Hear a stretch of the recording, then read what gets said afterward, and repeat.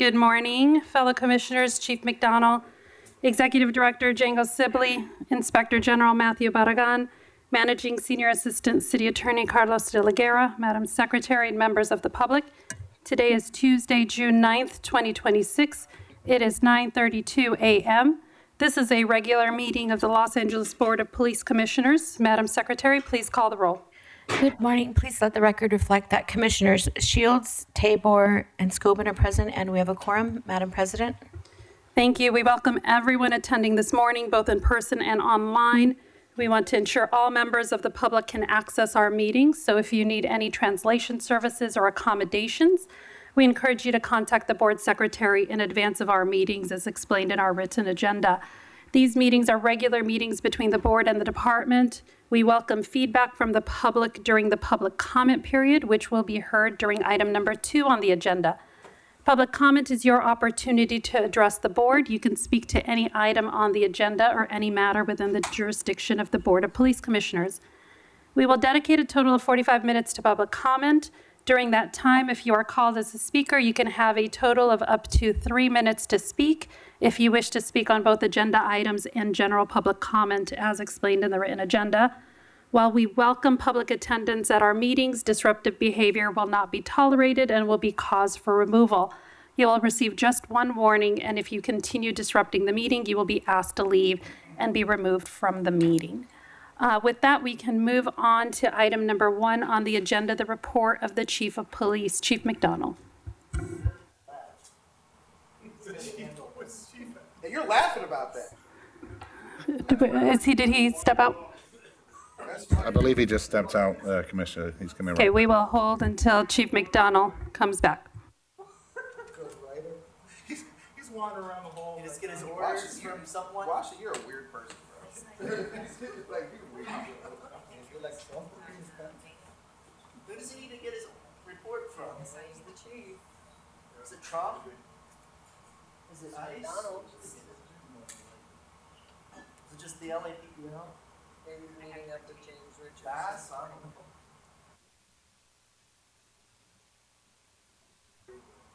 James Richards.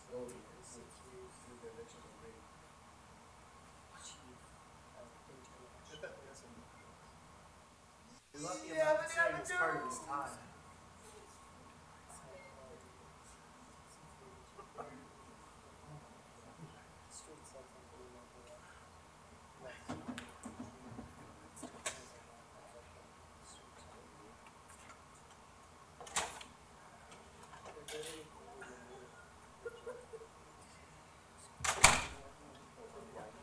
Jesus.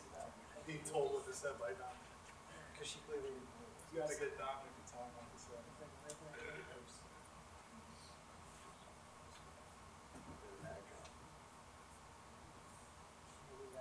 Why are we waiting around for this guy? There's nothing to fill in. Any one of you guys could just read whatever he has to say. I'll do it a lot faster. Like he says every week, it should be a written presentation. Let it be a written presentation. Why don't we just get a Y'all are robot? weird, bro. Everybody else is getting robots. Why don't we get a robot chief? Just Weird ass be man. awesome. Just push the button and tell it what to do and be all done. He didn't even, he didn't even say anything, he's got him left. Where is his handler? I'm gonna vote for Nephew just to see how y'all go. The chief of man in the meeting. Did he just quit? He's walking around in the middle of First Street.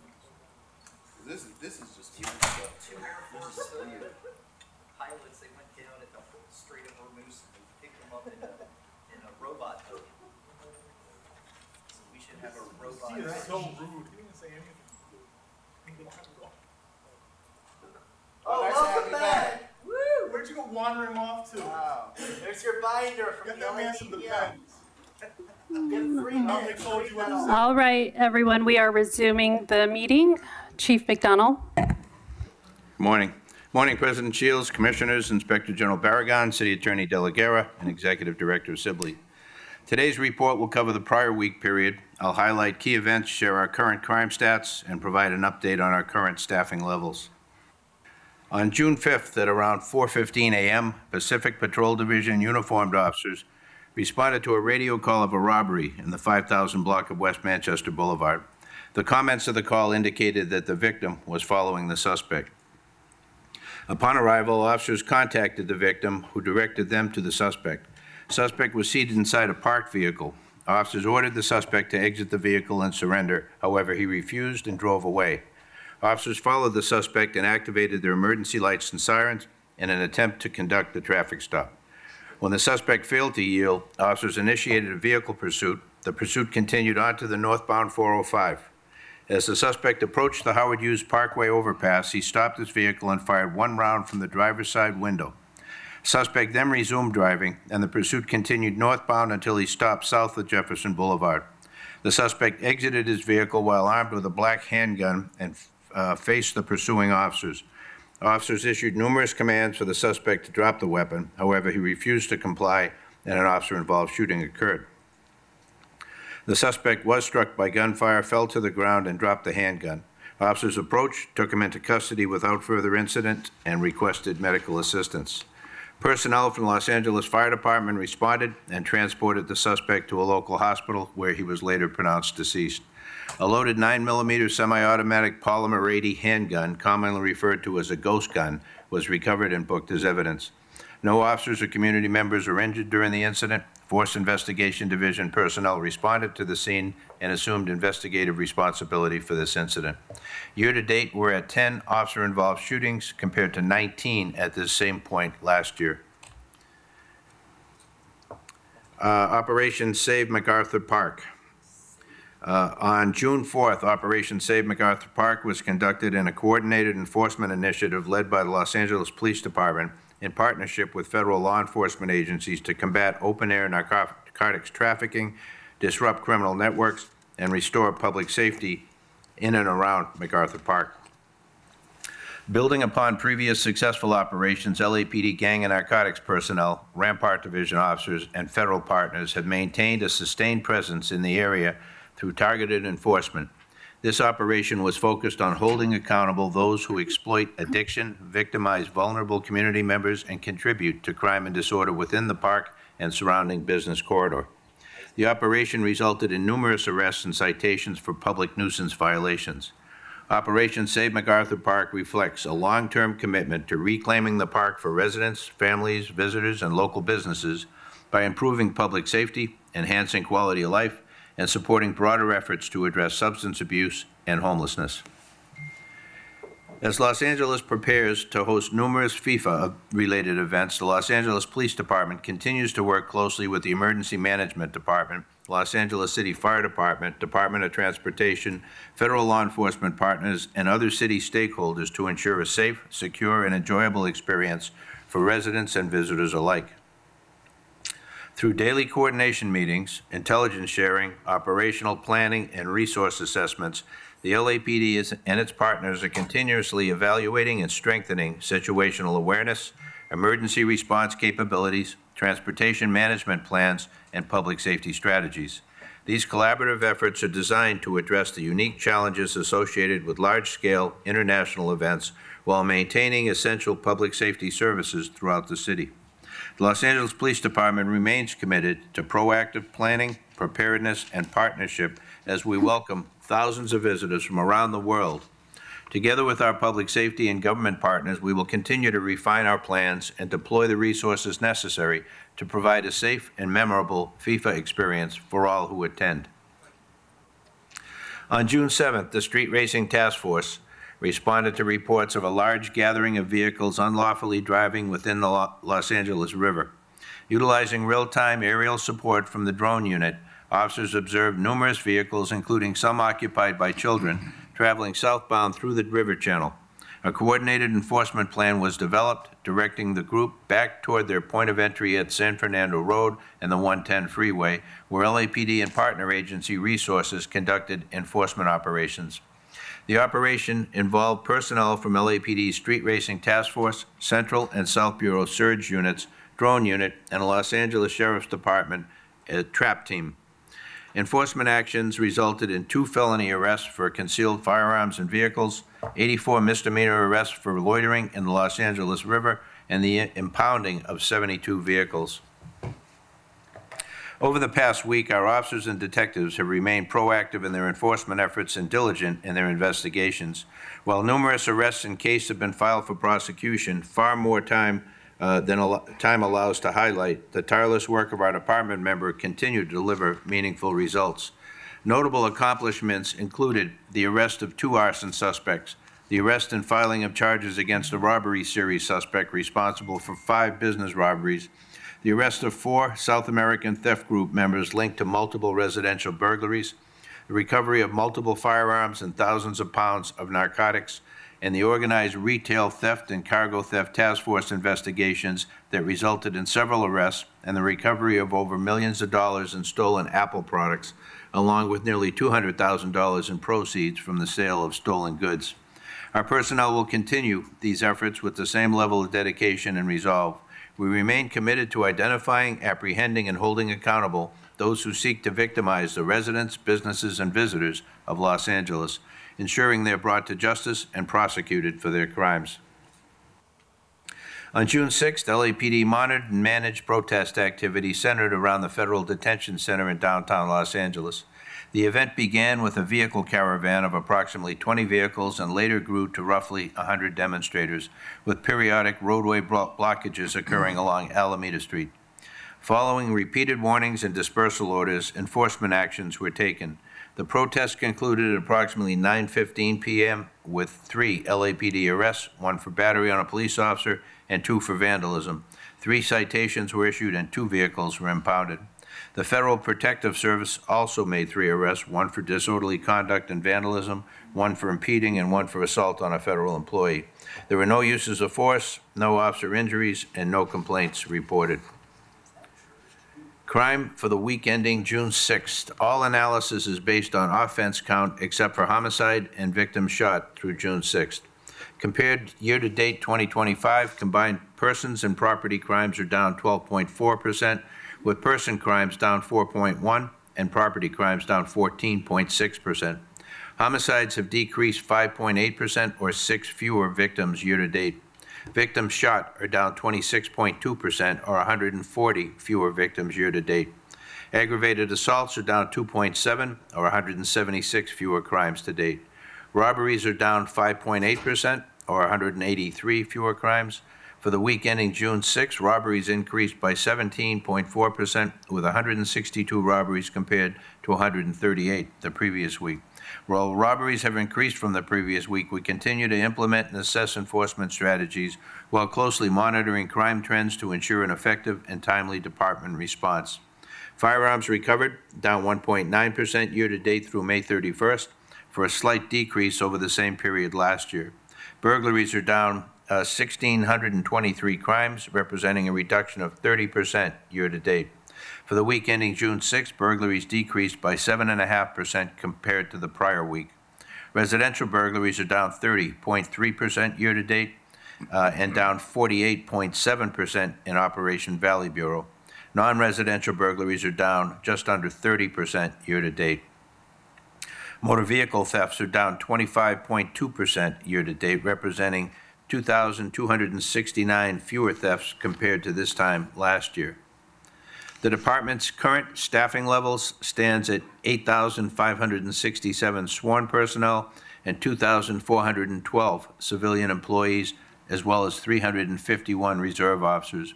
Of our sworn workforce, 387 employees are currently on injured on-duty status, 26 are on long-term sick or FMLA leave, and 275 are working with duty restrictions, bringing the total to 688 sworn personnel, or approximately 8% of our workforce, who are not at full duty status. On the civilian professional staff side, 50 employees are on injured on duty status, 46 on long-term sick or FML leave, and 105 are working with duty restrictions, totaling 201 civilian employees, or about 8.3% of the civilian workforce not at full duty. This concludes my report to the Commission this morning, Madam President. Thank you, and I'll start with questions from my fellow commissioners. Commissioner Tabor.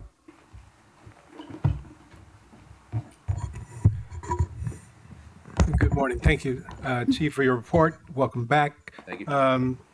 Chief, last week in your absence, I asked Deputy Chief Tenegris, who was sitting in, when we might see the investigation of the shooting of Keith Parker completed and when that might go Keith Porter, and when that might go to the district attorney. She had indicated it possibly 2 weeks. Is there any update in that time frame, and how accurate are we? It is still pending. They are still working the case through, preparing it for a presentation for prosecution to the district attorney staff. I will follow up and get you an updated assessment on that. I don't have that here today. All right, thank you.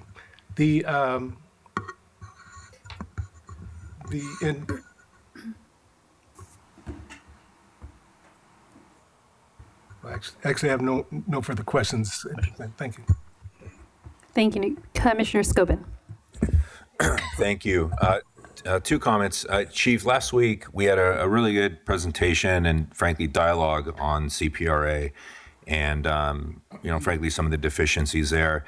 I just wanted to bring to your attention, I hope you get a debrief of that dialogue. I think there were some good suggestions on how to increase staffing in that area to one, better serve the community, to be compliant, that wouldn't have any adverse effect on budget, or any red tape there. So I just wanted to share that to make sure that it came to your attention.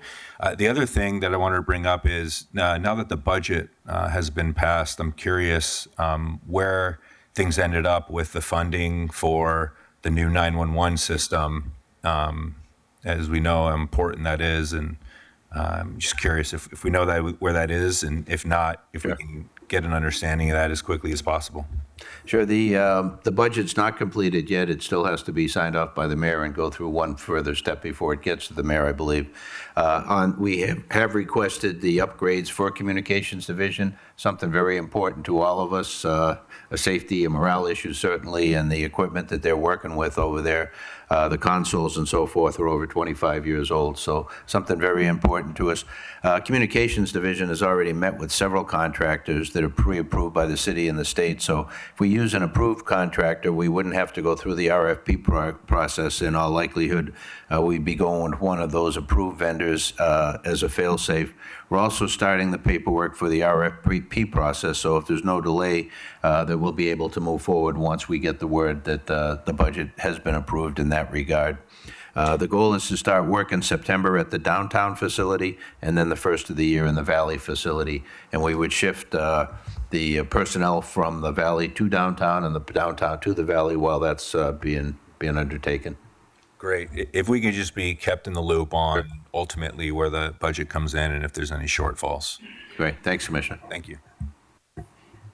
Thank you. And to kind of piggyback on what Commissioner Scobin mentioned about the CPRA presentation last week, we did ask for some follow-up presentations, so that'll be something that I think Executive Director Sibley will be working with the department to get on for like a future presentation. And as we mentioned last week, the presentation on pretext stops will be coming to the commission later this month. And there were a couple of other, I think, requests for presentations. One relates to the gang units and understanding what the department is going to be doing proactively to identify and make sure that other departments or other divisions don't have any of the same areas, and also wanting to understand a little bit more about what the gang units' functions are and how they impact public safety. So I hope that'll be something that Executive Director Sibley works with the department to get on in kind of short order.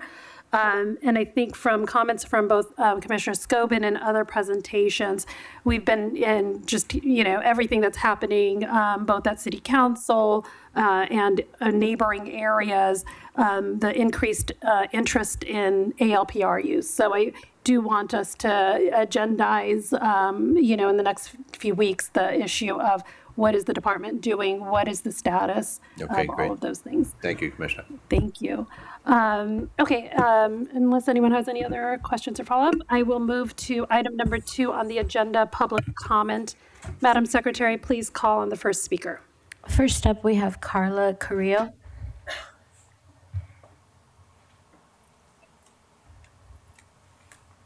Hello? Oh, hi.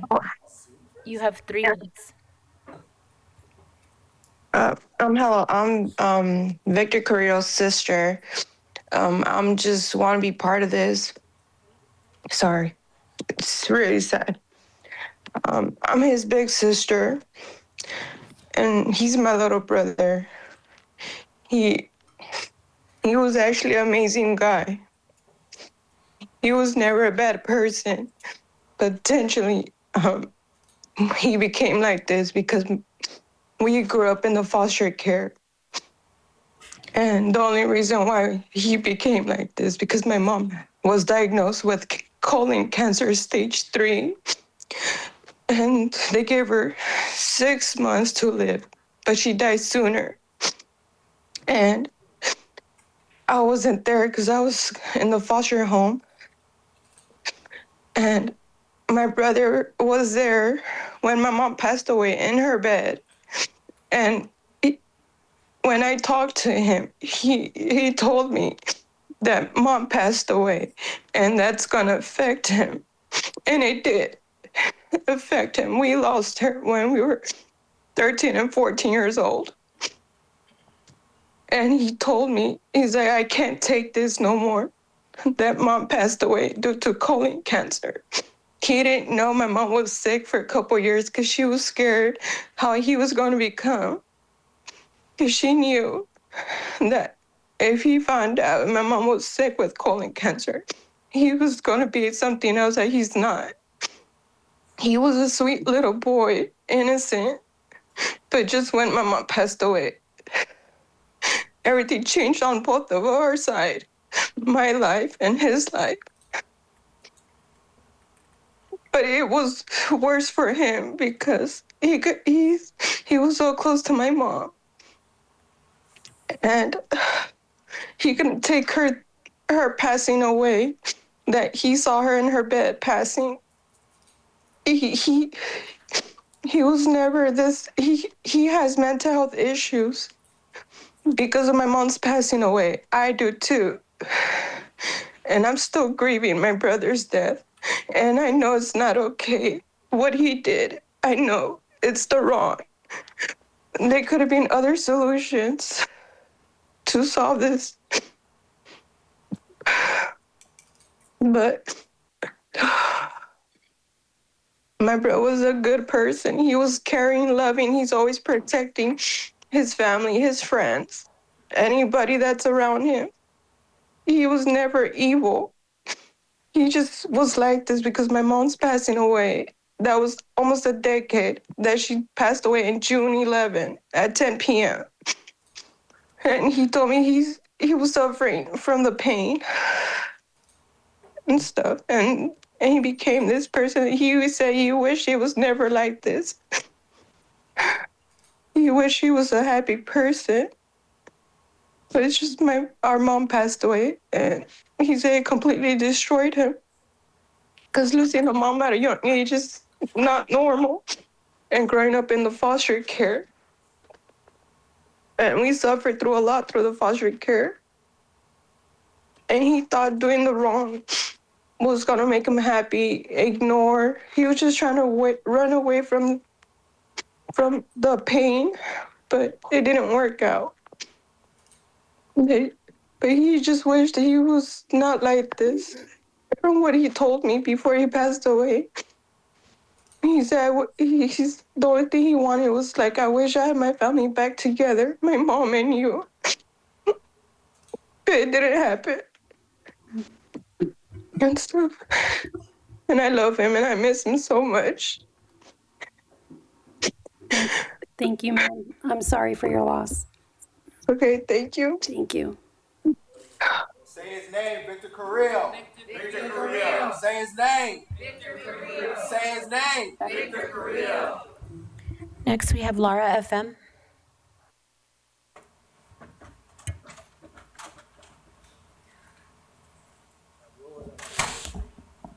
That was hard to hear. I'm sorry. A lot of these issues stem from mental illness. Scientology doesn't allow mentally ill people to get help.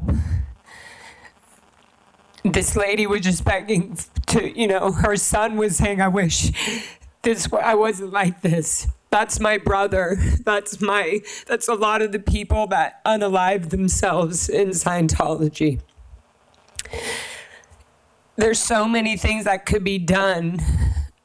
Like I've requested, Jim, I begged, I said, is it possible that an ethical, fair, authorized mental, authorized some psychologist can go and do wellness checks on the elderly.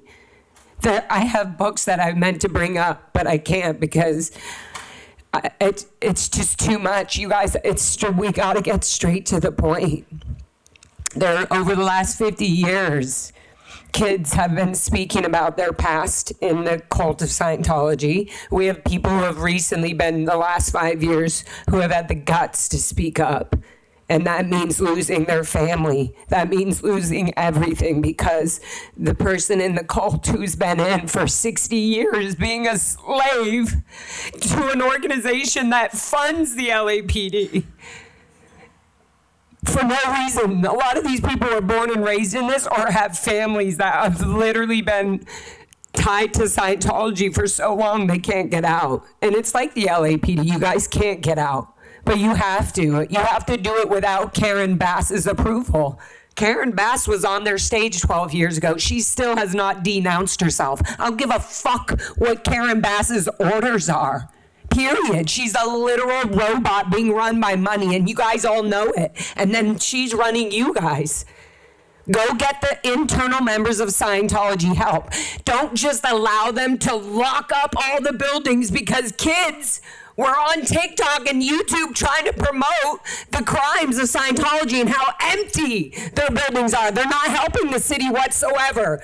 They're using up the city. They have the most land in LA, Los Angeles buildings just to get money made so that they have more and more money off of property taxes and whatever the fuck to spend on lawyers and get people to donate more money against people who are trying to expose these crimes. It's very simple. Last weekend, the L. Ron Hubbard Way was shut down without a permit. They did not get approved for a permit. How is that okay? If that was anywhere else, they're using these permits to recruit people into this cult.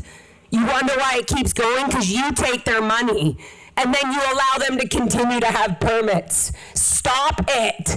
Get a mental wellness check done on every elderly internally and the CO. Next, we have Philip Tabby. All items, please. Okay, 3 minutes. Chief, I only have 3 minutes, so I'm going to be quite forward. You're not doing a good job as chief of police. As PIO, I'd give you an A. But there's been no positive change to brag about with this department since you began. I'm sure by now you've read the story in the Times on how certain individuals can just buy their way into the LAPD. Chief, you have supported this since you began serving as our chief of police. You attended a Christmas party at Monty's that was funded by the nonprofit LAPD Valley Bureau Foundation, ran by Larry Stern. That cost tens of thousands of dollars. Money, to my understanding, that was not approved through this commission. You recently attended a going away party that OVB posted on Instagram for Paula Borland for her service in the LAPD Bureau Foundation. Chief, you're hanging around Larry and company, giving him and possibly others access to the LAPD no other civilian has. I know because I seen it with my own eyes when I was a co-chair for 7 years. The other co-chairs at the time were not very fond of Larry Stern. According to a letter sent by Attorney General Rob Bonta, the LAPD Valley Bureau Foundation was not even registered with his office. They were sent a letter to do so in 2020, and in 2024, they were still out of compliance. And the AG sent another letter to submit all needed paperwork. To put it simply, they were not allowed to raise money, and they continued to do so. As of today, they are still out of compliance. All of this, and you're cheering them on, Chief, and allowing it to happen. This is all public information that I did my research on. Larry Stern is getting special treatment and access to our LAPD's top brass for special favors. I heard Dominic Choi drove all the way from Orange County to Ventura County to attend a Super Bowl party at Larry Stern's house with Luna. Go ahead and email Larry at lstern@lapd-ovb.org. Can somebody tell me why he has an email address that looks like an official LAPD email? The domain belongs to the foundation and even lists a tax ID number. But back to the letter sent from the Attorney General. It clearly says they may not engage in any activity including, but not limited to, solicitation of charitable donations. But our do-nothing Chief McDonnell turns his cheek the other way, just like he turns his cheek the other way on Scientology and command staff officers who abuse women, like Deputy Chief German Hurtado. This department needs to do better. God bless the LAPD. Yield the rest of my time. Next, we have Michael Mean.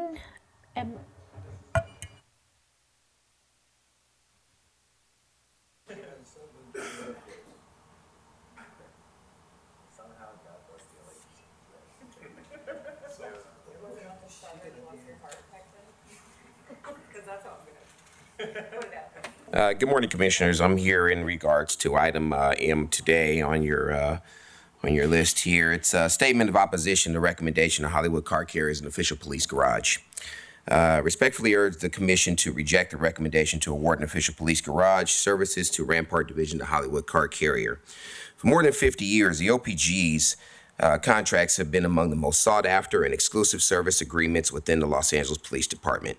Historically, the selection process has recognized the qualifications, experience, and performance of incumbent operators, creating a predictable framework for contract renewals and service continuity. In recent years, OPG operators have faced declining impound volumes and significant increases in operating costs. As a result, there have been few outside bidders for OPG contracts. This is largely due to the longstanding understanding that incumbent operators would generally seek renewal and be reviewed as the most qualified candidates.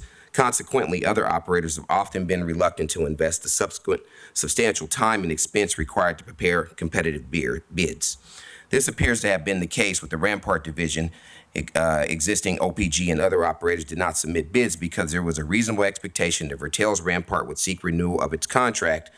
By the time it became known that the operator would not continue, the opportunity for neighboring OPG operators and others to participate meaningfully in the process had effectively passed.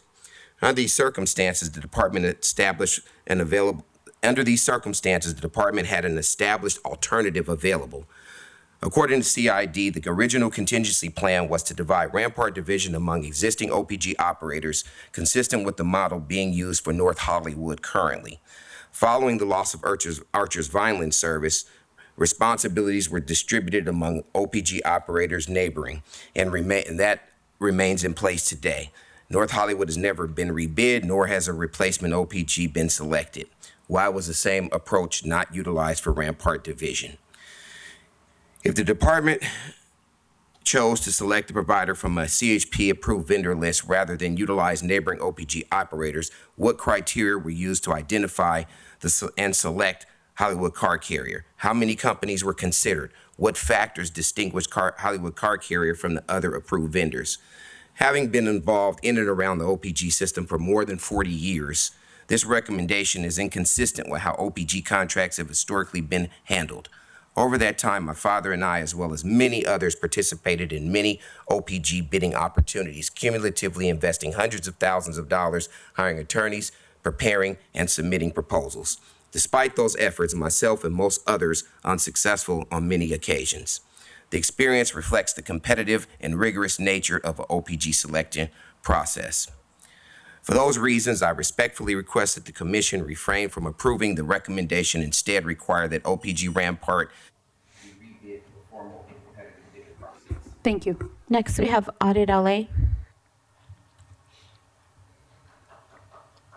Good morning. I want to talk again about Scientology, and I want to support everything that Laura Anderson FM just spoke about. They need to have mental health checks. They need to have the police look into the victims that have come forward. I know we always keep hearing about statute of limitations, but there's just been a historic story after story after story of the same crimes. And one of the problems is their lawyer, Kendrick Moxon. And I know right now he's going after me very hard. And what they do is he had an investigator who was a former cop, Eugene Ingram. Okay, LAPD couldn't get rid of him quick enough. They got rid of him. So what did Moxon do? He took him on as his investigator, and so that to ruin and actually wreck lives of anyone like Graham Berry, anyone that was going after Scientology. I can't tell you how many dogs have been killed by, of the people who have protested Scientology, or the victims of Danny Masterson. 3 dogs, were killed for those 3 Jane Does. It's ridiculous. And now he's coming after me. Well, I am not the one to be quiet about it. He's upset with me because I am talking about James Richardson, okay, who's a high-level security person who is on your clergy council. He dated I believe she was 14 at the time, married her at 16. He was an adult second in command of security at Celebrity Center. They get to do all that. My concern is I don't want this guy around cadets. Now, he can't marry any cadet unless they're a Scientologist, so he can't marry another child cadet if they're not a Scientologist, but they so actively recruit that who knows if they're recruiting, the parents to bring their child in, and then he could marry her. And I'm concerned. I don't want this guy around cadets, and I think you should look into his history. But definitely Kendrick Moxon. This man has been getting away with so much criminal activity because he hires sleazy investigators to do his job. He was an unindicted co-conspirator in the biggest infiltration of the federal government, known as Operation Snow White. You guys have to please educate yourselves on this. None of this stuff is changing. The fact that he's still able to operate and what they're doing, and they're still attacking these Jane Does. These Jane Does live in terror to this day. And now they're trying so hard to get Danny Masterson out of prison for serial rape. Okay. And, and they are attacking the Jane Does. They're still, I know one talk, she's still in terror to this day of the fair gaming. And I'm not afraid of him. He's coming after me, whatever. I haven't committed any crimes, whatever. So if he tries to manufacture stuff like he did for other people, it'll come out, it'll be shown. And maybe that's the fun. Thank you. Next we have Grace.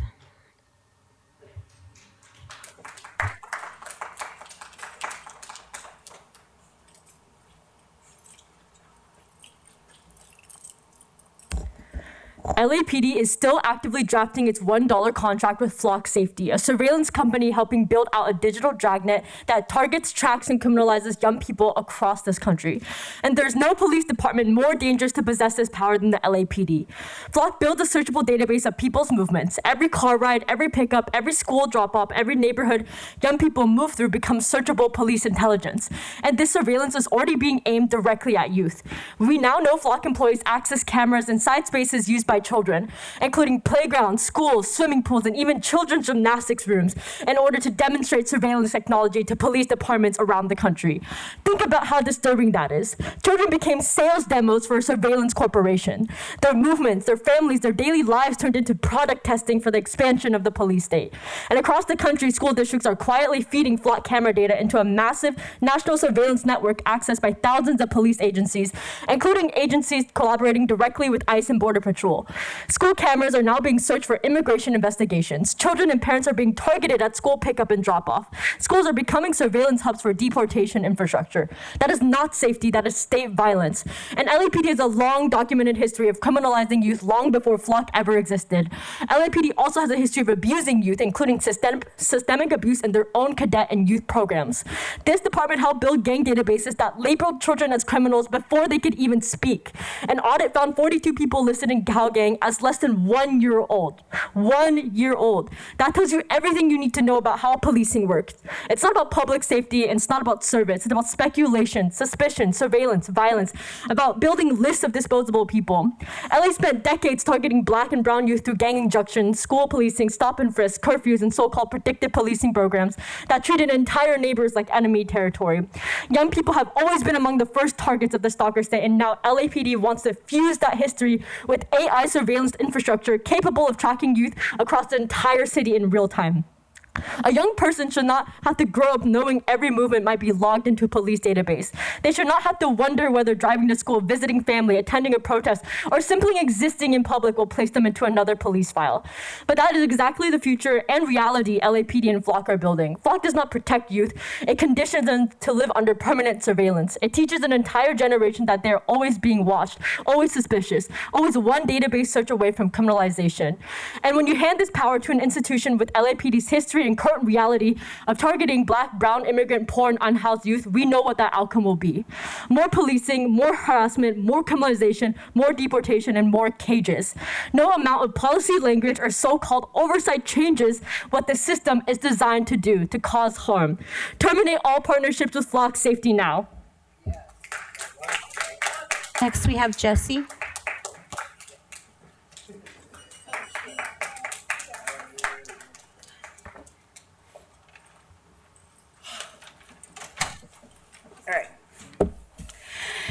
I keep hearing about this surveillance system, Flock Safety, making us safer. But safer for who? Protect and serve who?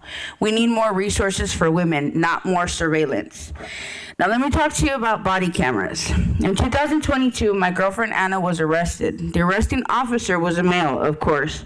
And when they were putting her in handcuffs, she said she was a female and asked for a female officer. And he said, "My body camera is on," as if that's supposed to make her feel safe. He grabbed her breast in private area and repeatedly asked for a female officer. But the male officer continued to sexually molest her. Hey Rosh, have you ever been molested or sexually humiliated by LAPD? Probably not. They tried the case 3 years later and brought their evidence, but they would not produce the body camera footage of her arrest. Her public defender asked for the video, but they refused to present it. Even though the arresting officer himself stated, "My body camera was on." Why is it that when she was arrested, after stating multiple times, "I am a female," when cops come to court to testify, they did not bring the body camera footage? They had 3 years to bring that footage. Till this very day, why is the footage not being presented? You want to fund these body cameras, but for whose benefit?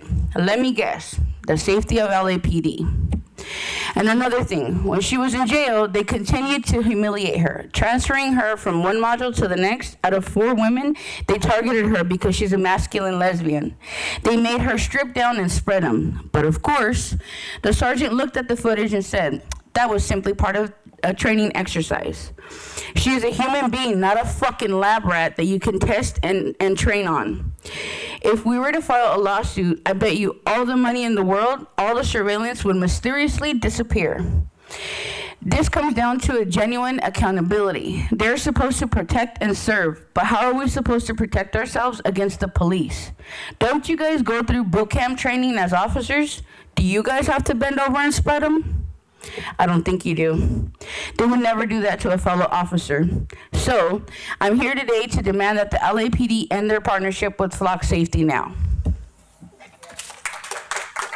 Next, we have Aiden.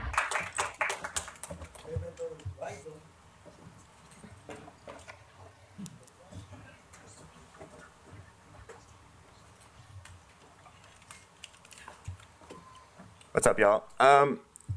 Yeah, so we're here to demand a lot of things, and we know we're not going to get them from you motherfuckers because you're corrupt and you don't really care. I just want to lay out some of the harms and draw some comparisons. Basically, Flock Safety is something that allows the police and the government to surveil all people at all times. Every camera records the movement data and, any other photo evidence, pictures of the car, people who are near the car, cars that are near the car. In the hands of the LAPD, we know that that data will not be used for anything that furthers the goals of the people. We need look no further than Keith Porter or any of the other people murdered by the state this year or in the past to understand that even when the LAPD knows who murdered someone, they don't give a fuck. And so what are flock cameras really for? Flock cameras are for petty theft, they're for stolen cars, they're for property crime, which, as we know, Jim McDonnell thinks every one of those matters. Not every life ended by the police, not every person, whose future is stolen by being incarcerated. No, just property crimes. Every one matters, right, Jim? Rasha, I know you never pay attention during these, but you and Danny both look tired. Danny's fallen asleep before. Danny has fallen asleep before, and Danny's also always rubbing his eye. And I don't know, I'm not a doctor, but I do know that, eye strain is sometimes a sign of stress. And I understand why you would be stressed, being a person sitting in that chair, looking people in the face as they tell you all the evil things the LAPD does, as you do fucking nothing to fix it. And Rasha, I don't really have much to say to you, outside of what I said last week, which is that you must be dumb as fuck to still be on this commission. And the president. And the president of this commission. Thank you, Sheila. And Jeff, I also don't really know why you're here except to sell cars to the police. That guy came up earlier and talked about the garage contracts. I fear there may be some corruption as far as the contract giving process in this department. And I think you could probably take advantage of that without taking public heat and being embarrassed every fucking week for being here. You all pretend to care about whatever it is your special interest is. We got Jeff, the technologist. We got Rasha, the supporter of women, right there on the vanguard. And we got Danny doing whatever the fuck it is he does. I noticed there are only 3 commissioners again this week. Why is that? Where did Teresa go? Why'd she step down? I don't think it was threats. Do you think maybe she just decided that this commission isn't worth being on and it's just not worth the public embarrassment and risk that is associated with being a pig in this room? Fuck you, Jim. Next, we have Hamid.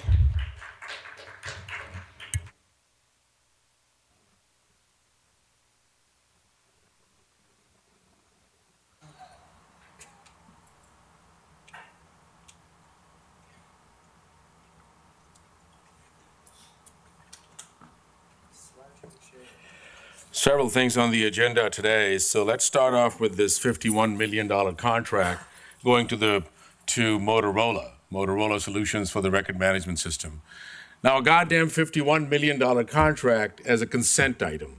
Go figure, right? And this has already been signed by the city attorney, and they're already working on it starting back in January 2025. But let's just kind of go back a little bit that how this pay-for-play things happen. So Motorola started off back in 2006 or something with giving about $1.3 million donation. Then they provided a whole bunch of technology, which covered Jordan Downs with all kinds of surveillance equipment. This is when Bill Bratton was on the board. Motorola is now getting its feet into this thing. It had been around for a minute before that as well. Bill Bratton leaves, and by 2010, he's appointed on the board of Motorola. That's what's happening, right? And now Motorola is, and when we talk about record management system, we've been following its progression since 2015. And the letter we sent to the commission back in, if you all remember, in March of 2025, mapping out the information sharing, CopLink or Crime Tracer is central to their record management system. The FBI confirmed itself that the LAPD and ICE confirmed itself that through the National Data Exchange System, that the LAPD is very much linked up through that CopLink, which the record management system. I mean, it gets kind of complicated, but we have traced this whole information sharing environment.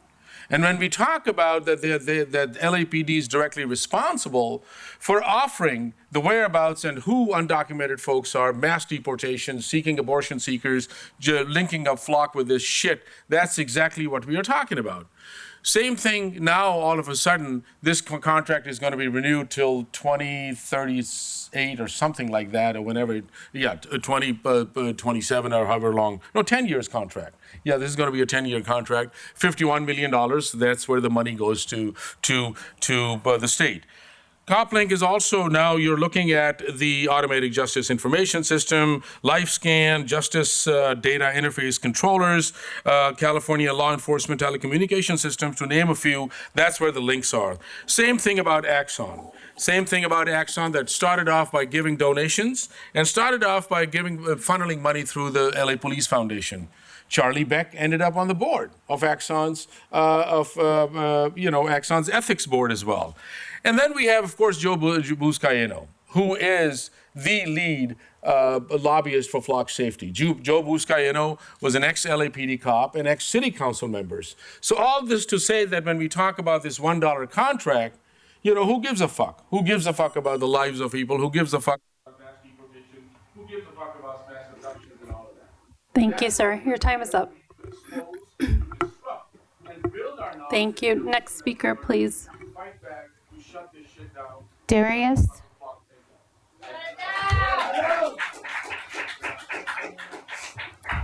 Darius is our next speaker. Okay. Quinn? Oh, Darius, sorry. Okay, you guys, I would say good morning, but any morning where flock and surveillance is happening is not a good morning in this country, okay? I want to tell you a little bit about myself. You guys don't know me, but the police, if you guys are doing your job, you know me. I have been labeled a black identity terrorist in this nation because I worked in an investment firm in 2015 and I also protested at the same time. This is why we say people's names and we get it correct, okay? Those names are Trayvon Martin, Tamir Rice, George Floyd, Ahmaud Arbery, Keith Porter, okay? Say their names and get it right. It's about the facts. You guys know your facts, and you know that when you make a mistake, what that does to us, okay? It's the FBI and the police working together. Who is the real villain in this situation? When everyone is spied on, anyone can be targeted by you thugs, and all of us are looking to you for solutions. Is it time to abolish all the police? I think it might be. As we go to talking about your agenda of ALPR, specifically flock safety, which is targeting gender-affirming care and sexual orientation policing, there is no escape. There is no leveling up from this. There is no end to this social enforcement. You guys have to end this now. You are the villains, and you have to end this police spying. Now, I will tell you about some of the pending California legislation around flock.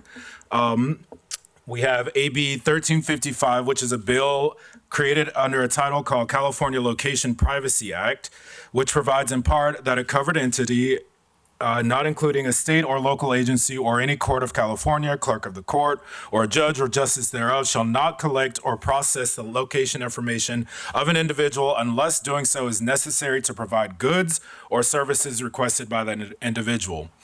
We also have another Senate Bill 274, which excludes a public transit operator, a local department of transportation or public works department, or an airport or airport operator from the definition of an ALPR operator or an ALPR end user. You can already see that some of the terminology is loose enough for even Metro to have access to Flock's camera data.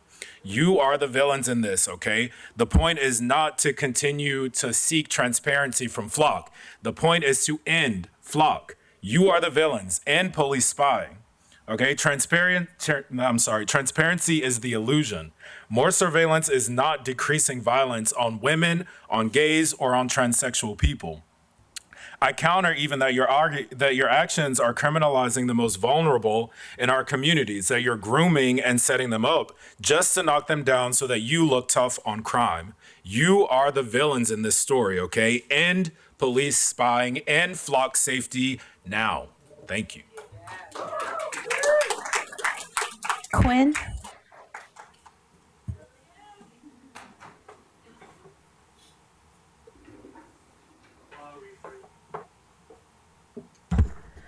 As mentioned, this week's agenda includes just around $51 million in upgrades to LAPD's Premier One suite, the records management system, computer-aided dispatch, and other digital weapons. Let's not forget Motorola, or Vigilant Solutions, same name, or same brand, different name, is the same company that LAPD also contracts with for automatic license plate readers. Hundreds of them, actually. While Flock's cameras come under scrutiny, we can't forget that it's all automatic license plate readers, including Motorola and Axon, whose data is being shared with ICE, whose data is being used to stalk women and criminalize children. Last week, Jeff, you were asking about a few things, one of them being Flock safety and also the Information Technology Bureau report, which still hasn't been released for 2025. Is it because the department has something that it needs to hide? Many weeks ago, after we came here to expose the harm of Flock safety, the department decided that it would do a quote-unquote audit of itself. First of all, you can't audit yourself, but beyond that, you haven't even audited yourself. It's no surprise that LAPD and the city attorney are already drafting a new contract with Flock safety, and your audit is seemingly still in the works. Is your reticence in releasing your self-audit because you want to wait until the new Flock contract is cemented first? Beyond that, you revamped and reallocated some of your funds for body-worn video cameras for Axon, as well as your DICV. Axon's Fleet 3 cameras are also equipped with ALPR tech. At least 1,500 ALPRs, in fact, were active in LA in 2024. Should I remind you all that what ALPRs were used for in this city in the past few years? You refused to seemingly release your ITB report from 2025 and to release your audit, so I'll give you the synopsis you seemingly lack. We know that way back in 2024, when your camera infrastructure was not as built out as it is now, ALPRs had over 1,400,000,000 hits, just about 451 hits a day per person per car, which means that cameras are picking us up every single day. Now combine that with the fact that the cameras are still being used by the police to stalk their ex-girlfriends and ex-wives. Real-time live location data so that abusive men can stalk women. That's the state-sanctioned violence and state-sanctioned stalking that you're facilitating. Combine that daily ALPR reading with the fact that the camera data itself is sent to ICE. Real-time live location data so that ICE can stalk folks just because they don't have citizenship. Ripping mothers from their children, and it's all streamlined and facilitated through the network of thousands of ALPR cameras that you have throughout the city. You don't need a self-audit. I just did it for you in less than 3 minutes. ALPRs do mass surveillance. That mass surveillance is used to hurt Angelinos. That data is shared with ICE and DHS. That data is used by police to stalk mothers, girlfriends, children, undocumented folks, protesters, abortion seekers, queer and trans folks. Forget your audit. We all already know the truth. In fact, we've been telling it to you for over a year. Shut down all of your partnerships with Flock Safety and do not renew the contract come July 11th. Jonathan Foster.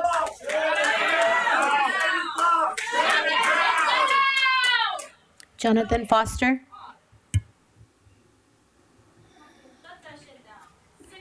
Ma'am in the front row, this is your first warning. Don't address me like that. This is your first and only warning. Thank you.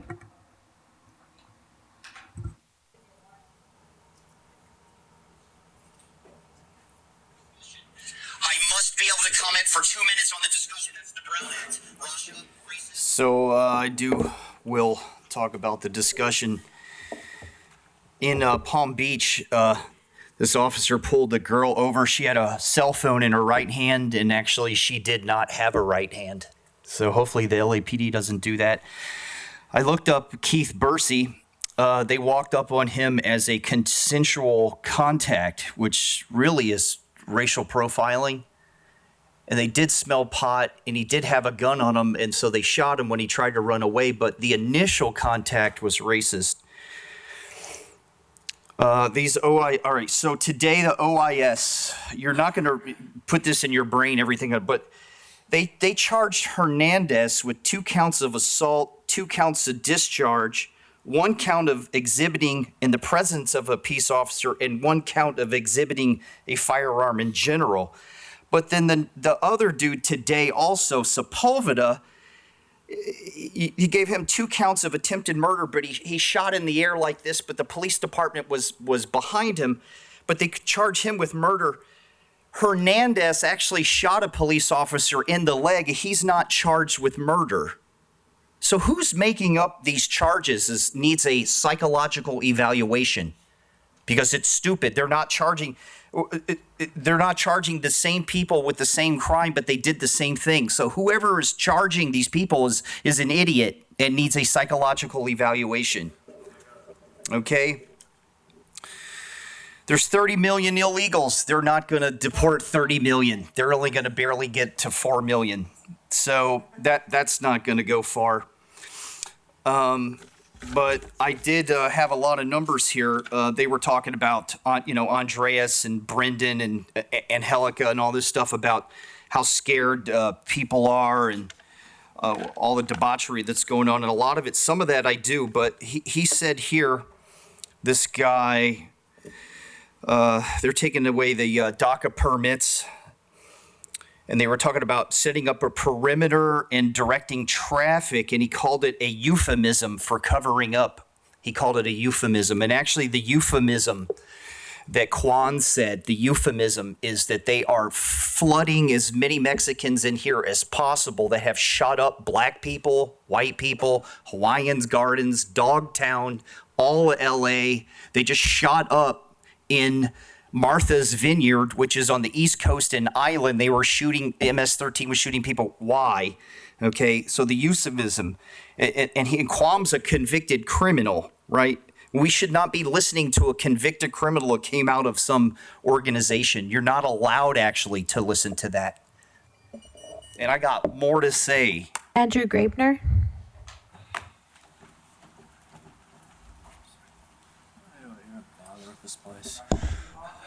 Okay, so let's go ahead and start with the consent agenda today, just to throw you all off. You're so used to my order. So on the consent agenda, you discuss all these routine and non-controversial items, like destroying thousands of records that people might file CPRA requests to get. So again, you want to just hide all the records of your crimes by just destroying records from only a few years ago. These aren't even like, oh, you're destroying stuff from decades ago. This is from 3 years ago. And it's apparently obsolete now, even though people might file a CPRA request, even though people have pending CPRA requests from before that time that you refuse to respond to because you haven't made up your excuse for why you can't fulfill it this time yet. That's why there's always unusual circumstances when you file a CPRA. It's because this department is coming up with some excuse for why they can't fulfill it this time. And it's always different. It's always, they get creative. They come up with some reason. It's usually nonsense. You can tell it's nonsense, but they come up with it anyway. They sure come up with it.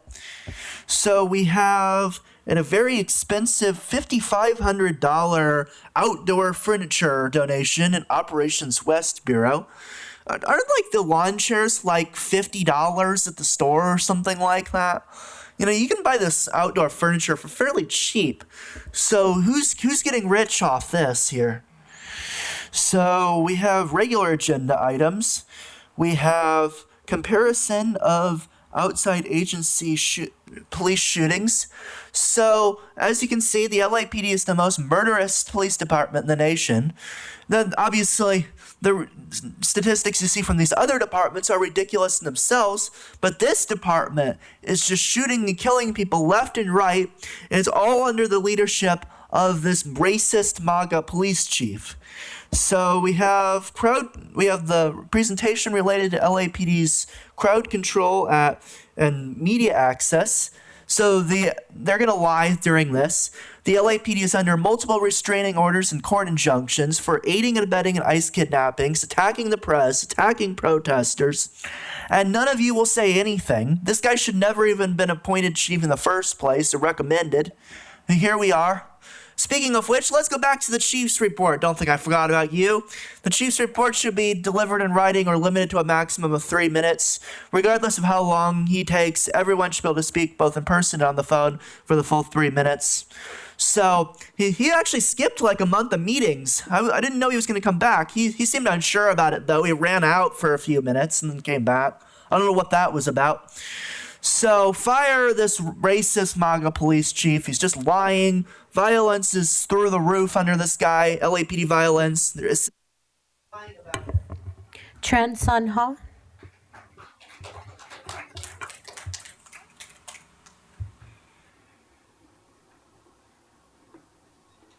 Thank you, everybody.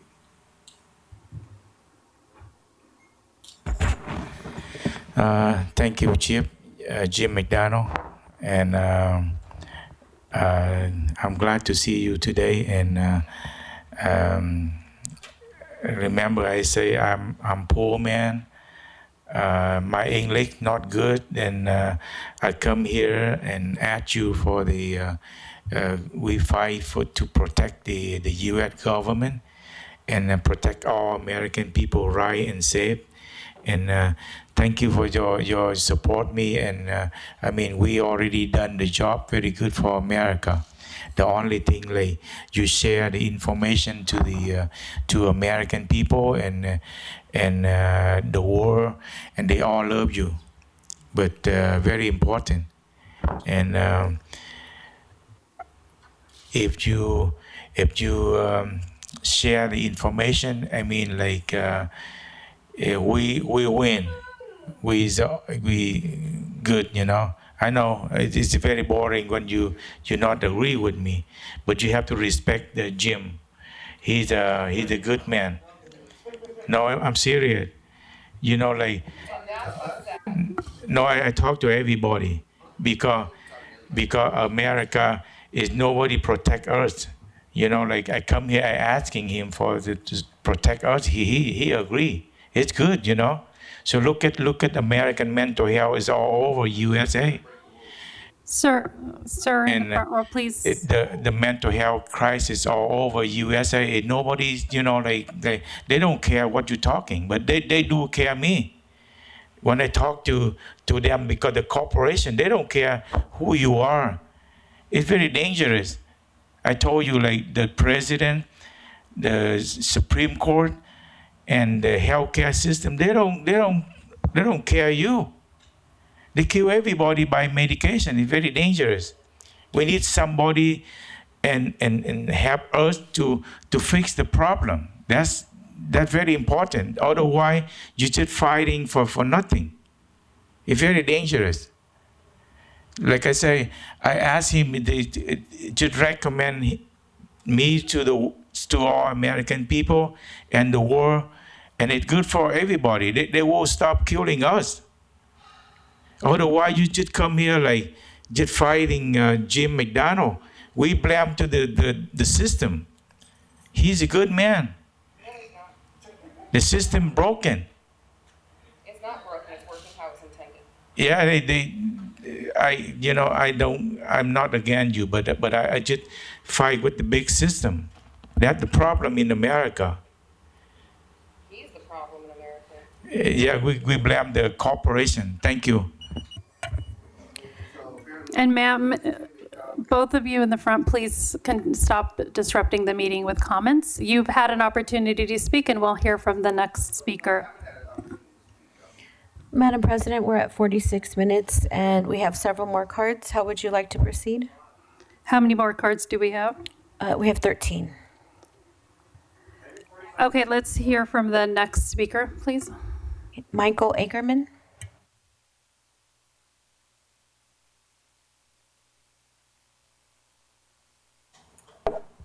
At last week's police commission, one of the Zoom callers made the same complaint that I've been making, that the police simply aren't doing their jobs.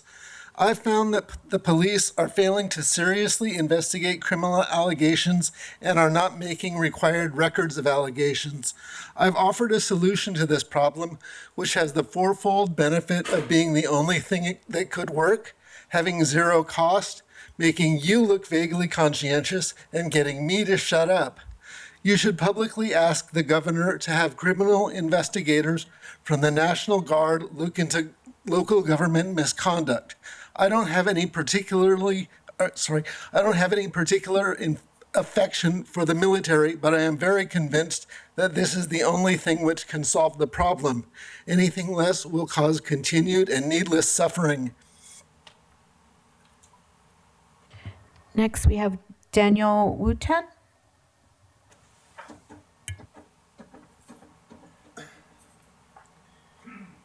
Yeah, I just want to echo everyone's very reasonable request that flock cameras are in all microphones, cameras, any sort of product flock sells, people with notepads, I don't care, are removed from the city, the county, the whole area, and all contracts and how much money we've all spent on it. Because it's not you guys spending the money, it's us spending the money. We pay you to do these things for some reason. Be removed from the city, show us all the contracts, and don't just switch to other surveillance. And when I left here, I care about accuracy. I'm tired, it's early, I work at night.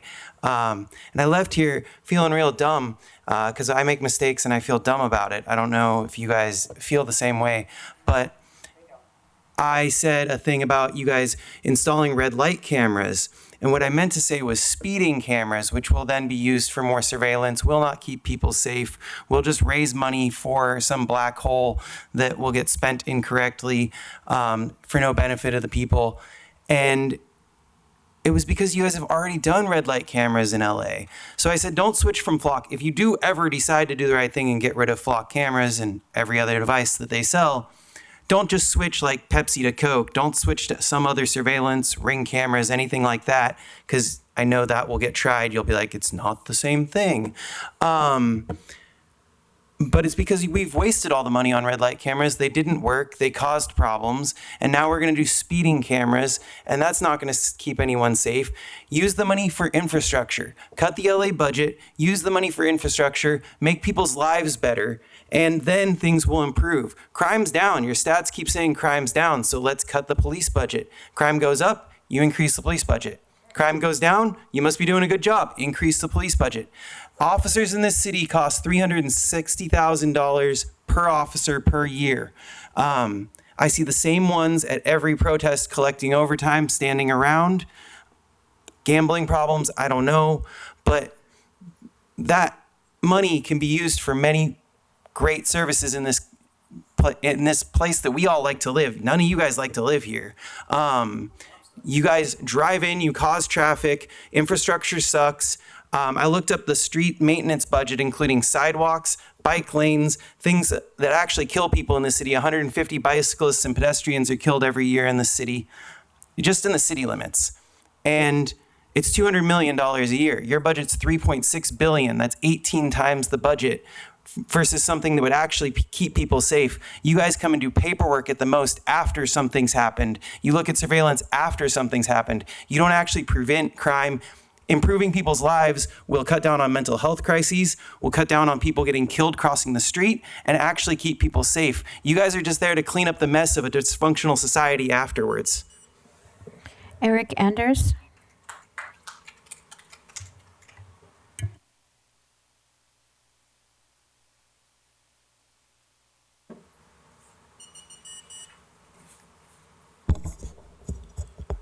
My name is Eric. I'm a photographer who's been documenting the city's response to ICE for a year this week. I've spoken here several times this year trying to understand how the LAPD can possibly claim that they don't collaborate with ICE when we've all seen it happen. In February, for example, I watched the LAPD arrest a man who'd just been hit by an ICE agent's car, while the ICE agent, who was dressed like a Boogaloo Boy, sat on the trunk of an LAPD squad car and watched them do his bidding. That incident didn't show up in the LAPD's report to this commission about interactions with ICE. So I'm here to put it all on the record, to lay it out. As we've been trying to get out for a year, the LAPD is narrowly defining immigration enforcement actions as only moments where ICE grabs someone. The rep from the OIG said as much back in April, that what happens at the Metro Detention Center is, quote, related to immigration enforcement, but is not where the activities occur. This whole semantic game is asinine. I know some of you have at least been pretending to care. Rasha, you admitted back in May that you're scared of limiting the LAPD's collaboration in case it makes the Trump administration mad. Well, I want you guys to know that Councilmember Nithya Raman is now on the record admitting there is a loophole in the Sanctuary City Ordinance. In May, she wrote back to me online, and I quote, "You're right that there is a gap between how the Sanctuary City Ordinance defines immigration enforcement and the broader bureaucratic collaboration you've documented." She said, "As mayor, I commit to auditing and closing that gap. Many residents simply do not trust that the LAPD is not collaborating with ICE. Only a transparent audit can tell us the truth with clear, demonstrable changes and practices that will restore the public's trust." You don't have to wait for her to maybe be mayor. You're hearing a presentation today about LAPD's crowd control tactics. If you really care about fixing this, you'll ask him about Nithya Raman admitting that they've been exploiting a loophole to crack down on protesters on ICE's behalf. Get them on the record. Let's drop the semantic bullshit and just be honest about what's happening here. Michael Williams.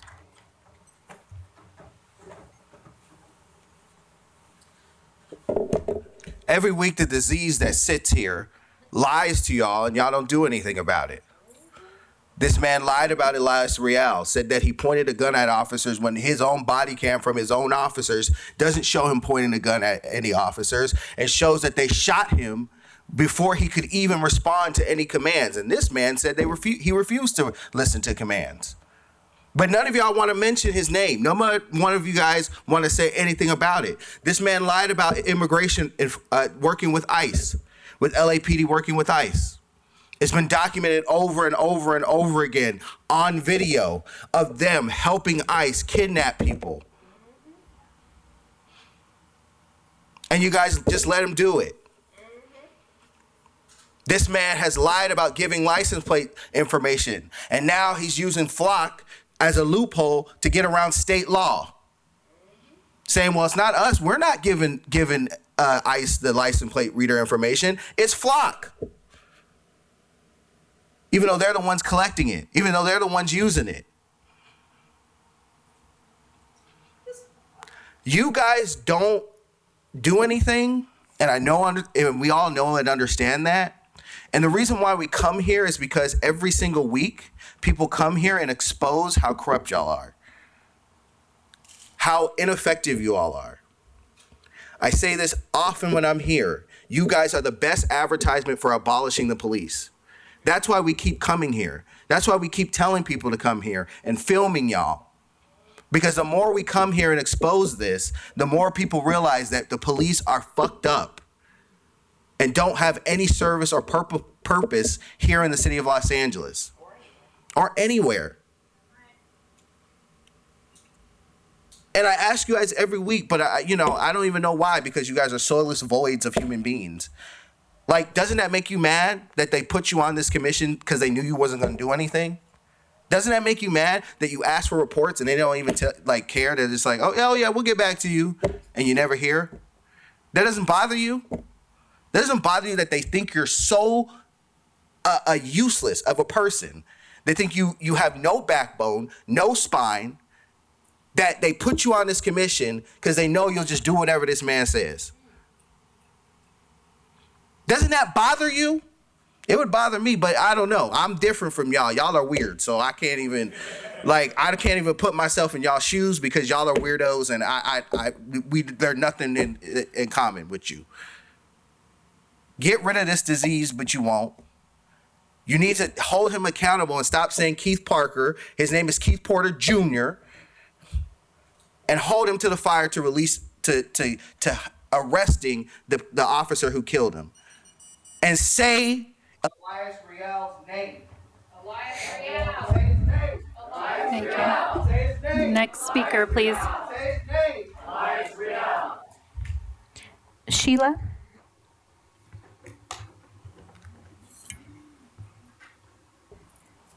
There's a report on body-worn cameras. Let me break it down for you. First, body cams are merely surveillance of us as community, weaponized against us, even though they are sold to the people as a mechanism of accountability and transparency. There is no accountability here ever. There is no transparency. Any semblance of either of those always comes from us, the people, and at the expense of us.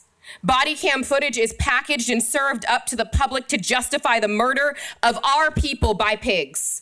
The reality is there is no justification ever. No murder is ever in policy by the means of the people.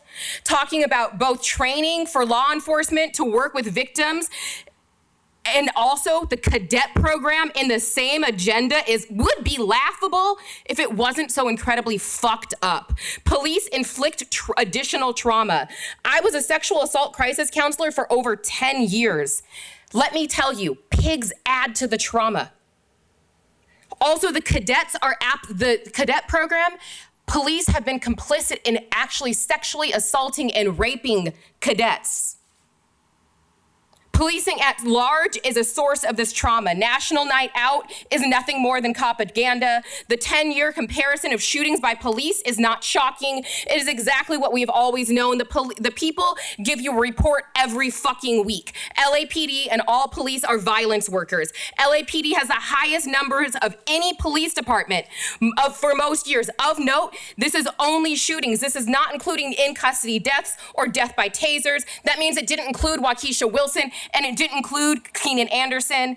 There was a 62% increase last year. This was under this jackass's tenure. This is one of many reasons why we say fire McDonnell. Additionally, the stalling of the case of Keith Porter, not Parker, jackass, is wholly intentional. Tabor, you finally asked, but even you couldn't get his name right, and you asked this last week. That should have been given back to McDonnell, and McDonnell should have been ready and prepared with a report this week, but shocking, he wasn't, and you didn't say shit about it. Imagine what it was if you were his family. It's been 6 months. 6 months. Last week, I ran into an actual sign that said 24/7 recording, flock safety. This is where you have the audacity to say it, but we know they're everywhere. End the partnership now. We refuse to allow the stalker state to surveil and harm our communities. The verbal presentation about protests can be made real simple. Stop abusing people. You shot somebody who was pregnant. You shot multiple people in the eye. This is wild that we even have to talk about this. You have brutalized elders and youth, literal children, high school students who walked out of their schools because they wanted to say something about the fact that ICE is terrorizing their communities. Y'all are nothing more than a rubber stamp body. Rasha, you're finally fucking looking at, but do something. Do something. Thank you. Do Next something. speaker, No, please. not Thank you. If you said you meant thank you, you would actually do something to hold them accountable. Ma'am, you've had an opportunity to speak. Had justice, and that the cops, Next speaker, please. and that the cops who killed him Baba were Keeley. decertified and fired. Baba Keeley. Keith Porter, say his name. Keith Porter. Say his name. Keith Porter. Say his name. Keith Porter. Victor Carrillo, say his Ma'am, you've already had an opportunity to speak. Please stop disrupting the meeting. Okay, William Good.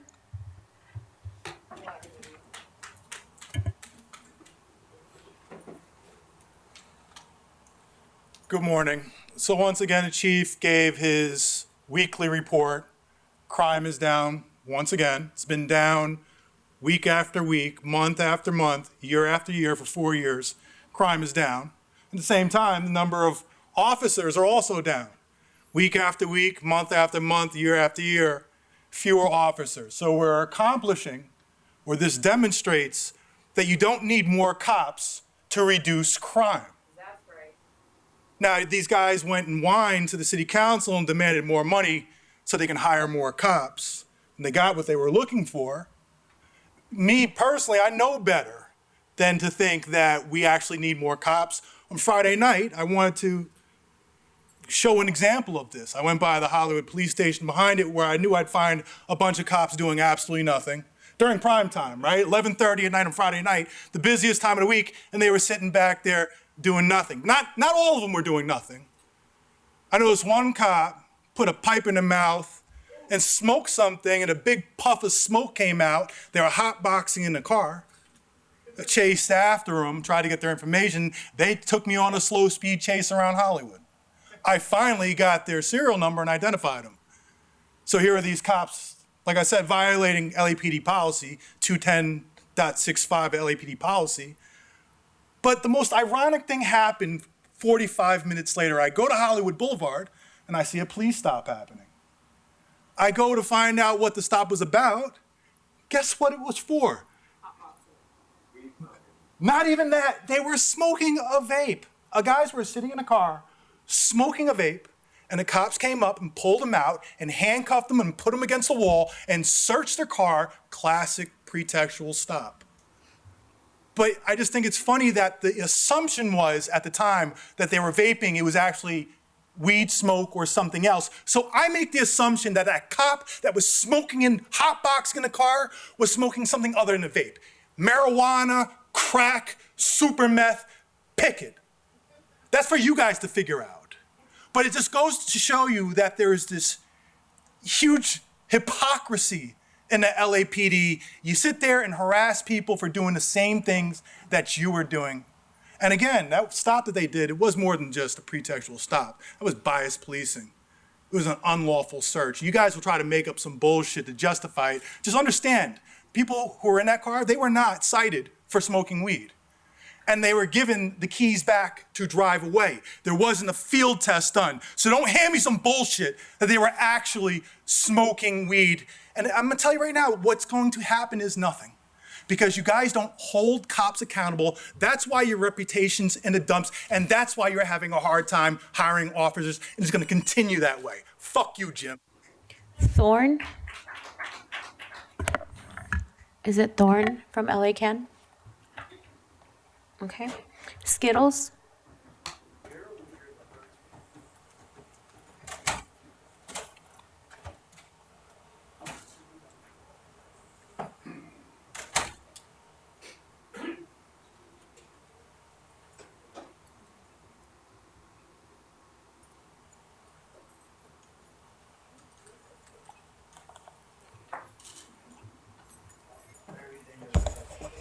First, I want to say you seated pigs are horribly good at criminalizing angelinos. You rebranded slave catchers are exactly that. Millions of our taxes to imprison us need to be abolished. You guys anger me every fucking day with these fucking cameras, and this anger is being transformed to organizing. You McDonald redhead fucking double chin fucking reclining hair ass fool. Trust you guys are gonna be abolished because our numbers are growing. Every day your low ranked pigs are harassing people, our numbers are growing. Now to the fight against Flock. We're gonna shut you guys down. We're gonna shut down the contract with Flock through people power. I'm not here to ask you anything. I'm here to fucking demand. You want to claim you don't work with ICE and DHS, but you are. You're killing our people. You're abducting families to a concentration camps, leaving them there to die.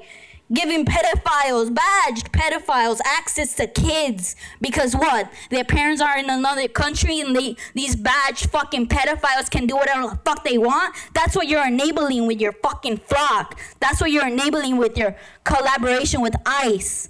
You're fucking with ICE who can search databases and give access to people to get access to people's whereabouts. Flock is not even accurate because you pigs will hold families at gunpoint because this AI camera claimed they were one to steal a fucking car. No, they got the wrong license plate, dumbasses. There was at least 250 fixed ALPRs in the city. That's just what we know of right now. All of them are gonna get shut down one way or another. Flock's ALPRs allows pigs to stalk drivers, pedestrians, neighborhoods, and search their whereabouts every day. This is not a tool for safety. This is a surveillance tool. We're gonna shut it down. We're gonna shut all that shit down. And another thing, you guys killed one of my fucking friends. You guys killed one of my fucking friends who I grew up with. And you don't even say his fucking name. You just label him as a suspect. What? You think just because he stole a fucking car that he can't even be named? You guys are pieces of shit for that. And like I fucking said, you anger me every fucking day. You anger me every fucking day with your little pigs that just come by the street, flash their little fucking line in my face. I have an eye condition, and you guys are always flashing your fucking line in my fucking face. I'm sick of this, and this is why I'm gonna find my fucking anger, because you guys don't fucking listen in another fucking way. So fuck all you guys. Fuck you. Fuck you. Fuck you. Fuck you.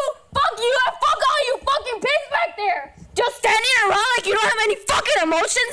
Be a fucking human being and recognize when people are fucking angry. Shut this shit down. Shut the fuck down. What do we say to Flock? Shut down. Gato?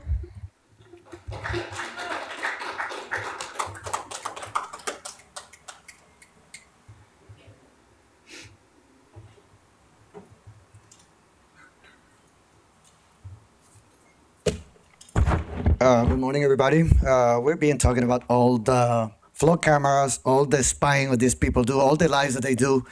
And in fact, it's all lies. You just mentioned about the caravan that happens on this weekend on the anniversary since ICE invaded Los Angeles, started kidnapping people.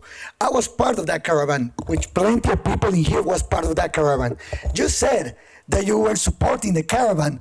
How the fuck you were supporting the camera and never seen a single patrol car? Maybe I guess you were watching the fucking floor cameras because I didn't see you anywhere. The only time that I saw you when you came out of the Dodger Stadium, because it's next to the police station. Then you came asking for permits, if we have permits to be there. You were not with us. We stop in every single place that ICE is being kidnapping our people. You were not to be seen.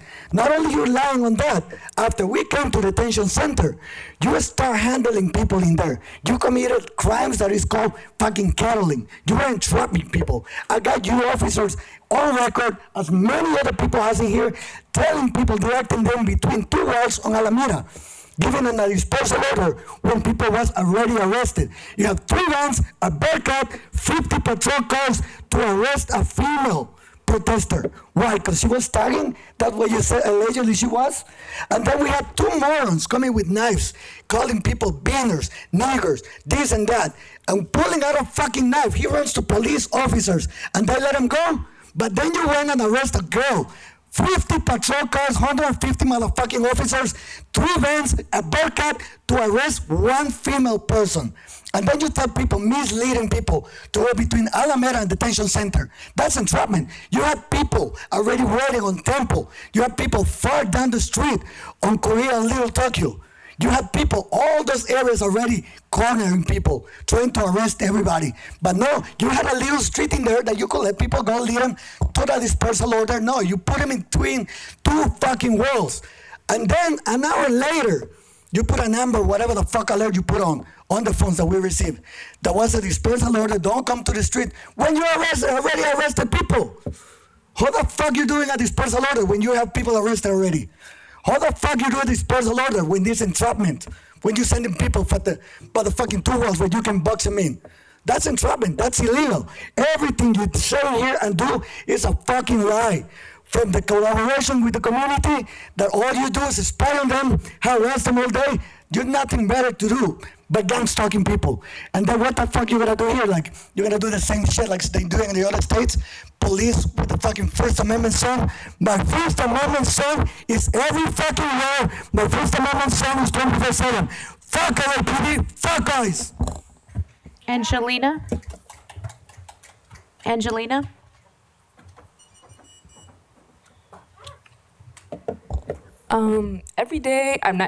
Every week we come here and it's starting to get repetitive. It's tiring getting up here and telling you guys the same thing every week, giving you guys facts, and you guys sit there and look like you listen, but it's going in and out one of the other ear. So it's up to us, but I realize that if we do not come here every week and we do not pay attention to what you guys are doing, things would get worse. So we do have to be here. But I do want to speak on Victor Carrillo. Obviously, his sister got on the web and she was saying that he had mental health issues, that he grew up in the system, the same systems that you guys perpetuate. You guys reinforce these systems. You guys don't train officers on how to correctly handle people with mental health issues. You guys criminalize everybody. Doesn't matter what they've been through in the past. You guys don't look at that. You guys look at what you see for face value, which isn't fair to people who are shot and killed. It's very upsetting. And also too, Director Sibley, I guess you're like the liaison between the chief of police, the police commissioners, and the public. You came from a place where there weren't police officers walking around with guns. So I would like to see if maybe you would be able to help out the police force. I mean, we don't feel safe with police officers in here with guns. I don't feel safe. I don't know, it might make you guys feel safe, but what are you guys scared of? What are we gonna do to you? It should be equal, you know? You face a person without a gun, you guys shouldn't have guns. And lastly, I just want to say that we're here, we're telling you guys to end pretextual stops. We don't want to be surveilled on a regular basis by Flock. it doesn't make us feel safe. Guns don't make us feel safe. Surveillance doesn't make us feel safe. You guys do not make us feel safe. And we have to really stop giving you guys all of our energy and start redirecting our attention to what we're gonna do as a community, because we come here on a weekly basis, year after year, month after month, day after day, and nothing happens, nothing changes. And it's really up to us as the public to say, what are we gonna do about this? How are we gonna combat this? Because obviously you guys are not here to protect us. You guys don't care about what we want. And yeah, that's really up to us as the public to say, what will we do for ourselves? Because obviously you guys don't care about us, so. Dale?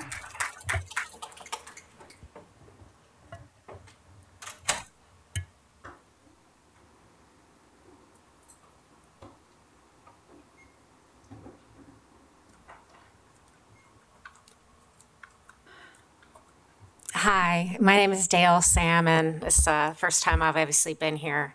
I'm here really about how the LAPD handles protests. You're failing. It's bad policing.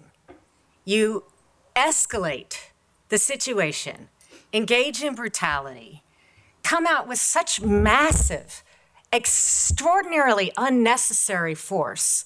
Do not treat the people with respect or dignity. And every single time you make things worse, people get brutalized, then you guys get sued, and the city ends up paying more money for civil litigation because of your failures. It's unnecessary, it's an excessive use of force, and it's just ridiculous. I was here on May Day. I have never seen anything like it. I don't understand an army, hundreds and hundreds of LAPD officers treating citizens like me like a violent, dangerous. I don't understand. You make people violent. You radicalize young people against the police in our city. It is wrong. Why don't you just treat people with respect and dignity and actually use words to ask people to do things instead of rolling up like armies wearing, it's so absurd. It's absurd. I love this city.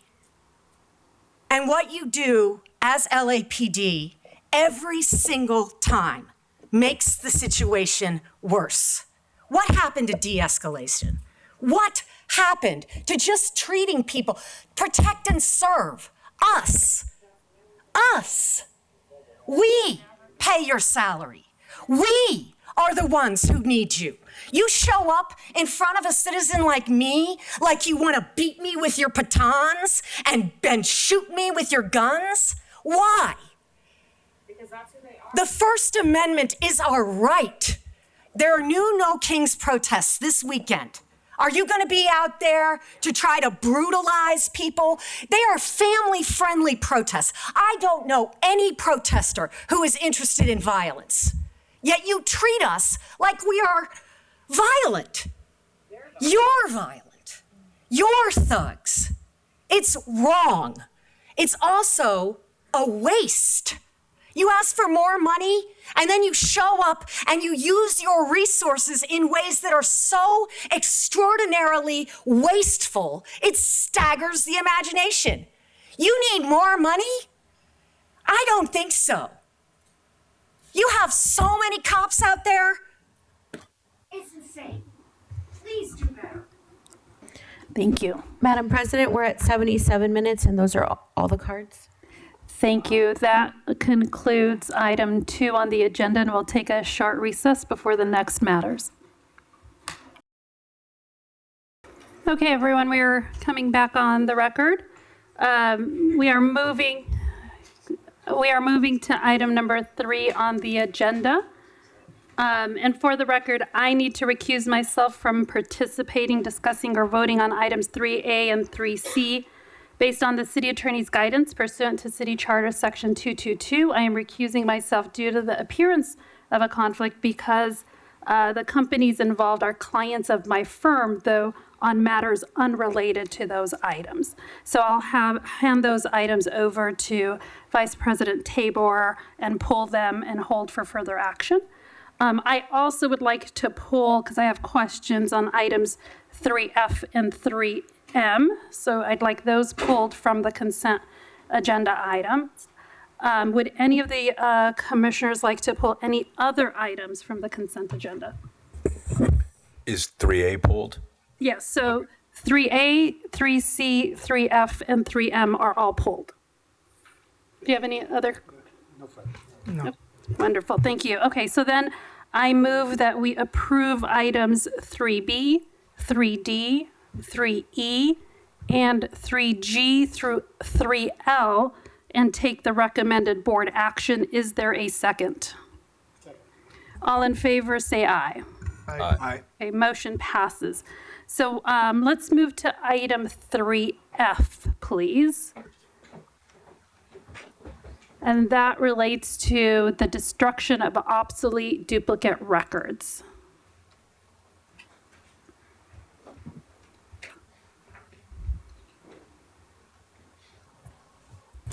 Yes, hi, good morning. Jeffrey Phillips, Police Administrator, Commanding Officer of Records Identification Division. Thank you. And I just had a couple of quick questions here for this one. And so when we get these types of reports, there has already been an established kind of retention period established for certain types of records. Is that correct? That is correct, ma'am. And then I initially, I had some concerns here about certain reports being, at least appearing like they were going to be destroyed after, a couple of years from incident. But then I saw that there's a notation that these are all duplicate records. Can you just confirm, what is included in these destruction? Yes, ma'am. So each of these records are duplicate records for each of the geographic areas that you see.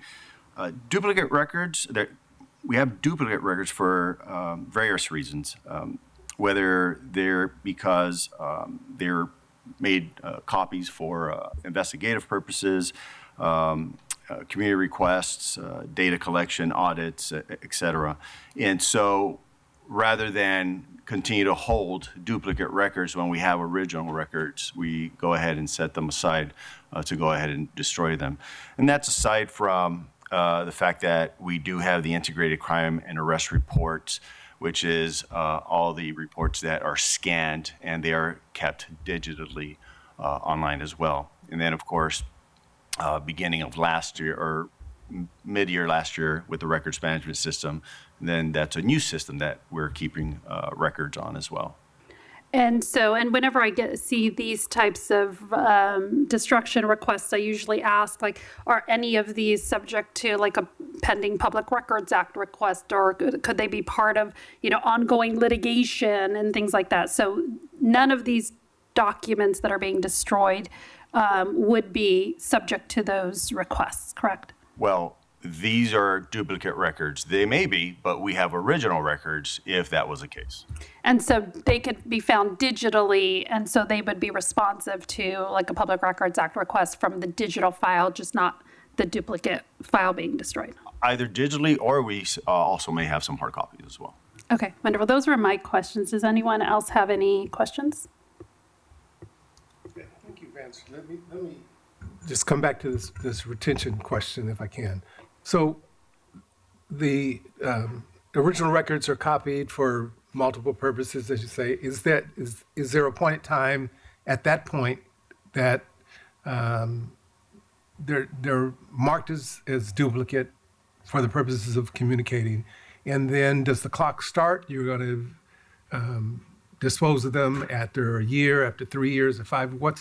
Just sort of describe the process, if you will. Right, so each of the geographic areas, or I should say each entity within the department, will go ahead and identify the duplicate records in their possession. They will identify them. There's a process where they have to box them up. There's a very specific process as to how they have to label them as duplicate or originals, and they go ahead and submit the paperwork like we're seeing before us as to what it is that they intend to do with them. In this case, they want to go ahead and destroy these duplicate records. They've held them for 2 years in most cases. then they actually go to the city clerk's office. So it could be after a year of holding, or 3 years, 5 years. Is there? Each entity has a record retention policy that they have, and that is according to the administrative code, because it has to be, any record retention policy has to be approved by the city clerk's office. All right, thank you. Anyone else have any questions? Okay. With that, then, I would move that we approve the report and take the recommended board action. Is there a second? Second. All in favor, say aye. Aye. Aye. Okay, motion passes. Thank you. Let's hear item 3M, please.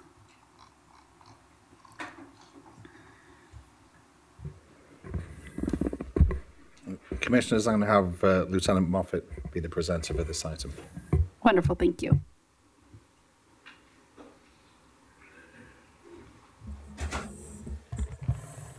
Hi, good morning, Commissioners. Scott Moffat, Commanding Officer, Commission Investigation Division. Thank you. And I pulled this partly because of the concerns raised during the public comment period. Were you present and did you hear those concerns? Yes, I did, and I'd be happy Wonderful. to respond to those. Okay, yes. I'd like to hear a response, and then I think some of my fellow commissioners have some additional questions. Sure. So just to give some historical context, about 15 to 20 years ago, there was 18 service areas in the city of Los Angeles. Today, there's still 18 service areas. But comparatively, there was 4 heavy-duty contractors and 18 individual OPGs. Today, we only have 17 OPGs, 5 of which are owned by separate operators, and by that I mean they own more than one OPG. So in 5 instances, we have 2 are owned, and we only have a single heavy-duty operator. So the writing on the wall is that this is a dying industry. The towing industry is getting destroyed by predatory towing. And so the challenges facing the commission since I've been here for the past 4 years have been significant when it comes to towing. And the problem on that is the department suffers from it because we have police officers waiting on the side of the road for a tow truck to show up. We have city impound officials waiting for heavy-duty tow, sometimes hours, 2 hours, and those costs are obviously to the tune of several $100s an hour when we have multiple, especially if we have sanitation out there, traffic, police, city council offices. That is extreme waste to the city. But some of the challenges we were facing. Since I've been at commission for the past 4 years, we've had about 8 RFPs, requests for proposals. In that, the only bidder in every single one, with the exception of one, was the incumbent OPG, meaning there is zero competition in the field. The OPGs have the market cornered, and there's a reason for that because the overhead required to start a towing industry, and for instance, with Service Area 2, you're going to tow 7,000 to 8,000 cars a year. So the overhead to get into that industry is going to be millions of dollars. So you would have to invest millions of dollars and then suddenly hope to get a contract. And then if you get the contract, that investment could pay off for you. So what we've done to address the challenges is over the past 2 years in working with Mr. Sibley and the board, there's been a 32% raise in rates in OPG towing and storage rates over the past 2.5 years. So 2.5 years ago, you're now seeing 32% more potential profitability. In addition to that, last week, the board approved the contract rewrite, which will allow OPGs to streamline their services. The auto release portal was also intended to streamline services, save the city money, improve service delivery. Ultimately, the goal is to improve service delivery. And my role as the commanding officer of CID, as the administrator of the contract, I've been holding OPGs accountable. Since I've been at CID, we reworked the complaint system. We also issued the first ever annual OPG survey which went citywide, asking for their feedback on whether OPGs are properly performing their service contracts. And then they've also received individual evaluations from CID to let them know where they stand. So those are some of the challenges we're facing.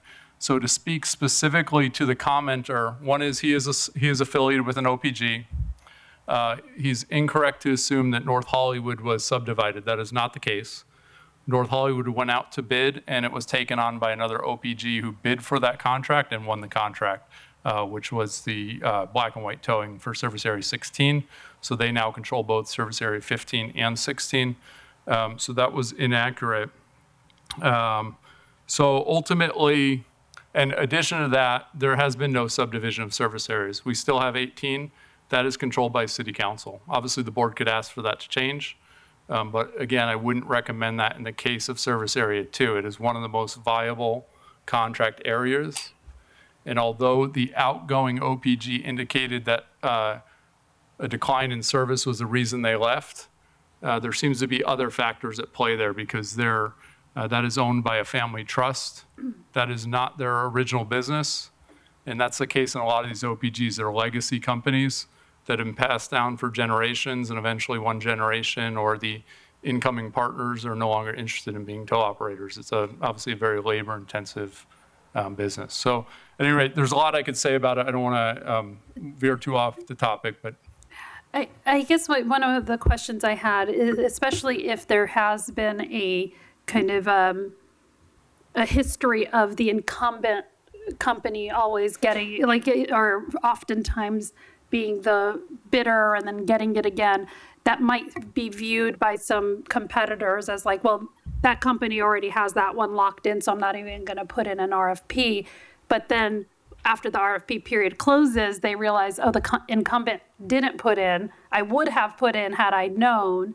Is there an opportunity for more competition now that you know that that the incumbent wasn't applying? So is this a situation where the city would benefit from reopening the RFP one more time to give people an opportunity now that they know that the incumbent isn't applying? I think if the city reopens the RFP, it'll be flooded by other OPGs trying to grab more market share. The reality is in the towing industry, there are very few viable companies that are not an OPG, like I mentioned with the overhead issue. There are very few companies that have, 8 to 10 tow trucks, that they have appropriate space. And specific to Hollywood Car Carrier, one of the reasons they're selected is they're actually within Service Area 2, so they can provide a 20-minute service delivery upon tow requests occurring in Service Area 2. They're located there. They have the appropriate infrastructure to deal with it. This is a company that's been built up over 40 years. The owners of the company have very lucrative contracts with Mercedes-Benz and BMW and a variety, and that's why they've been a viable company. I cannot say that's the case. We exhaustively searched the city of Los Angeles around Service Area 2 for viable tow companies. They simply don't exist. There's nobody that can handle 7,000 impounds a year. So the problem is that OPGs have conveniently, and much to the detriment of the city, have sort of sealed themselves into an untenable situation where they're the only player in town. The city's in a position where we only can go with OPGs because they're the only ones with the resources. So this is a rare opportunity where we actually found a tow yard that is not an OPG and has the resources and the capital to potentially be a successful OPG and drive competition into the market. I think what you'll see is if they're approved, if there is truly other competition, when other service areas come up, there is a possibility we won't have a single respondent. The fact that we have a single respondent suggests to me, and it should suggest to you, that the system's hotwired. There's only one potential contractor that's going to get the bid, and they get it. So much so that in Service Areas 2 case, nobody even bothered to bid. They just assumed that Vertel's Rampart was going to get re-upped, and I think that should be very alarming to the commission. Yeah, I just want to encourage competition as opposed to, identify any specific vendor and use them. But I'll defer to my fellow commissioners. Commissioner Scobin. Yeah, thank you, Lieutenant. I appreciated the time to talk with you on this. I'd like to hear you touch a little bit more, and Commissioner Shields mentioned it. Since I've been on the commission, anytime we've had a topic on OPGs has come up, there's been no one responding to the RFP. And obviously that's a less than ideal climate to be in for the sake of competition and having great operators. And we understand how important it is. Can you speak to kind of your philosophy on, as you oversee that department, how important competition is in creating the best service, but also, the balance between this also has to be a viable business. If it's not a viable business, then people aren't going to respond to the RFP. So can you talk to that balancing act that you play in that? Sure, absolutely. So as far as the viability of the business, like I said, for Service Area 2 specifically, it is the third highest volume OPG in the city in terms of they're getting approximately 7,000 tows annually. Comparatively, there are certain OPGs that are getting around 4,000 tows annually. So, you're getting almost twice as many tows as some of the smaller OPGs, which run a very successful business. Now, admittedly, the tow industry is difficult because you have businessmen operating in it, or business persons operating in the tow industry, and you also have tow truck drivers operating in the tow industry, which makes it a little bit more difficult because they're not as business savvy. But I think that, it's important to drive the competition because, and I think service delivery is key here. There's certain OPGs, especially when we did the survey, where service is occurring at 40 to 60-minute response times. And some OPGs have become complacent in the fact, knowing, look, I got the contract. The reality is, though, and the commission's in a unique position because the OPGs, once they get a contract with us, they almost exclusively service the city of LA. So this is truly their bread and butter, and that's why they're going to be very defensive about it, because if the contract moves to another service provider, they're effectively going to go out of business, right? So that's why it's, in my opinion, it's very highly protected by this internal circle. And I don't get me wrong, the OPGs are very good partners of ours, but I think in thinking of the best interests of the department and thinking of the best interests of the city, we have to force competition upon them rather than just assume that the incumbents are always going to be the winner. So specific to, I want to address why Hollywood Car Carrier was selected specifically. So when we looked at the only other governmental agency operating in Service Area 2 of our concern was the CHP, because the sheriffs did not operate there. There's obviously no small agency because it's pretty well landlocked within LA, Service Area 2, which is basically the old Rampart area. So being that it was landlocked, we went to CHP. They provided us a list of about 10 contractors they use, one of which was Hollywood Car Carrier. Like I said, Hollywood Car Carrier, of all those contractors, was, I believe, one of only maybe 2 that were located in the area. And we began to look at, are they properly permitted by the board? The answer for Hollywood Car Carrier was yes.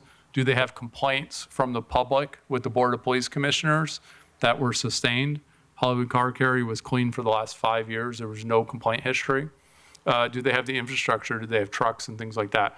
Hollywood Car Carrier has a Metro Freeway Service Patrol contract, and they have probably about 6 or 8 trucks. It's a small space, but they have limited space. But they have agreed to, like I mentioned last week, they're in the process of purchasing land to expand. Or I'm sorry, as I mentioned in the report, they're in the process of expanding their land. So they seemed like a good fit.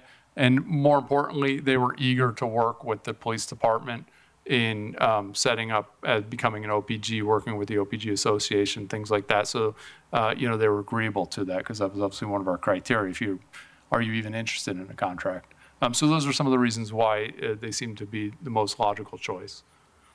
I just want to close and say, I've, in getting to know you, I have a lot of confidence that you're going to continue and even more so doing a great job with our OPGs and making sure that we have a network of, profitable operators that are delivering the level of service that the department and the city needs in this very important task. And I look forward to you building a climate and an overall situation where, you know, we have many looking to become OPGs, because it's only going to drive the service level up, which is a net result positive. And you know, obviously, it's important that we have honest operators that are doing a great job for the city. So I just want to say thank you for the time that you put in and your team has put in on this, and I look forward to more upcoming success.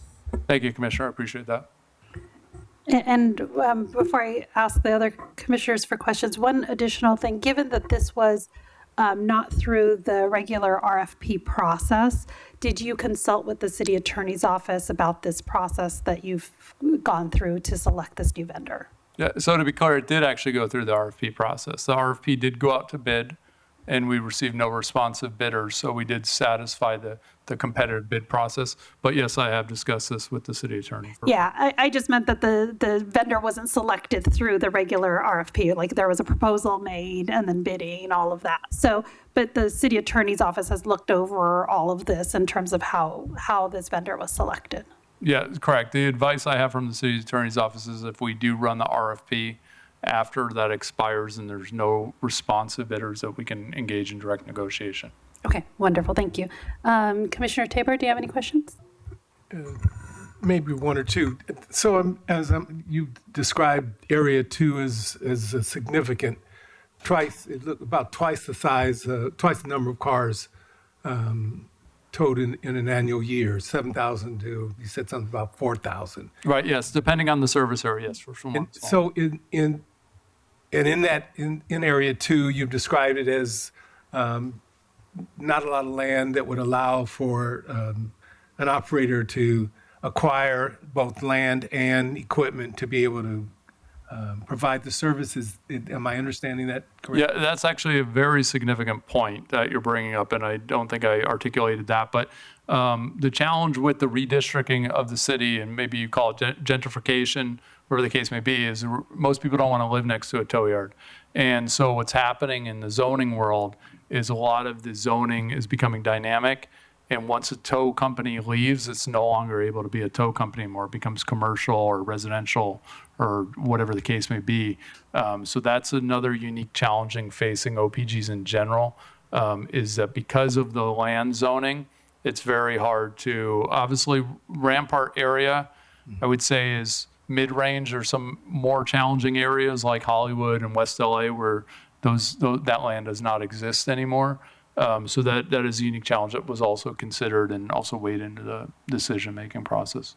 Right, and in the current contract that we're talking about, the negotiation where there was no responsive, and you've completed the RFP process, no respondent, worked through this process, is that operator going to have the same price structure for storage or for different type vehicle pickup as the other operators operating OPG locations, or is their pricing structure different in any way? No, the pricing structure is set by you as the Board of Police Commissioners. So any permitted tow company in the city is required to follow the price structure established by the Board of Police Commissioners. Unless they have a contract. For instance, if they have a contract with CHP, then they can follow the CHP rates for CHP tows only. So obviously our OPGs, because they're under contract by the city of Los Angeles, they're absolutely duty bound to follow the pricing structure established by the board, which is renewed annually. It's evaluated and renewed annually. And like I said, over the past 2 years, it's resulted in a 32% increase to towing and storage rates so we could achieve market parity. There was apparent evidence that we were not competitive with neighboring cities, and that has, and in the interest of driving service for the city, we increased the rates through the Board of Police Commissioners. All right, and then sort of two follow-on related questions: do we track as a course of business activity the reasons for tow? Is it unpaid tickets? Is it accident incursion and vehicle unable to operate? What are we seeing in terms of why vehicles are being towed? And then related to that, has there been any communication from the council from council members suggesting that we address the sort of the economic disparities within areas where lower income folks live, and if the evidence says there are greater amounts of tow, are we sensitive to that in any way? Have we thought about it? So I would say that's a lot to unpack, but to answer your initial question about tracking of impounded vehicles, so we administer the contract at CID. We're not responsible for tracking what's towed, and it's important to recognize that these contracts can be used by Department of Transportation, which does their own separate tracking. Obviously, the Los Angeles Police Department, which through CompStat, we do track why things are towed, but specific to LAPD, school police, the port police, airport, Parks and Rec, the fire department, anybody who has the authority to impound a car can impound it. And they obviously have their own tracking systems, which is beyond the purview of the police department or necessarily the police commission. We could obviously look at individual ones to figure out why they were impounded, things like that. The majority of them are impounded by DOT for presumably parking violations, but for various, various parking violations, but not specific. When I say parking violations, I'm not talking about scofflaw, because I do believe there's a moratorium on the scofflaw issue. As far as the socioeconomic concerns with the council, this is frequently a challenge, right? Because, if I have my car stolen, the police recover it, they're going to impound it, and now I'm responsible for those fees, but I'm the victim of a crime. But the reality is, and the challenge is, these tow operators are providing a service to the city, to you as the owner of the vehicle, whether it was a car accident, a stolen vehicle, whatever the case may be. So they do have to recover an amount of money that is established by the Board of Police Commissioners. And as far as any legislation, I know there's, and I can't really speak to it because I'm not a legislator, but I know there's legislation to try to reduce those rates. But then we find ourselves in that same conundrum where service is going to suffer if they're not appropriately compensated. It has to be a viable business. I don't want it to be a runaway, it's a delicate dance, right? I don't want it to be a runaway business where they're making millions of dollars on the backs of Angelinos, but I also don't want it to be, a non-viable business. So it's a matter of finding that, and obviously I look forward to continuing to work with the board and with Mr. Sibley on making it a viable and somewhat profitable business without it becoming a runaway train. Thank you. Yes, sir. Thank you. Commissioner Garcia, do you have any questions? A quick comment. For future RFP releases or structures, it may be, if possible, it may be wise for us to add maybe a subcontracting requirement of these larger applicants to ensure that we are allowing for some of the smaller towing companies to participate in city contracting in that way. Similar to the county, I think the city doesn't do this as much, but the county does preference points for women-owned, minority-owned, veteran-owned companies or applicants. And so maybe including some kind of language in alignment with that in future RFP releases. Yes, sir. Absolutely. Okay, with that, and thank you for answering those questions. I always want to be responsive to some concerns that are raised and want to make sure we're looking at it thoroughly. And it sounds like you have and have really thought through these issues. So I really appreciate your hard work on this front. And again, with the goal of getting more competition to help drive prices down for the city and help that. So with that, I would move that we adopt the report and take the recommended board action. Is there a second? Second. All in favor say aye. Aye. Motion passes. Thank you. I will now step out for items 3A and 3C and hand it over to Vice President Tabor.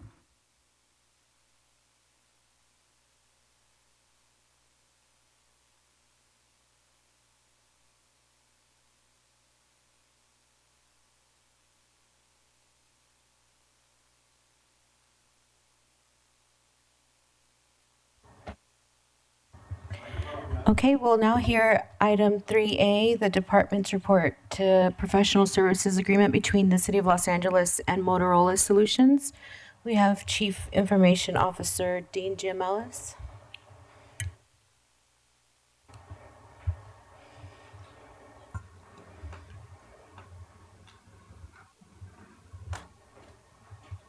Good morning, Commissioners. I'm Dean Gialamas, the Department's Chief Information Officer and the Commanding Officer of Information and Technology Bureau.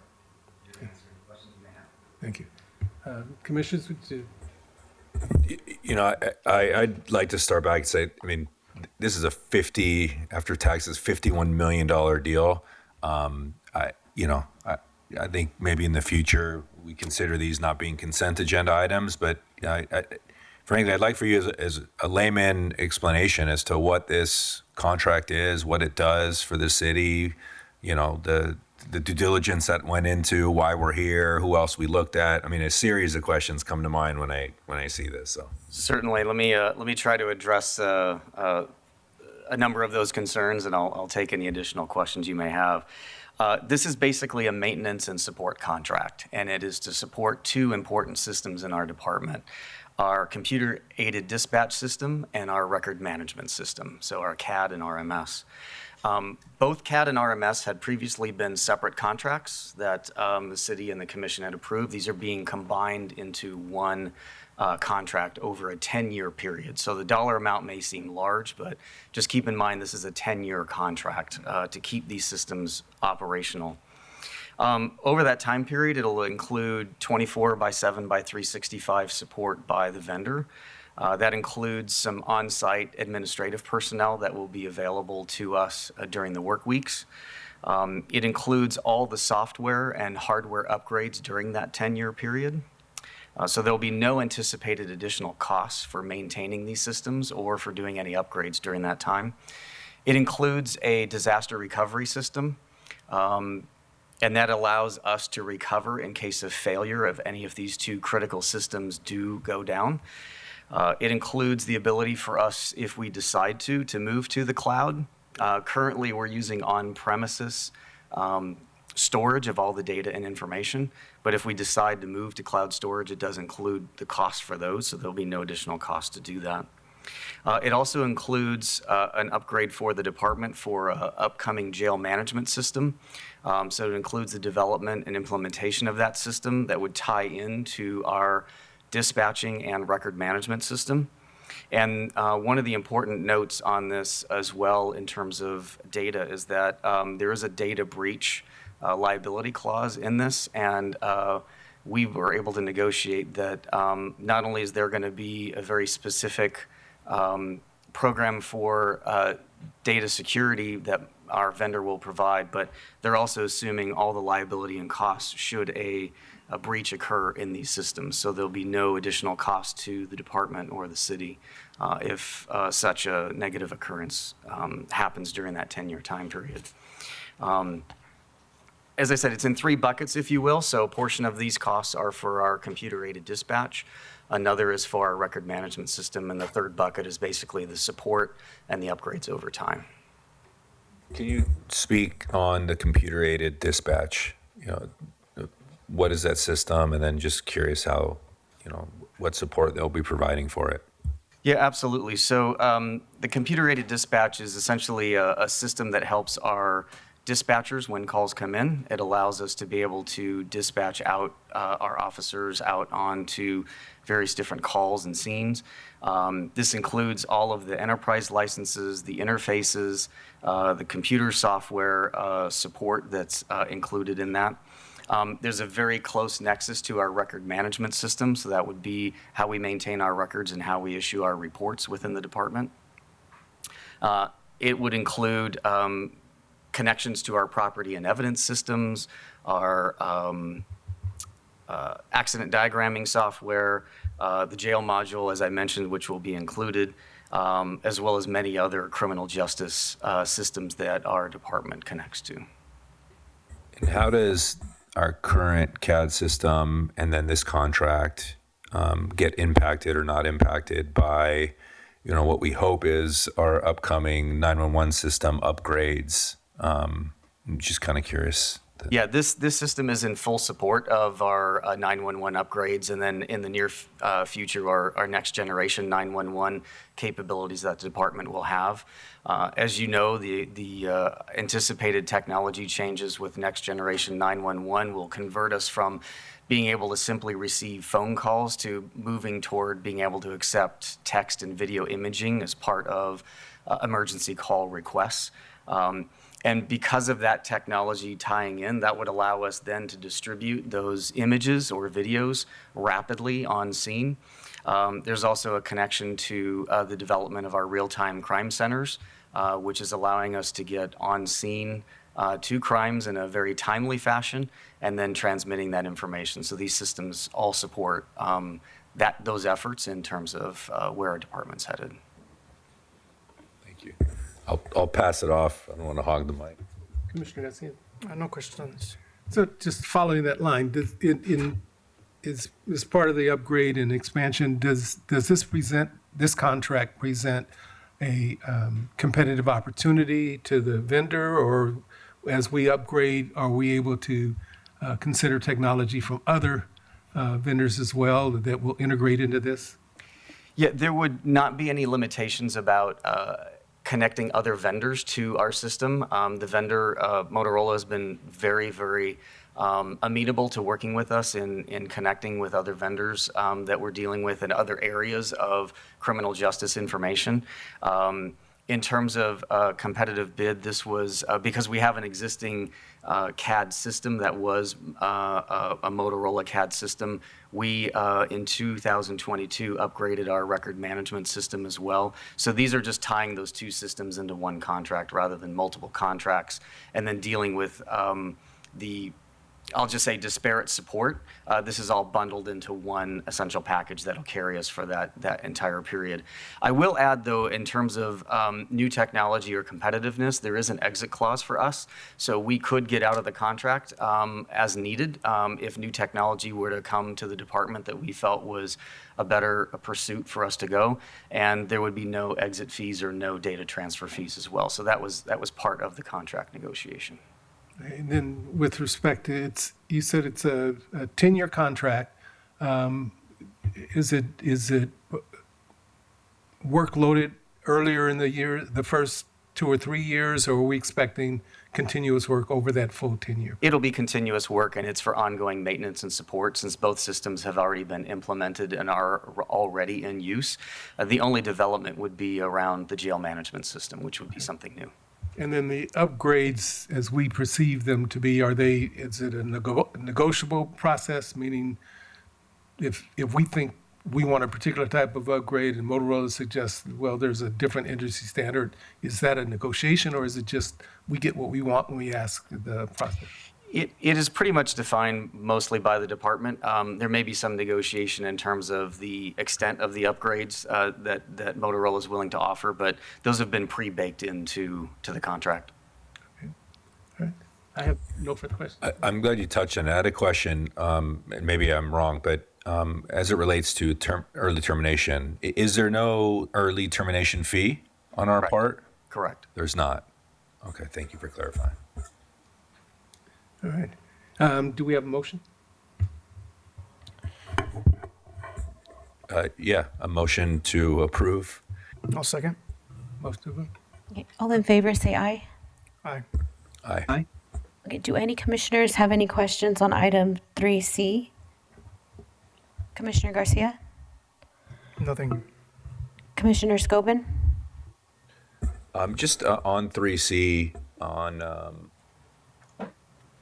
section 3C, it says authorize the LAPD to negotiate and execute a new contract or amend existing agreement with a vendor for centralization and integration of body-worn video and digital in-car video.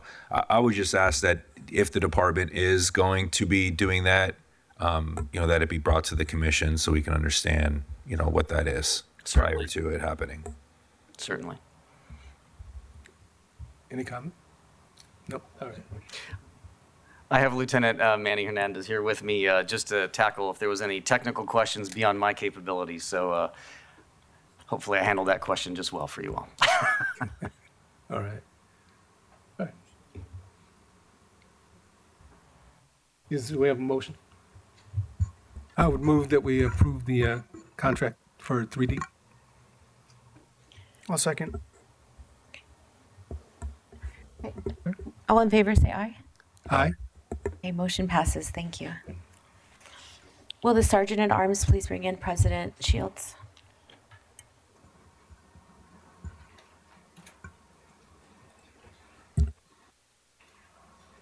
And we had one, there we go. All right.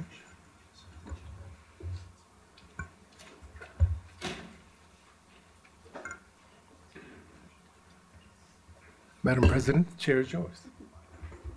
Thank you. We will now move to item 4 on the agenda, regular agenda item 4A.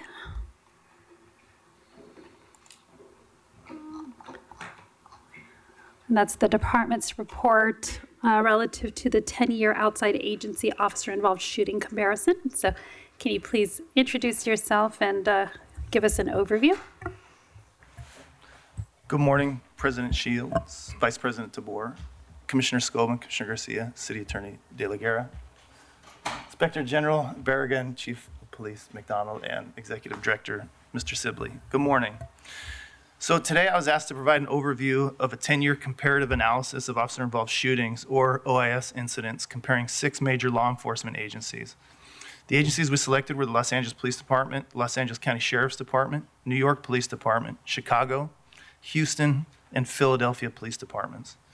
The purpose of this review was to place the Los Angeles Police Department's officer-involved shooting data into a broader national context and to evaluate whether recent increases in officer-involved shooting incidents represents a significant change in performance or are consistent with historical trends observed among other large law enforcement agencies. To begin, it's important to understand the scale and complexity of the agencies included in the comparison. The New York, Chicago, Los Angeles, Houston, and Philadelphia police departments comprise the 5 largest municipal agencies in the United States. The Los Angeles Police Department is the 3rd largest municipal police department in the nation. At the same time, these agencies are vastly different in terms of staffing levels, population served, geographic size, crime environments, and community challenges. For example, the New York Police Department employs 34,000 officers approximately, serving more than 8.5 million residents. Chicago employs more than 11,500 officers, serving approximately 2.7 million residents. Los Angeles Police Department serves approximately 3.8 million residents with approximately 8,500 officers. One distinction in staffing, Los Angeles Police Department's officer to resident ratio, or per capita officer ratio per 1,000, is 2.2 officers per 1,000 residents. This is slightly below the national average of 2.3 officers per 1,000 residents and significantly below cities such as New York and Chicago, which maintain staffing ratios at approximately 4 officers per 1,000 residents. In addition, the Los Angeles Police Department and the City of Los Angeles face unique challenges associated with people experiencing homelessness. The City of Los Angeles has one of the largest homeless populations among major U.S. cities, with approximately 44,000 individuals experiencing homelessness. Outside the City of Los Angeles, the county has an additional population of approximately 28,500. The combination of these factors are important because they illustrate the complexity of comparing agencies solely by raw numbers. The environments in which officers operate differ significantly, and those differences can influence encounters that ultimately result in the use of force. Between 2015 and 2025, the Los Angeles Police Department experienced 396 officer-involved shootings. That's an average of approximately 36 incidents per year. Among the 6 agencies evaluated, the Los Angeles Police Department had the highest average annual officer-involved shooting total. Chicago was second with an average of 34 incidents per year. Los Angeles Police Department's highest officer-involved shooting year occurred in 2015 with 48 incidents when viewed within this period that we reviewed, which is approximately 33% above the department's 10-year average. In 2025, we recorded 47 officer-involved shootings, making it the 2nd highest year in the study period and approximately 31% above the department's 10-year average. Conversely, the department's lowest year occurred in 2019 with 26 incidents, which is approximately 24% below the 10-year average. While it does not represent the year with the highest number of officer-involved shootings in the time period that we looked at, officer-involved shootings increased from 29 incidents to 47 incidents between 24 and 2025. That represents a 62% increase. That 62% increase deserves attention, but it must be viewed with a broad lens in examining the historical pattern to see the overall picture. We observed a somewhat similar increase between the years of 2020 and 2021 when officer-involved shootings increased from 27 to 37 incidents, which is a 37% increase in that single year. More importantly, dramatic fluctuations were observed across every agency included in our study. Chicago experienced a 153% increase between 2023 and 24. Philadelphia experienced a 263% increase between the years of 2021 and 2022. And New York City Police Department, or the City of New York, experienced multiple years with increases approaching or exceeding 40%. Houston and the Los Angeles Sheriff's Department demonstrated similar patterns of significant increases followed by substantial declines.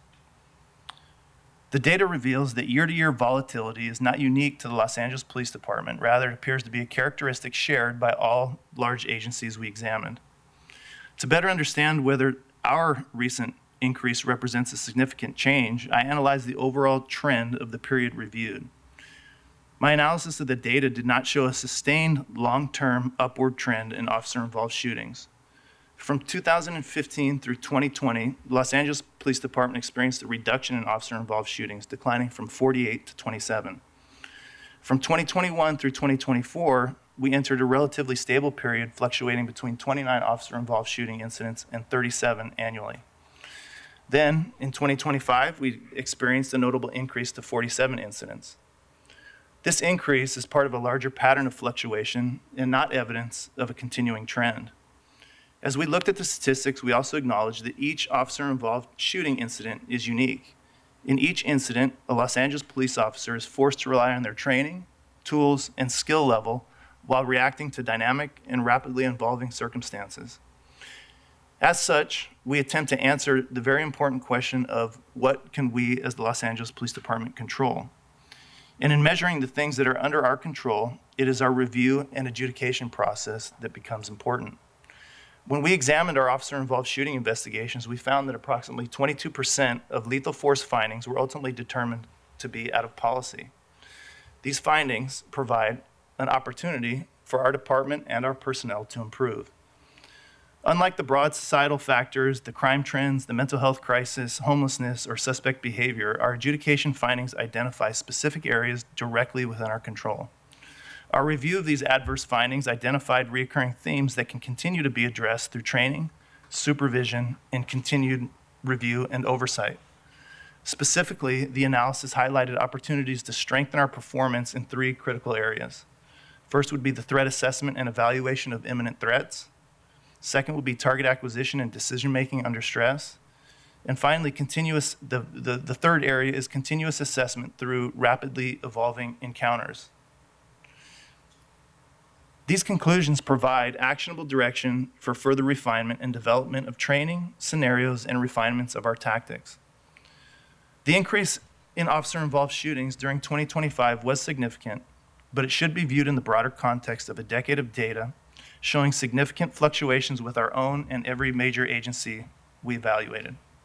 And while external factors have a major influence in officer-involved shootings, our investigations, our review, and our adjudication process is thorough and it's detailed.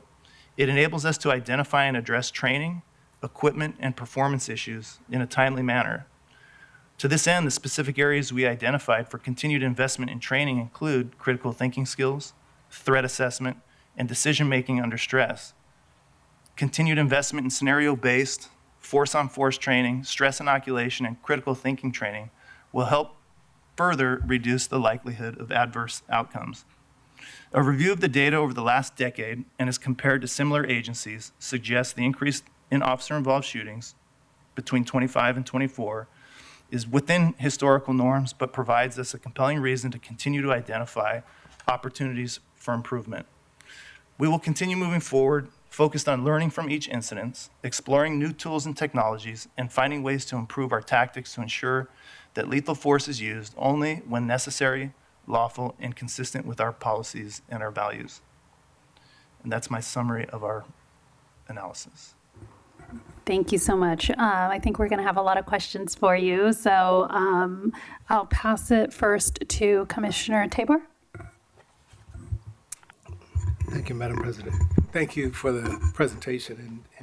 It's in the 5 years I've been on 5 months that I've been on the commission. It is a question that now has been answered: is what do we look like compared to what we're seeing happen in other cities, particularly large metropolitan cities? And your report provides that information in a clear, understandable way. I guess some of my questions were modified by your last portion of comments relative to what we could do to better prepare our men and women in those situations. And you mentioned training, and particularly you mentioned, I believe, situational awareness. And one of the questions I wanted to ask, sort of just to get a sense of timing, is how I know we in our training provide a training on de-escalation. And that's one of the requirements within the department, and that we evaluate officers on is how well they utilize that skill and that knowledge to de-escalate situations. Do you see, I guess the first question would be, are we able to see and do we analyze as we look at the officer-involved shootings or use of force environments where we've successfully de-escalated and compared to where we don't? Is that data collected or utilized in any way? So tactical de-escalation or de-escalation is required as not only as part of our policy, but it's also the state law. And that those de-escalation strategies and tactics are employed in situations where we don't use force, and in situations where we use force less than lethal force, intermediate force situations or non-lethal situations. And we look and we see anecdotally through the over 1 million contacts that Los Angeles police officers have with community members every year, and then we compare that to the numbers of non-categorical use of force numbers, which range, it varies from year to year, but we're generally around 1,300 applications of non-categorical use of force. And then, as you saw this year with 2025 to 24, we fluctuate from year to year with the numbers of categorical or lethal applications of force. So the answer to the question is anecdotally, we do have information when we compare. We did a recent look at, for example, the number of radio calls that Los Angeles police officers respond to, where we respond to situations where community members describe suspects armed with firearms, edged weapons, and blunt force objects, the type of weapon systems that we see our officers responding to that result in use of force incidents. And the numbers that we were looking at ranged between like 40 and 60,000 individual radio calls that our officers respond to where they're dealing with situations where it's just reported those weapons. That doesn't include other situations where they respond to situations and they encounter those weapons. But we took a look at our radio call load, and we're actually working right now with Mr. Berrigan's office and looking at doing a deeper dive into like the specific radio calls that we're going to, where we can have a more maybe scientific approach to how effective de-escalation is and where it's working. And that's part of our analysis at Critical Incident Review Division, which is looking at situations not only where we have categorical uses of force, because that's where we're forced oftentimes to use lethal force, but to look at the situations that involve force where we don't have to use lethal force. And we try and take a look at what tools work, what strategies work, how our communication can be improved to reduce those numbers of violent encounters. So we do have a routine look at those. We work closely with training division. And then we craft different, we're constantly reviewing directives, tactical concepts and policies, not necessarily policies, but directives and concepts related to how we respond. For example, in the last year, we've created a new tactical concept or directive discussing assessment and how our officers, or what our department's expectations are of assessment in lethal force situations. Recently updated our 4 firearm safety rules directive so that we can give our officers better guidance and express our expectations of what we expect from them under those circumstances. And thank you, and I appreciate the comprehensive response. The other question I wanted to ask you was alternative response. Some departments have, and our department has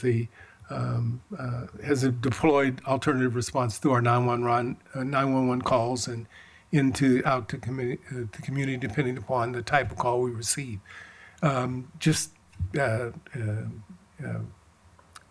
a thought, do you see, and I need to say that I'm really interested in looking at what resources we have in our community that we could deploy in those calls that were clearly where we recognize mental health, or we recognize historic alcohol or drug involvement, where perhaps the first person to the door shouldn't be a sworn officer, but a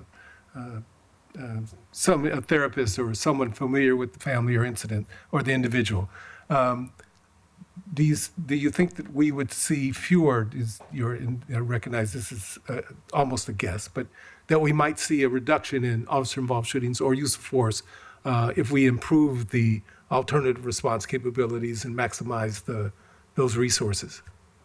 I think some of that is beyond my area of understanding or expertise, but what I would suggest is that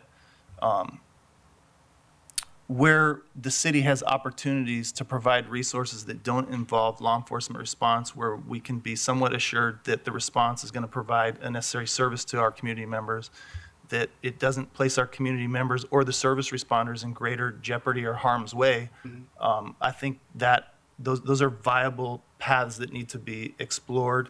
And quite frankly, are, at least in my opinion, I can't speak on behalf of the entire department or the agency, but are likely welcome, because police officers are a jack of all trades and deal with just a wide range of societal issues. We get very good training on the Los Angeles Police Department dealing with that stuff, but there are, in some situations, people that are better trained. That's why we have units like MEU, and we have these other services that we can go to as Department of Children and Family Services, the county mental health.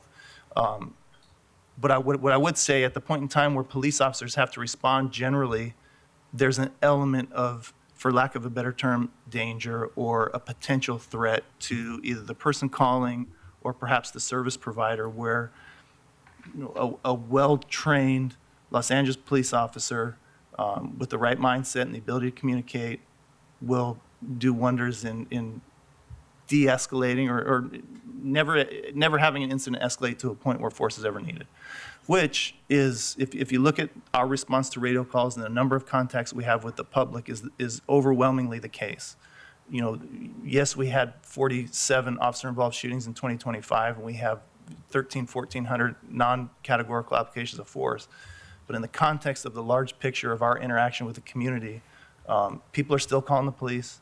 Los Angeles police officers are arriving, and they're problem solving, they're thinking critically, and they're resolving situations overwhelmingly peacefully and without the applications of force. Okay.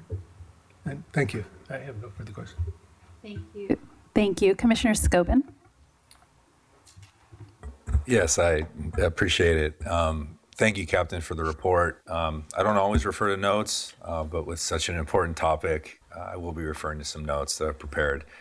And I'm glad you touched on the adjudication process, Captain. I think it's important, for transparency, for people to understand that each categorical use of force, the department conducts a thorough investigation, includes a rigorous internal process, and culminates in a review and recommendation by the chief.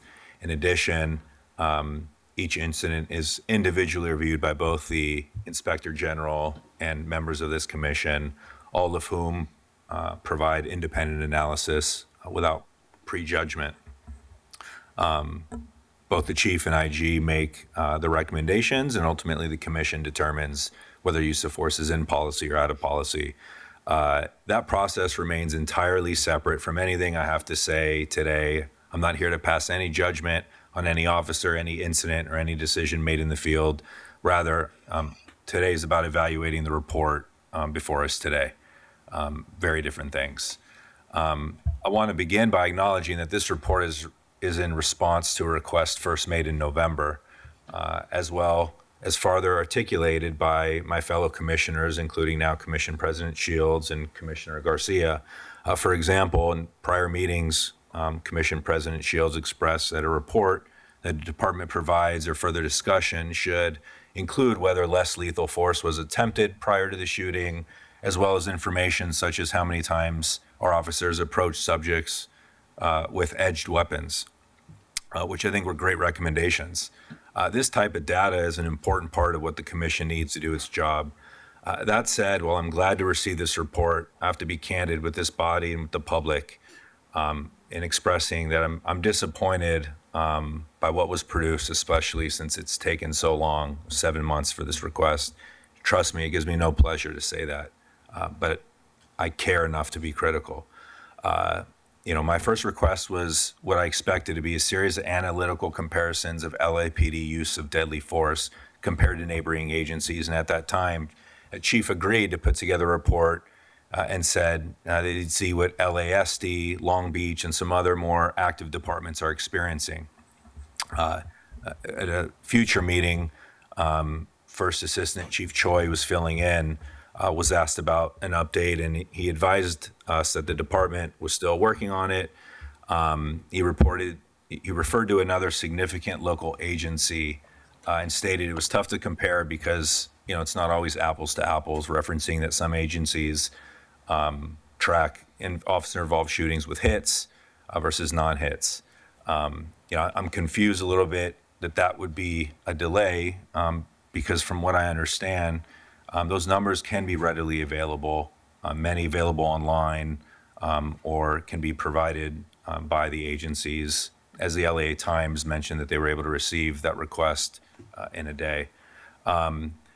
I believe appropriately, Chief McDonald's inclusion of Long Beach would have made sense. He suggested Long Beach has 470,000 residents. It's within LA County and operates under social and geographic conditions closely related that our department faces. I'm surprised Long Beach isn't in the report, particularly since it was suggested by the chief. And I'd ask, the department to explain why it wasn't included, and if we know how many officer-involved shootings Long Beach PD had last year. More striking to me is the treatment of the LA Sheriff's Department.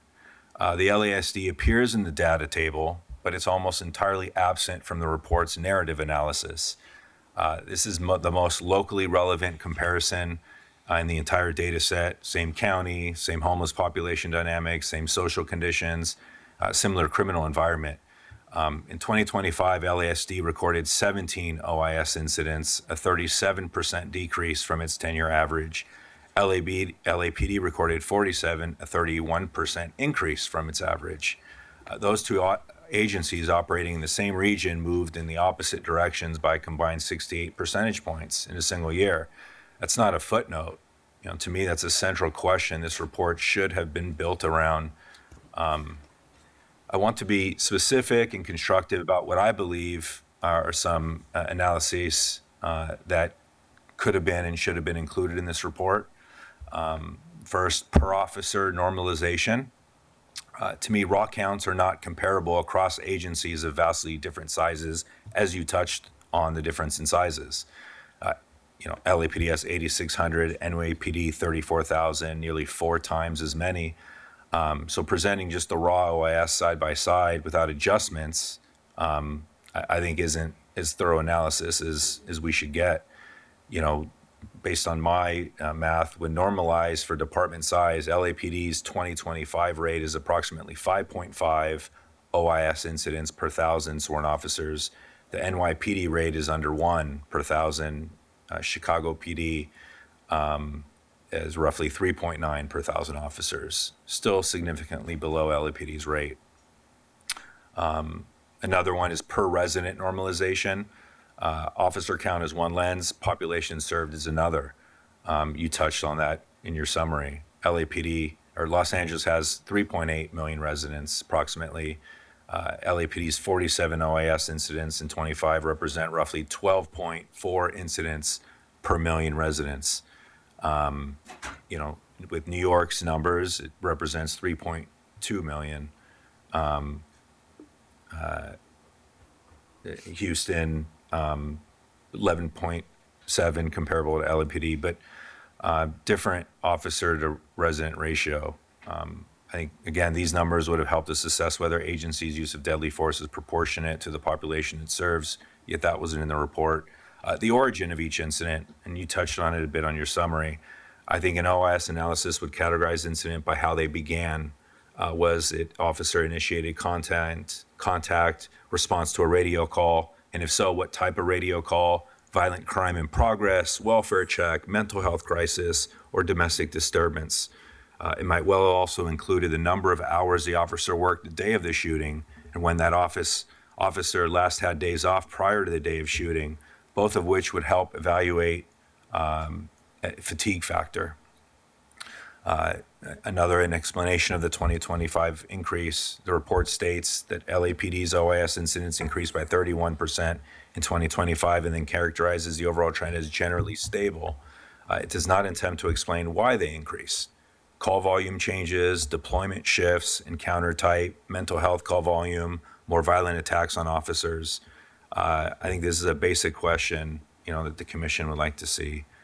Trend direction, not just term averages, a genuine LASD comparison. Given that the LASD serves an adjacent and overlapping population, I think a more proper analysis would have examined why two agencies policing the same region diverged so sharply in 2025, and what, if anything, could be learned from that divergence. Ultimately, it's about continuous improvement.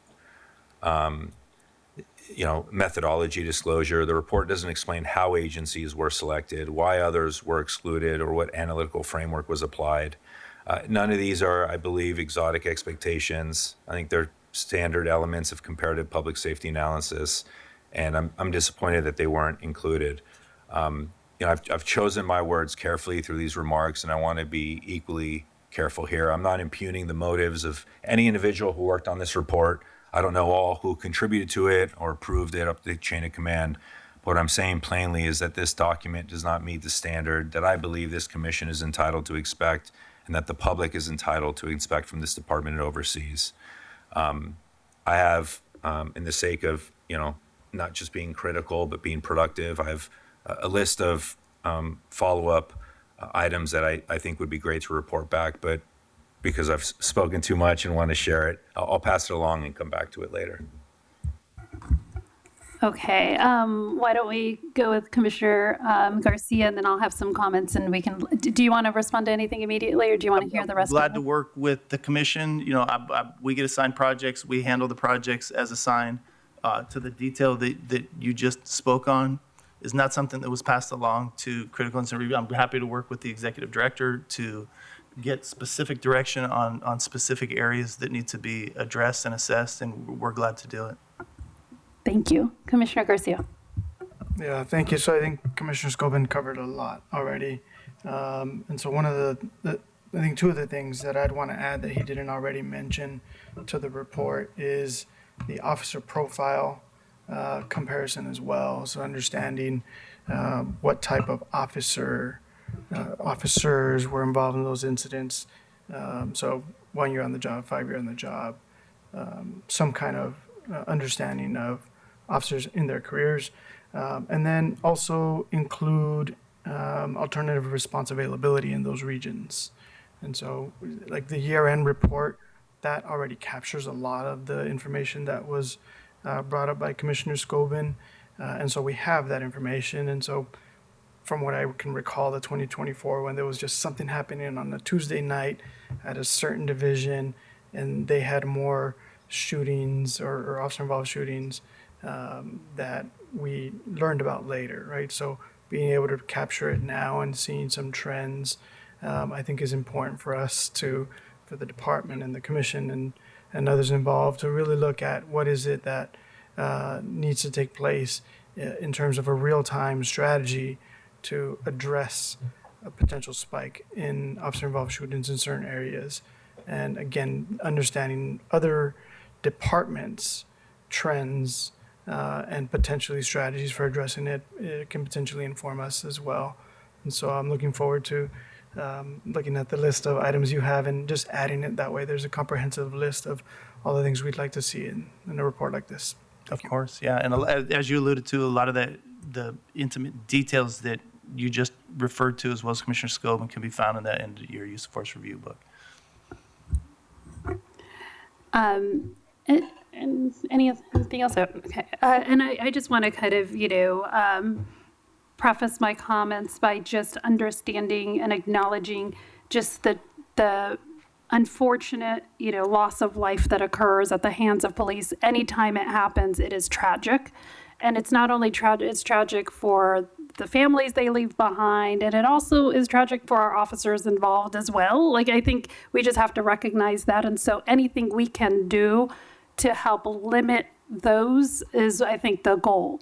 But also understanding that I know I've sat through in this chair for a long time, and I hear, the chief's report when you hear about officers being shot at or other things like that. And that is a difficult thing to say that would have been an avoidable situation, right? And so I understand the difficulty it is. And so I think you can't say, well, the department has to have 0 officer-involved shootings. That's not realistic when they are being approached with lethal use of force. The goal is to try to limit officer-involved shootings to the absolute necessary time when it is needed for preservation of life. And so, and I think that is the benefit of for the whole department and the community that it serves.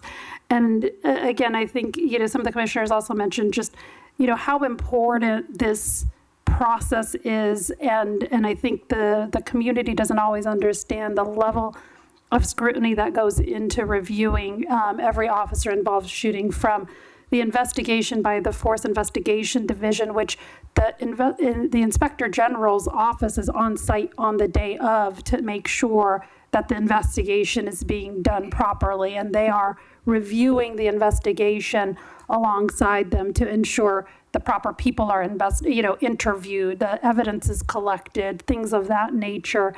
And then it goes to the Internal Use of Force Board, who then make recommendations to the chief.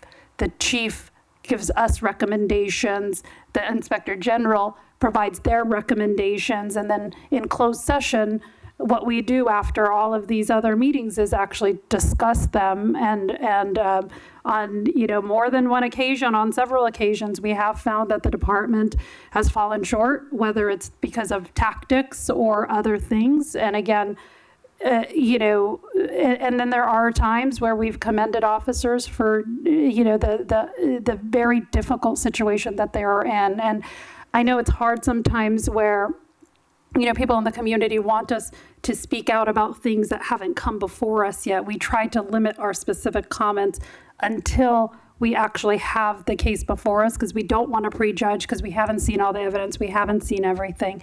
So we know that can be difficult when they're not hearing us talk about ongoing cases. And after the commission also, is involved and makes its determination, the DA's office sometimes are involved. The California Attorney General's office oversees some of these investigations. So I hope everyone understands how seriously of an issue that the commission takes this, and how we are, aligned in trying to reduce unnecessary uses of force to the fullest extent that we can. And so I appreciate the report. I appreciate Commissioner Scobin's comments as well. I think that there's almost a couple of different things happening, though. I understand that some of the level of detail that we're asking for may be easier for you to get on the department's data, and that's where I'm going to focus. as well as potentially using the sheriff's department as a little sampler. Because I do think having a 32% decrease in a year is significant, that it would be good for us to understand, have they deployed any, new or additional alternative response models? Are they using all of the same kind of less lethal force options available as their training? So I think we have a good enough relationship with our counterparts at the Sheriff's Department that having a sit down to say, hey, let's learn from each other. And I know they come to the department to learn from a lot of other things. So there's no shame in sharing lessons learned amongst departments. And also really their mental health resources. It would be good to know whether they have the same level of resources as us or more, because I saw that they have, the co-response model with mental evaluation team. I don't know if that's different than our MEU or if it responds differently. So just understanding what it is that how they utilize that team and see if there's any, potential correlation. And they also have a veterans mental evaluation team, which I thought was also interesting and unique, and I had not heard of that before. So just understanding if there's any good lessons to be learned from what the Sheriff's Office is doing, but understanding that, there's volatility year by year based on what they are responding to. Similar to some of the questions that, Commissioner Scobin had, I do think a deeper dive into our numbers and the officer-involved shootings that occurred maybe last year as an example of just understanding, how many of these instances were reactive policing versus proactive policing, right? Or is this, reacting to calls for service, or is it proactive policing or other types of engagements, just so that we see where is the trend happening, if there is a trend. And also in that, how many of the officer-involved shootings from last year occurred after a police chase, just so that we understand if there's, anything to be learned there. Another thing to kind of understand is, does this, and you mentioned kind of like the radio call loads and things of that nature, and also understanding if there's a difference between, is the department responding to a higher proportion of armed encounters, whether it's officers being shot at, the edge weapons, the replica handguns, right? Just a little bit more understanding of that would be helpful for me as we move forward to understanding if there are certain areas we need to focus on. Again, the edged weapons for me has always been the biggest pain point and area where I really want to be focused on, are there alternative things that can be done to slow down the event, to distance and time, so that an officer-involved shooting is not necessary, and whether less lethal use was attempted, things of that nature, I think would be helpful. And I think we could work with the executive director to kind of pool our thoughts as well. But I just wanted to share some of the things that I had on my radar as well. Commissioner Scobin, did you want to also? Yeah, just to add to that, I think a supplemental analysis providing per officer and per population served OIS rates for each agency in the comparison, and I'd include Long Beach, the chief's request, and with full LASD narrative treatment. You touched on it, Commissioner Shields, a categorization of the 2025 OIS incidents by origin, officer initiated versus radio call, and then call type, some of the other factors I mentioned. I think some insight, either through an explanatory memo or in a follow-up report addressing what factors the department believes drove the 2025 increase, not a conclusion, but the supporting data. So some of that data I do have and has been part of previous projects. So perhaps maybe as we dial in exactly what the expectations are for these projects and for what the commission is asking for, we're happy to work with the executive director to do it. But to answer some of those questions, for example, in 2025, we did see a 106% increase in responses to radio calls as it relates to use of force incidents. So in 2024, we responded to 17 radio calls, which resulted in officer-involved shootings. In 2025, that number rose to 35. As it relates to suspects that the officers confronted that were armed with firearms or replica firearms, that number rose from 19 in 2024 to 26 in 2025. As it relates to officers responding to radio calls or being involved in officer-involved shootings related with suspects armed with edge weapons, that number rose from 6 in 2024 to 11 in 2025. We saw an increase of about 50, approximately, exactly 50% of incidents where officers were involved in officer-involved shooting incidents in which they were fired upon. So we had 8 of those incidents in 2024, and in 2025, we saw 12 of those incidents. So we do have those numbers. Those numbers do get looked at and analyzed, again, as part of what the project that I received for this didn't get to that granular detail. We're glad to do it. We have those numbers, as Commissioner Garcia indicated.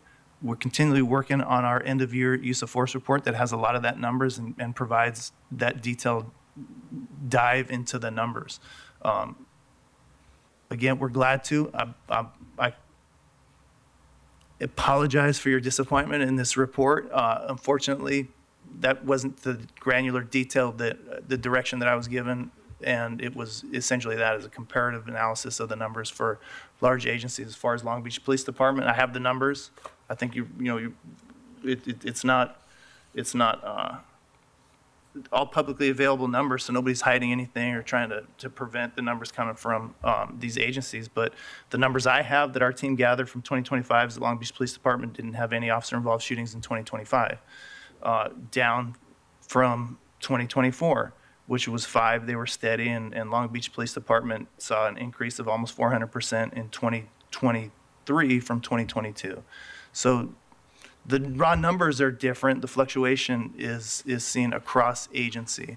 But as far as the specific details and exactly what the expectations of the commissioner, we're glad to do it, work with Mr. Sibley and get those numbers.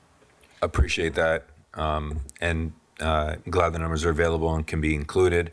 The last thing was a description of how lessons derived from OIS investigations are communicated to the broader officer workforce, and how effective we feel that communication is. Like, at the end of the day, it's about learning and continuous improvement and getting better.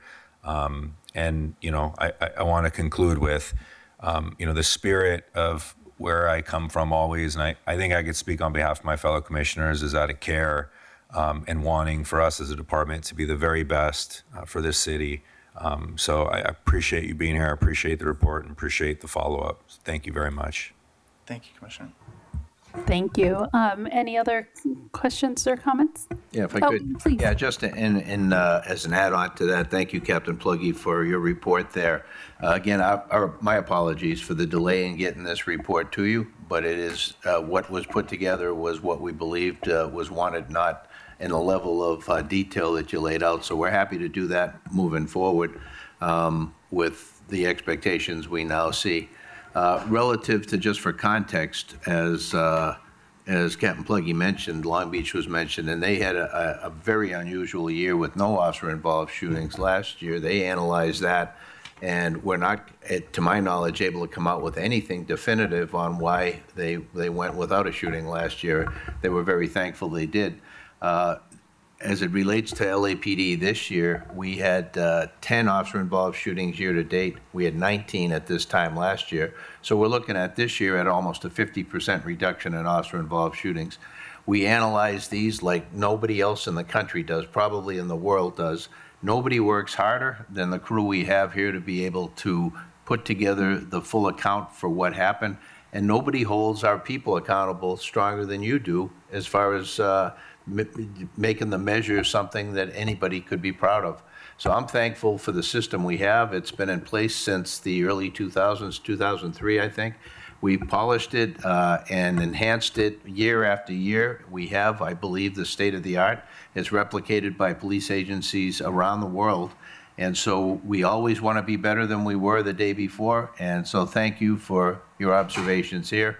I know what you're trying to get at is to be able to make us the very best we can be, and that's exactly what we want as well. Thank you.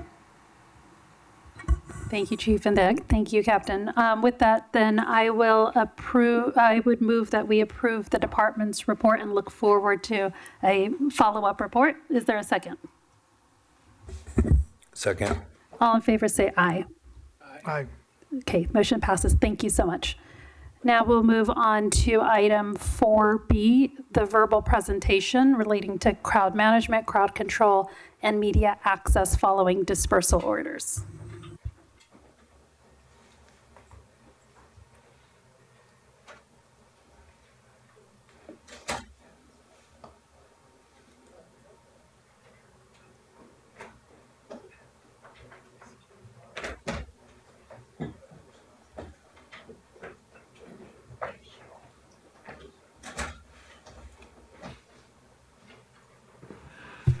Good afternoon.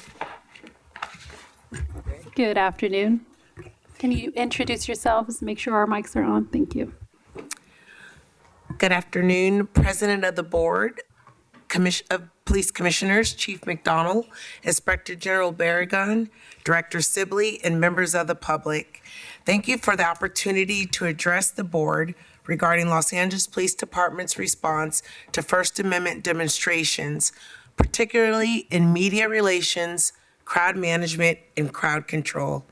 As the director of the Office of Operations, I oversee the department's geographic bureaus and field operations, which are often the first to respond to spontaneous demonstrations, rapidly evolving incidents. We appreciate the opportunity to share the department's operational response and the policies, procedures, and training that guide these efforts. The Los Angeles Police Department remains committed to protecting the constitutional rights of individuals to peacefully protest, exercise free speech, and assemble lawfully. We recognize the media's essential role in documenting events, informing the public, and promoting transparency and accountability during significant, fast-moving incidents. At the same time, these events can be complex and unpredictable. While many demonstrations remain peaceful, officers may need to intervene to protect public safety, respond to unlawful activity, or restore order. In those situations, officers and members of the media often work side by side in challenging environments that require professionalism, communication, restraint, and clear operational protocols. Today's presentation will provide an overview of the department's media protocols, dispersal procedures, crowd management strategies, and related training that support constitutional policing, transparency, and public safety during First Amendment demonstrations. Following my remarks, Public Information Officer Captain Mike Bland from Media Relations Division, Strategic Communications Director Mr. Robert Port, and Sergeant Bobby Kuros from Metropolitan Division will provide additional details on these protocols and operational practices. Thank you, and I will now turn it over to Sergeant Bobby Kuros to discuss our crowd management, crowd control, and dispersal order training and protocols.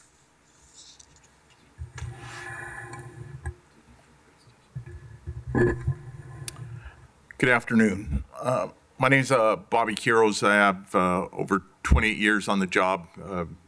25 years have been involved in conducting training and responding to numerous crowd control incidents in the history of LAPD.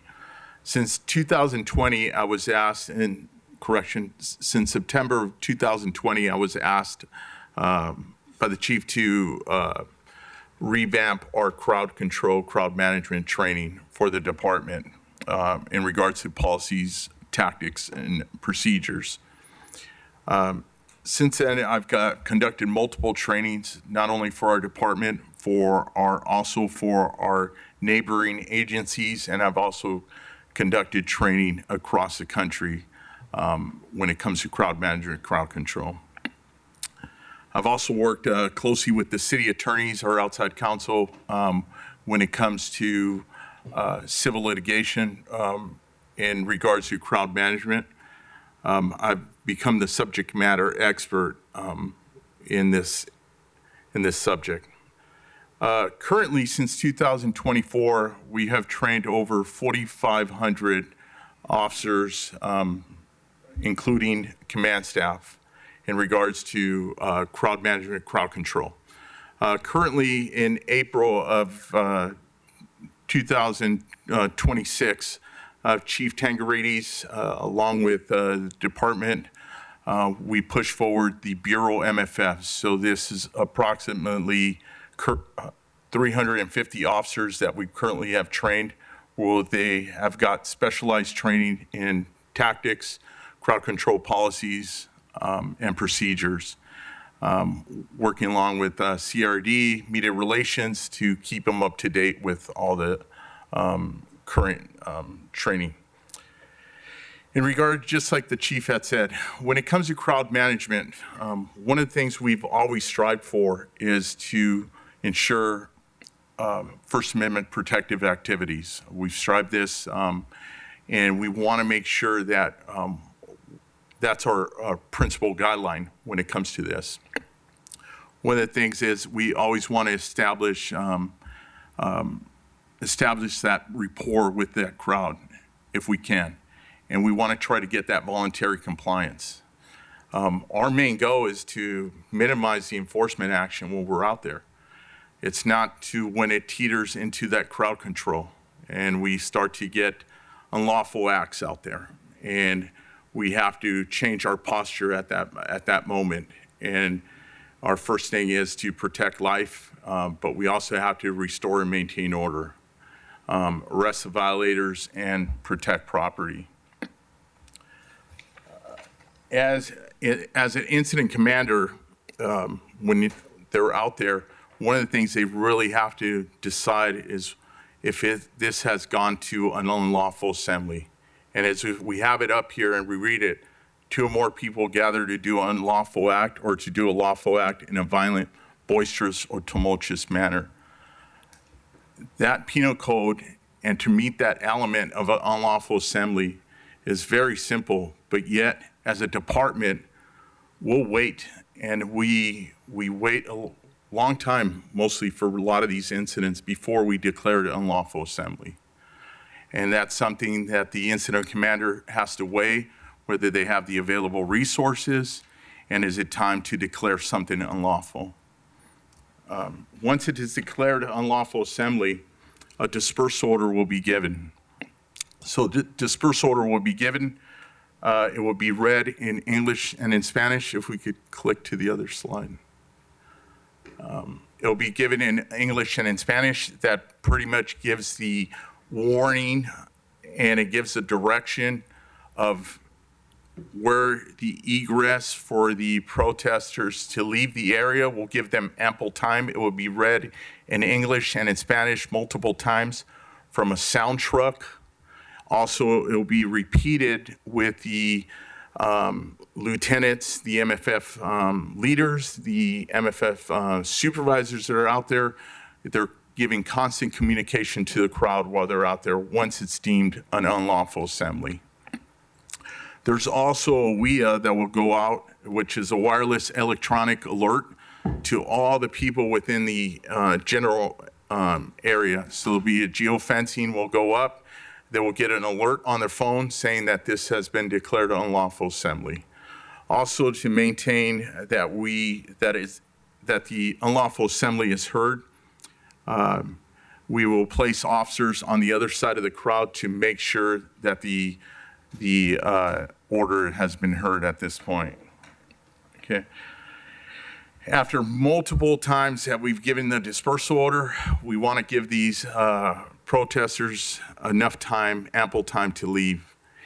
During this time, during the decisions of the dispersal order as well, we're also considering our media partners. And we have personnel that are working with our media partners at all times. And at this, it's a good time to transition to Captain Bland, which will talk about the media. Good afternoon, everyone, commissioners and everybody on the panel and everybody in attendance.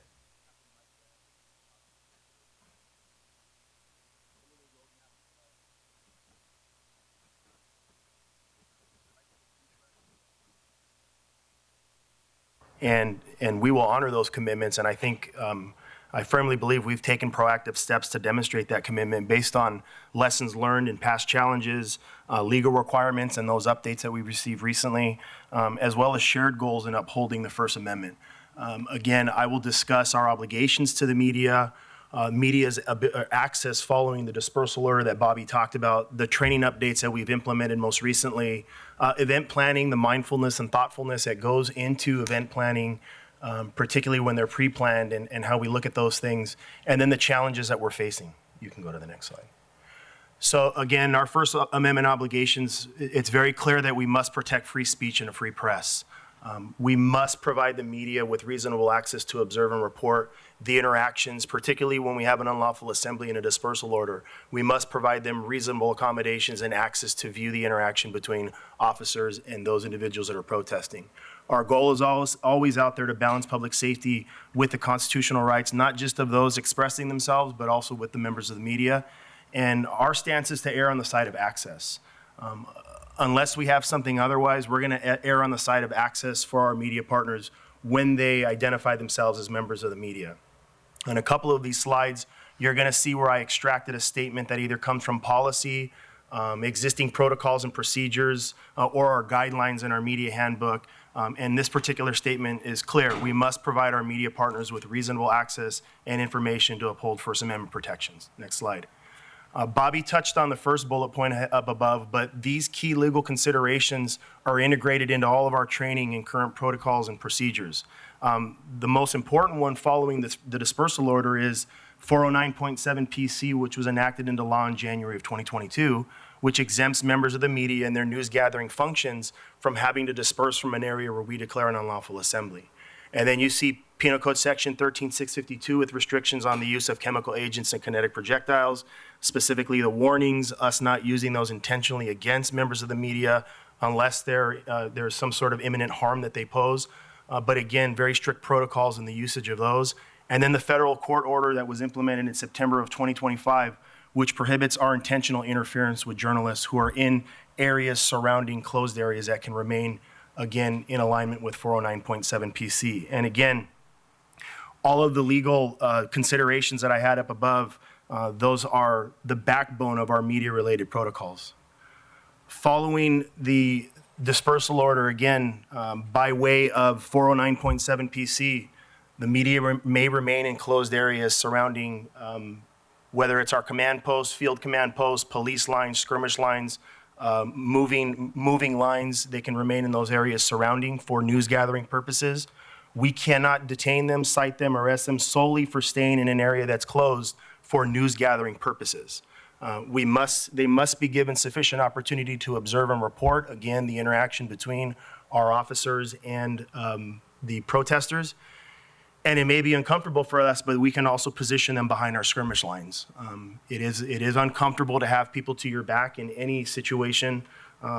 You go to a combat class or self-defense class, one of the things you don't do is give up your back. But again, we have an obligation to provide people access behind us when they are in their news gathering activities. Again, pulling a policy statement out, it is the department's goal to provide the media as much access as legitimately possible to assist them in their duties to gather, receive, or process information for communication to the public. Again, a cornerstone of our democracy, and also ensuring that the public sees what their government actors are doing as well. There are areas that we can restrict. 409.7 PC doesn't allow unfettered access to everything. Areas where media presence would interfere with emergency operations could include inside of our command posts, inside of our staging areas where we're giving directions, crime scenes ultimately where we have evidence or items of evidentiary value, and even areas of arrest where we're trying to safely take individuals into custody who may resist or may also have evidence on their person. Extracting again from our policy. Keep in mind, we may restrict media access to areas where tactical discussions, plans, and decisions are being made. to include inside the command post or staging areas. If members of the media are behind a skirmish line, we can direct them a reasonable distance away from where tactical discussions, plans, and decision-making are taking place. That's important because with the evolution of media, we see people who are out there in real time broadcasting via social media, YouTube, different platforms, and that's great. The evolution of media includes them, freelancers, independents, and individuals on social media.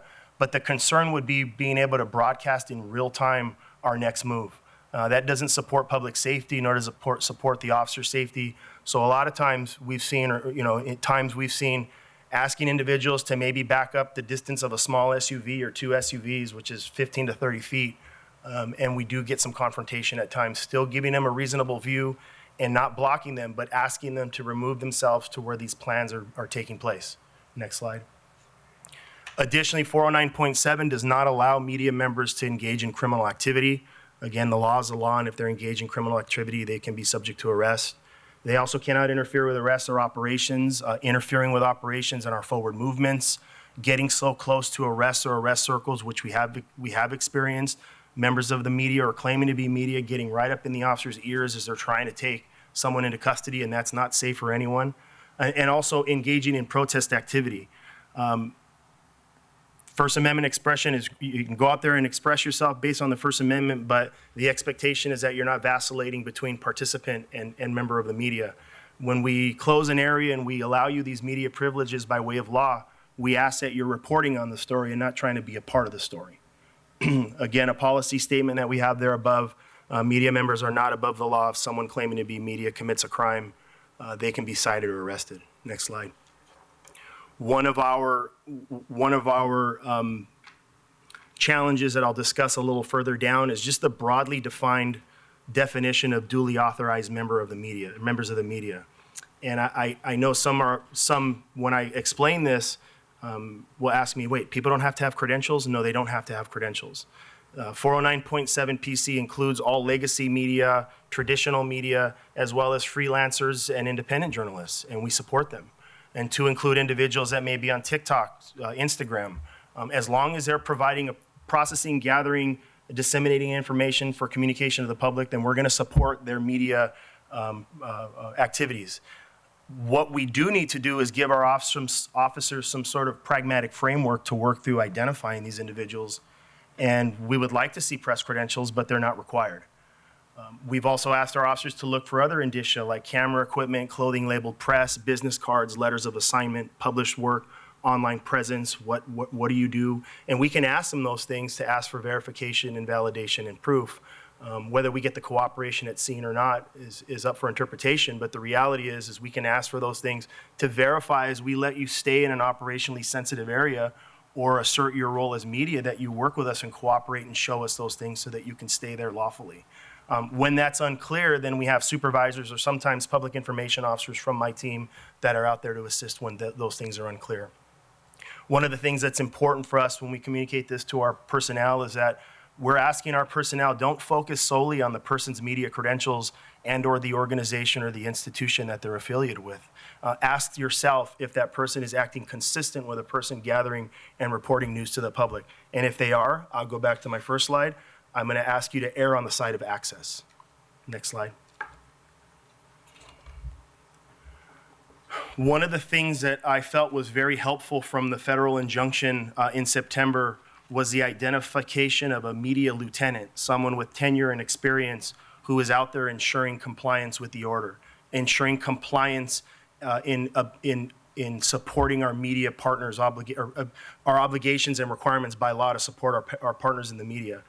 That media lieutenant, for whatever event is out there, pre-planned and even spontaneous, we've asked, identify a lieutenant, is to ensure compliance with the court order. And I think that's very important, again, having the right person that's able to manage this. Sometimes that can come from my team. I only have 2 lieutenants and myself, so we can't be everywhere all the time at all events. And I don't think pigeonholing that expertise is good at media relations only. We're trying to develop a culture where everybody understands the importance of being able to facilitate these things. So again, the federal injunction requires that media lieutenant. We build that into the plans. The 2024 Media Relations Guidebook discusses media teams that assist with media identification at First Amendment assemblies. That media team, by way of the media guidebook, would be drafted from my team of limited resources, a supervisor and a couple officers. And again, if we have awareness at media relations, we'll get out there. But what we've started to do as a best practice is in our mobile field force development, which is a 1 lieutenant, 5 sergeants, and 60 officers, is build in an extra sergeant and 4 officers that are integrated and embedded into that mobile field force. So when the mobile field force is launched out, you have that sergeant and 4 officers that are there as part of the media accommodation team. I also look at it as an emotional balance team, right? If you have a skirmish line and you have linebackers and mobile field force leaders that are engaged in that confrontation that, again, is dangerous, violent, volatile, and sometimes there's rocks and bottles and commercial grade explosives being launched our way, you have a team that could come in with that balance and identify members of the media to either side of the skirmish line and provide them the accommodations. So again, that's very important as a best practice to have those individuals out there working through the lieutenant or above who is the compliance lieutenant and trying to work our best through the problems as they come and facilitating the media support.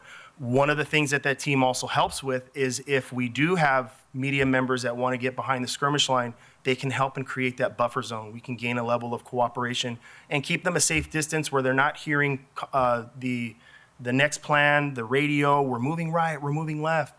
That does help to maintain the integrity of the operation and really safety for the public and safety for our officers. The other thing that they'll do is if we do a mass arrest and there are members of the media that are contained in that mass arrest area, we can ask them to identify themselves and quickly vet them and get them out of that mass arrest circle. And we've seen that on May Day. One of my lieutenants was there and there were multiple members of the media that were caught in a mass arrest. And when they identified themselves, we got them out of that area. Again, erring on the side of access. Whether, again, we're looking at the actions and the conduct of the individual. And if we had information that they threw a rock at an officer, well, they are not going to be considered members of the media. But if we have nothing else, we're going to get you out of there if you tell me you're media. Again, going back to the policy statement, media members are not above the law. If someone claiming to be media commits a crime, they can be cited or arrested. Next one. And if I can just go back one slide, I forgot one part of the Mayday plan. On the Mayday plan, just for awareness, there were 2 mobile field forces, and each of them had a sergeant and 4 officers built in. So that's 2 and 8 that were focused solely on media accommodations. My partner, Rob Port, myself, 2 lieutenants, 1 sergeant, and 4 officers for media relations were there too. So nearly 20 personnel just focused on doing our best to accommodate our media partners on that particular plan. Some of our most contemporary training updates that we have is the updated LAPD's Media Relations Guide, and that was updated in April of 2024, and that includes the mandates captured in 409.7's precursor of SB 98. So SB 98 is included in that, so people are aware of those mandates.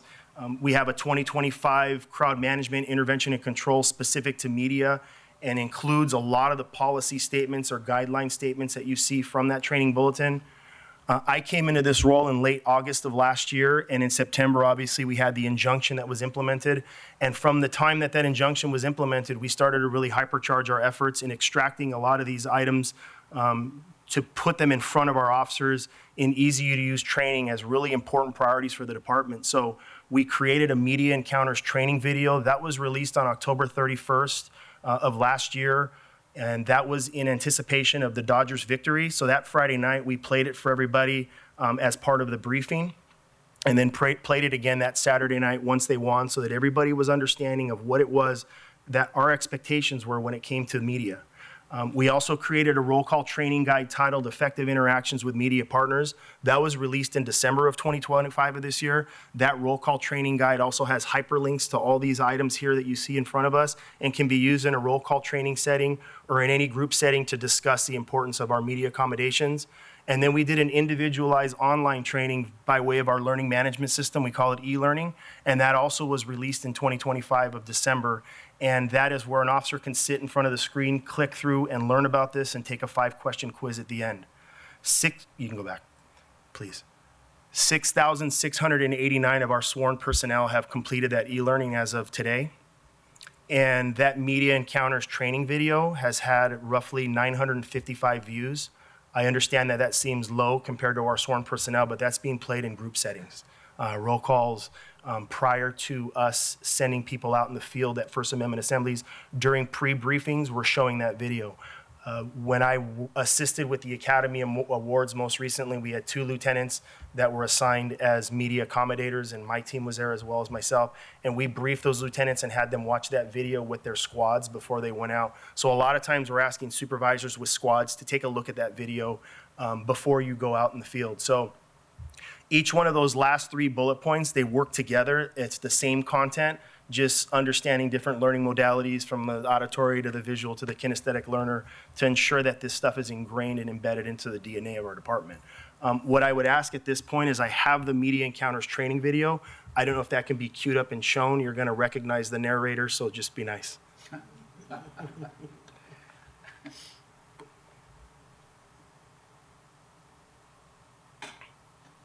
Hello, I'm Captain Mike Bland, the Commanding Officer of Media Relations Division. I would like to take a few minutes to discuss an important legal update concerning a preliminary injunction issued by Judge Hernan Vera regarding Penal Code Section 409.7. Penal Code Section 409.7 allows a duly authorized representative of the media to enter or remain in an area closed by police at a protest, demonstration, rally, or where people are gathered primarily to engage in any activity protected by the First Amendment. When a dispersal order is issued, Penal Code Section 409.7 exempts members of the media from the order. Members of the media can lawfully remain in the area to gather or receive information and are not to be detained, cited, or arrested for failing to disperse, violating a curfew, or violating Penal Code Section 148A1 for gathering, receiving, or processing information. Media, 409.7 PC says that we have to grant duly authorized members of the media access behind our line. Here's what I will tell you. Tell all your officers today that if somebody comes up to them and says, hey, I'm a member of the media, you need to grant me press privileges behind your line. We can't expect credentials, but what we can absolutely do is direct them to one of you guys, the supervisor, and use your absolute best judgment. Assess the actions, the intent, and the demeanor of that individual to determine if we are going to grant them press privileges. If I'm wearing inflammatory clothing, something like shoot film, not people, you've seen that one, right? If I'm engaged in the protest, if I obstruct lawful police action by getting in front of your skirmish line and saying I'm press and causing you to halt the line, or if I'm engaging your officers in an adversarial manner, those are circumstances in which we may need to assess that we are not going to grant them press privileges and deny it. Report it, narrate it, protect yourself and protect your officers on that. But please, you guys as supervisors need to be the ones to deal with that media piece. The preliminary injunction prohibits department personnel from interfering with the rights of journalists to cover a protest or retaliating against journalists for engaging in such coverage by using force against them, arresting, citing, or detaining them. However, Penal Code Section 409.7 and the preliminary injunction do not prevent a law enforcement officer from enforcing other laws if the person is engaged in unlawful activity. When officers close an immediate area to establish a police line, skirmish line, or other rolling closure at any demonstration, march, protest, rally, or where individuals are primarily engaged in any activity protected by the First Amendment, officers must adhere to the following principles. Officers shall not intentionally assault, interfere with, or obstruct any duly authorized representatives of the media who are gathering, receiving, or processing information for communication to the public. This includes restricting journalists to areas from which they do not have sufficient opportunity to observe and report on protests, including the interaction between police and protesters. Officers are prohibited from restricting journalists from entering or remaining in closed areas unless access will interfere with emergency operations, in which case they may be denied access only to such an extent as is necessary to prevent actual interference. The department may restrict access to areas where tactical and logistical discussions are taking place, as well as restricting access to crime scenes. Although the area behind police lines with personnel and vehicles are considered critical areas for tactical discussions regarding planning, tactical strategies, and force authorizations, it is important that when tactically and logistically feasible, officers should consider providing other location options for media, such as allowing media to use the sidewalks or remain behind the skirmish line at a reasonable distance from the officers and supervisors. During crowd-related situations, it is important to remember that crime scenes may look different than they do in normal day-to-day patrol operations. Mass arrest circles constitute inner perimeter crime scenes. Officers should advise members of the media to exit the inner perimeter. If members of the media refuse to voluntarily exit, officers should escort media out of the inner perimeter, but media should not be arrested if they were not involved in lawful activity. 4 civilian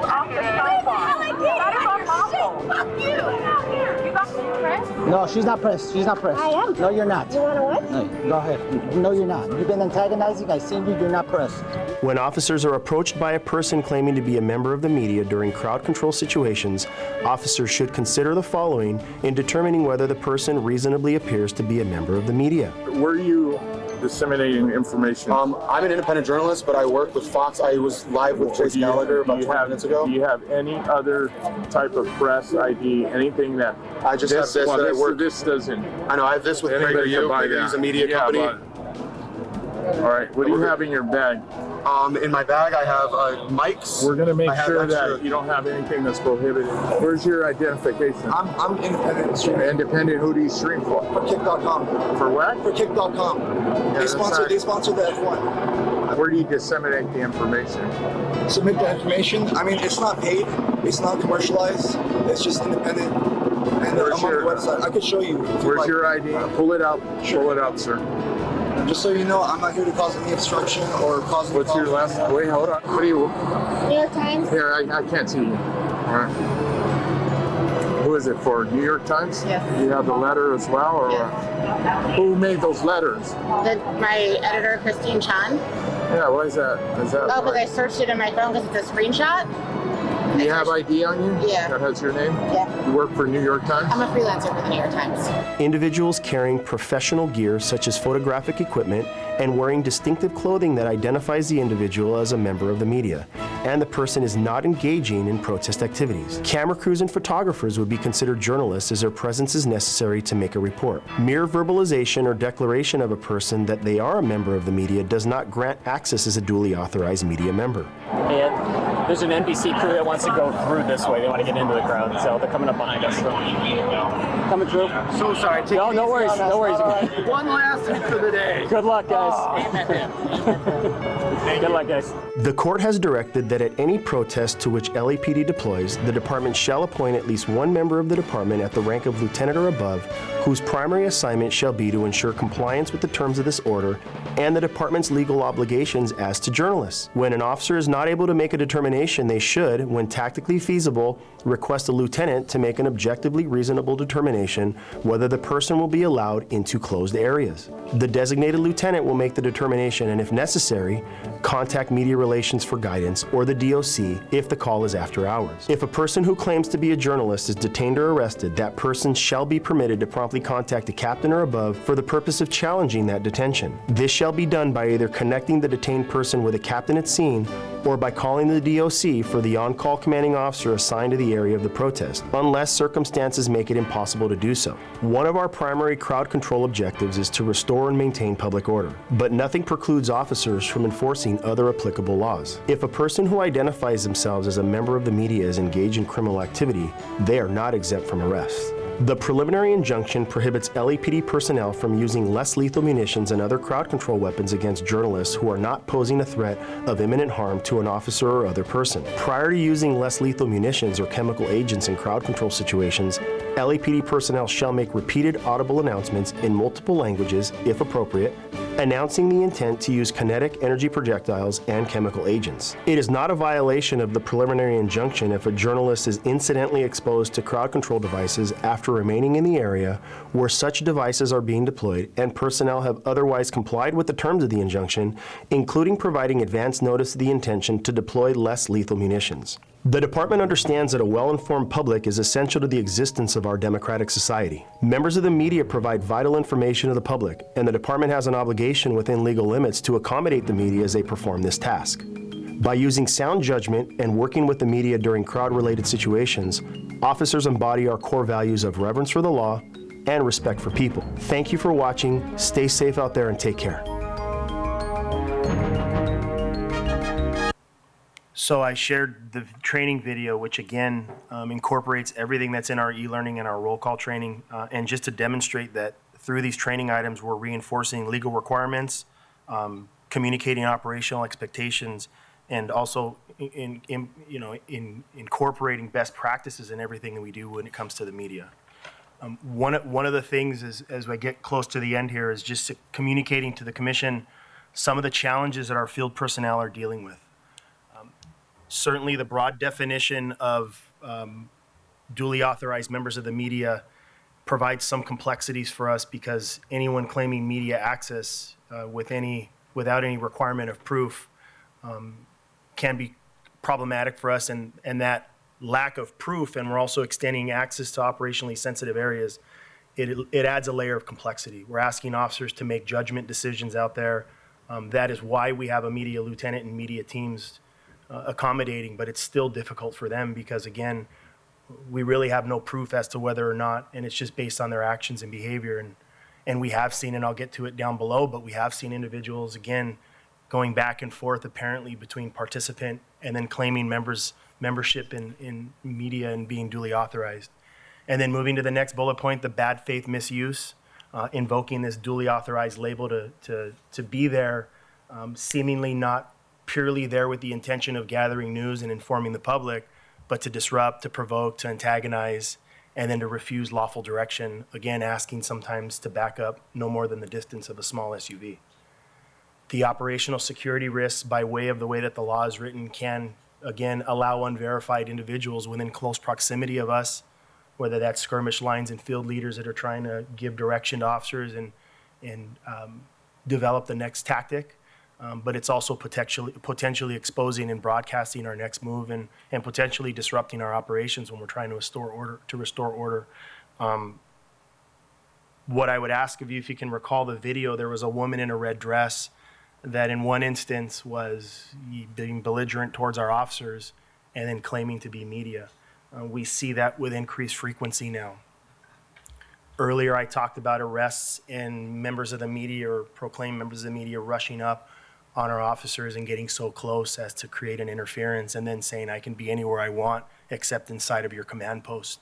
And it's very difficult for us to navigate that. I was speaking to the incident commander from this past Saturday's event, and he was explaining to me how difficult it can be as he's watching real-time footage of what's going on, and there's a female with a press vest on, and she's kicking the fence in front of the Federal Metropolitan Detention Center. So in one instance, she's kicking a fence and expressing herself, but also wearing indicia of a member of the media. That can get very difficult for us. Again, I would ask that our media partners are there to report on the story and not be the story. And we will continue to reaffirm our training and our expectations of our officers in accommodating them and continually assess these items of training and protocols. In regards to the challenges, we could go back one. I wanted to introduce my partner, Rob Port, to just share a little bit about his background and his experience in being out on the front lines at some of these events. Commissioners, Inspector General, Executive Director, Mr. Ligera, and of course, Chief McDonald, thank you for the opportunity to speak here today. I may be relatively new to the LAPD, but I got a few thousand miles on my treads. And earlier in my career, I got the honor of working alongside well-known journalists such as Dan Rather and Connie Chung and Tom Brokaw. And they taught me that journalism is a profession grounded in discipline, accuracy, fairness, and accountability. Now, during the recent May Day protest, I spent the entire day and night, as my partner said, on the skirmish line. And I have to say, as a former member of the press and an Academy Award-winning documentary filmmaker, I can say with confidence that at present, it's extremely difficult to tell where journalism ends and performance begins. Now, look, we've always had agitators and we've had journalists. But today we have something in the middle. Individuals who provoke our officers while hoping for a viral moment to capture on video, only to claim the protections and privileges afforded by the media when confronted with the consequences of their conduct. Now, I, for one, did not believe California's legal protections for the press were ever intended to create a loophole that would allow anyone with an iPhone and a social media account to disregard lawful dispersal orders and actively confront officers during tense, volatile operations. True journalism is observational. Activism is participatory.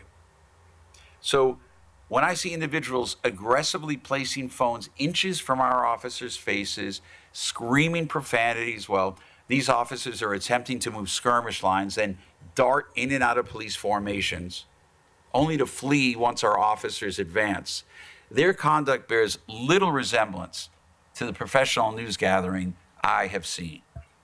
A person cannot simultaneously function as an independent journalist and as an active agitator. It doesn't work. Those are fundamentally different functions. Now, the public deserves independent journalism, and officers deserve safe working conditions, and legitimate members of the press deserve to have their profession distinguished from those individuals whose conduct is unbecoming. Now, there's been a great deal of criticism voiced in this room today, so I want to offer a different perspective. In nearly 4 decades of professional experience, I have never encountered an individual with the empathy, the integrity, and the leadership qualities of Chief Jim McDonnell. Now, I've known the chief for more than 20 years, and I firmly believe he is and will continue to be committed to doing everything within his power to lead this department in a progressive, constitutional, and thoughtful manner. Yet, even the finest leaders cannot meet every challenge alone. I was selected and brought into this department to help navigate complex issues like this one and to help bridge the distance between differing perspectives. But all of us share a responsibility in this effort. We must help provide our officers with the clarity they deserve. We must give them laws they can understand, policies they can implement, and guidance they can apply in the field with confidence. In doing so, we will not only strengthen the LAPD, but also the public's confidence in us.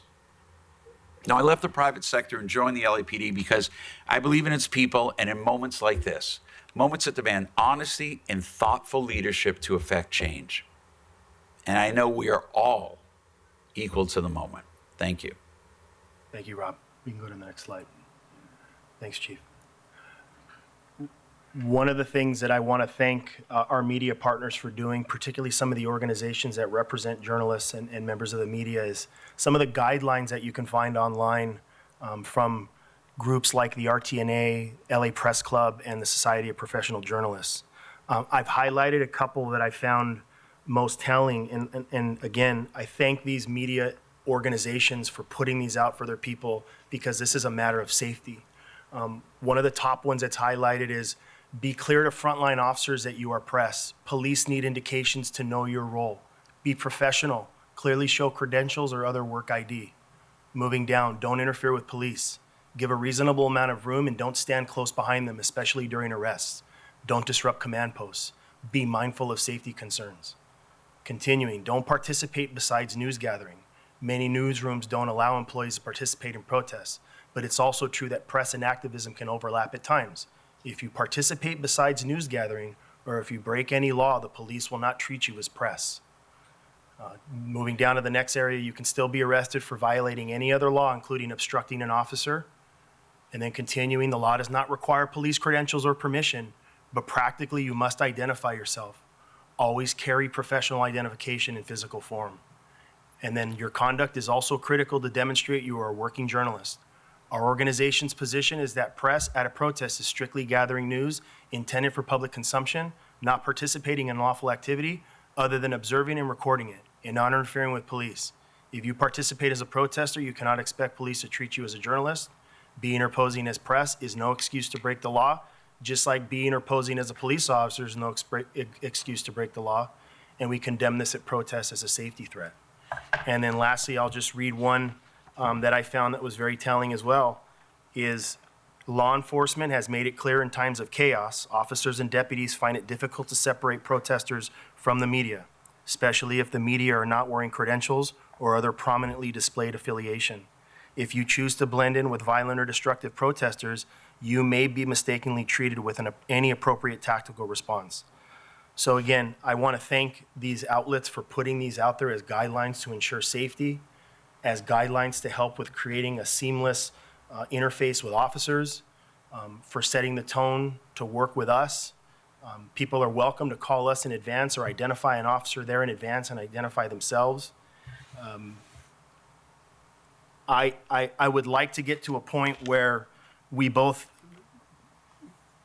police officers and members of the media understand that we have a lot more in common, that we have different, particularly at First Amendment assemblies, which we're both exposed to danger and violence, and we need to work together in our support from other angles of the First Amendment.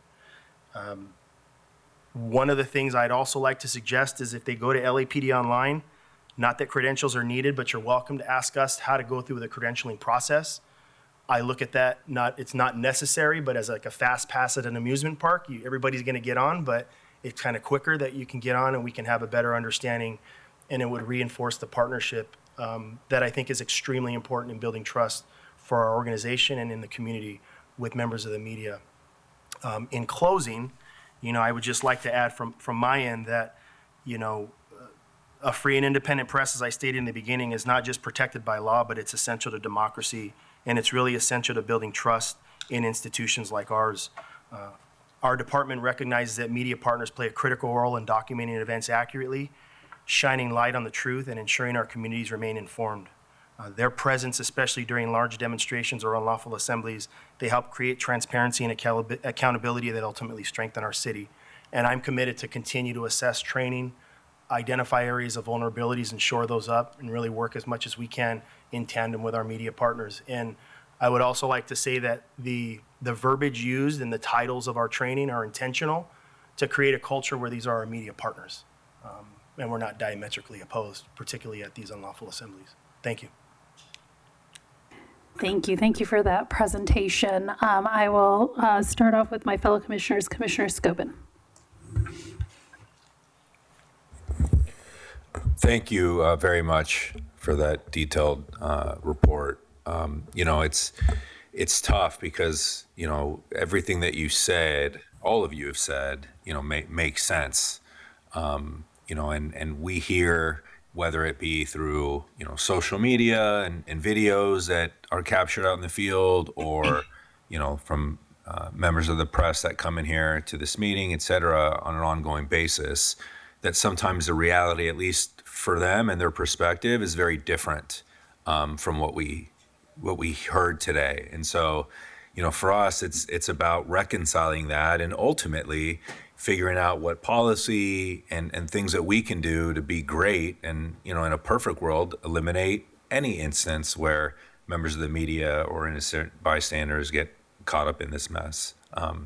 So not really a question, more of an overall sentiment. I was interested to hear about the media lieutenant and, what effectiveness or not effectiveness we feel that role has played since it's been a part of the strategy. Also, anything that could be done in your eyes, to improve from where we're at today. Do you want me to speak on that, on the media lieutenant? Sure. So on the media lieutenant, I think it's been effective. I think I shared earlier that I welcome that. I mean, of course, I have to embrace every part of the injunction, but I thought it was a very important part of the injunction, putting someone with tenure and experience in that role, in that position. And I think it's helped tremendously because it's, again, brought the mindfulness and thoughtfulness with our obligations and requirements as it applies to the media, and having someone at that rank or above that's driving the actions and the performance of our officers in the field. I know there are some that have been critical of it or have given feedback that in practice it wasn't done well. But again, I think we consistently work through these things. This is a relatively new media accommodation lieutenant, but I think it's a great piece.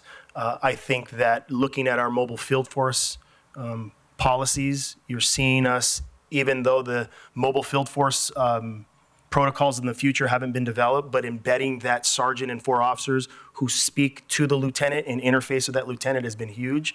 The injunctions created, I think, some best practices that show a lot of promise for the future, in my opinion. Great, thank you. I think, what's key is to have an open mind and an open heart in everything that we do in every situation, and learn from it and grow and continuously improve. And, there should be a goal that, there's 0 incidents, at a protest. It might sound, not realistic, but I think if that's the goal, then we can try to get as close to that as possible. And so I think, looking at every situation that's happened, scouring online, finding areas that, either don't look great, feel like there's an opportunity for improvement, et cetera, and being honest with ourselves and saying, what could we have done better, and learn from that moment, I think is critical for us to be the best that we can be. So appreciate it. And holding our people accountable and fully investigating those claims as well. 100%. I think being transparent and maybe more communicative about, and proactively identify that we've, seen some things that, are concerning, and that we're going to look into those, I think would be positive as well. Yes, sir. Thank you for bringing that up. Thank you. Commissioner Tabor. First, again, thank you. Just to share the earlier comments that this helps us see how we can be supportive, and just follow up with the thought that our interest is in creating a clear line of demarcation between what you all are doing out on the picket lines, as you face the participants and the media in doing that work, that there is clear identification of who's who and what's what. I had the opportunity when I first came on the commission about 3 weeks in to be in a conversation with many of the Black journalists who represent media here in LA. And their question, which kind of caught me off guard, is what can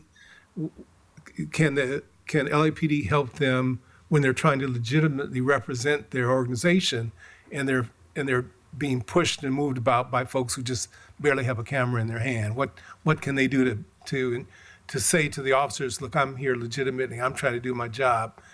I'm not with these other folks. And I think the video that you just shared with us helps delineate what that opportunity is for folks, for organizations who are media, who present themselves as putting out for the public information that is real and timely, that being exposed to the video, having the opportunity themselves to view it, might be an effective way of spreading that word.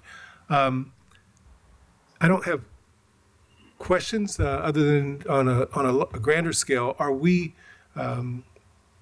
as we prepare for any future activities in large, the No Kings protests and others, have we had conversations with organizations that have that have presented to our department mediators, moderators, and folks who help work with them when they're organizing a protest, they're organizing a demonstration, that they identify as who to contact, who to work with, who is responsible for helping keep their folks on the focus point, and any thought about how we might, in partnership, work with them to help be a community voice, a community partner in helping make sure that those protests and other protests, demonstrations, stay in the lane they're organized around and don't become violent and disruptive. Commissioner, thank you for that question. Every bureau has a special events unit and supervisor, and for pre-planned protests, there's an application that's completed, a permit, and our folks work very closely with that organizer from, the security footprint, the start time, the end time, what their intentions are, and they develop relationships with those organizers. Oftentimes when those permits come through, our folks already know who they are. They're on their cell phones, they're working through it, and there's an excellent relationship with those pre-planned events. It's the spontaneous events that makes it more difficult. We have our labor relations unit for any protest that's going to occur. Our labor relations officers are out there, clearly identifiable. They're not in uniform, they're in a suit. They have those relationships with those organizers, and those events go seamless. The challenge is the unrest, the crime that gets embedded in some of these unlawful assemblies, and then deciphering the difference of who is media, who is not media, and who can we speak to develop that rapport to ensure that they're abiding by all the policies and rules that we talked about today. So I think there's a different gamut depending on the incident, depending on if it's pre-planned or not pre-planned, and the volatile incidents that occur within some of those events.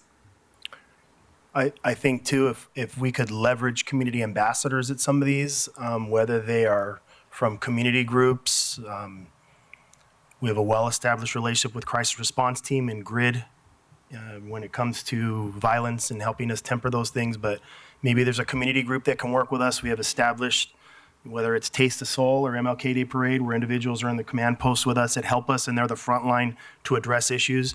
Maybe we can explore the opportunity with community groups that'll help us at First Amendment assemblies and go out there and be that front line to say hi, establish boundaries, be the connective tissue to the uniformed officer, because a lot of times we go out there in uniform and there's already incitement or there's provocation, and whether that's for ulterior motives or that's just the way that you feel based on your life experience, I understand that, but is there a way to explore a First Amendment ambassador that would help us at these scenes?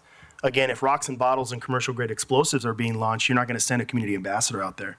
But at the early onset of these things, if we can send someone out there that would clearly explain the boundaries and parameters and what's going to happen, and then be that connective tissue to a uniformed officer, I think that might help us when we look at crowd control management of the future. Thank you. And thank you again for this. I thought it was a very helpful presentation, and you just hit on, something that is of interest to me as we explore this, because again, the department's goal should be, supporting First Amendment assemblies, right? We are here to help folks exercise their First Amendment rights. That's what makes this country beautiful. That is what we should be part of facilitating, as opposed to having people,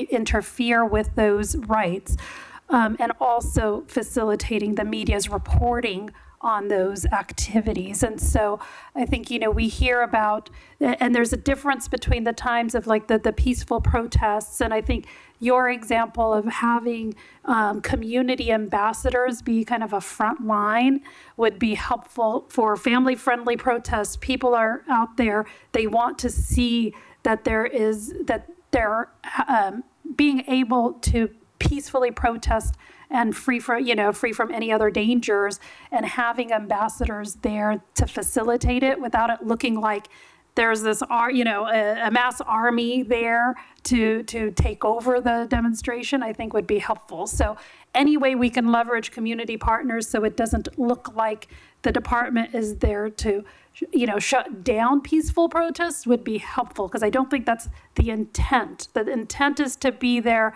to intervene once a protest has ended, the peaceful demonstration has ended and it's turned into something else. And I feel like our messaging sometimes gets confused, where it looks like it's a peaceful protest to some. They don't know that other things are happening. It's like, why is the police doing what they're doing? So I think trying to segregate that and identify where is it that we can leverage our community partners to just have people who are there for the right reasons, to be able to peacefully protest, and letting them know what the rules of the road are and all that would be helpful, so that they're not feeling like the police department that is there to help protect and serve the community appears that they're against the community, right? So that optically, I would say that's what we're aiming for. So I really like the idea of, looking into kind of more community ambassadors. And I know this presentation was more focused on the media access, and I'll get to that. I do think it would be beneficial for the commission and us to hear, in future presentations about a little bit more about like the dispersal orders and the use of less lethal just during, the actions independent and apart from the media access, because that's like two different things that we're usually dealing with. And then with regards to the media, again, I think you're articulating a lot of the sentiments that would be shared by media organizations, and they would agree with many things that you are saying. So there does seem, as Commissioner Scobin mentioned, sometimes a disconnect, where things are just, sometimes we'll hear about, I said on media, asked for a supervisor, and a supervisor wasn't provided. So those are the types of things we need to make sure it's trickling down to everybody.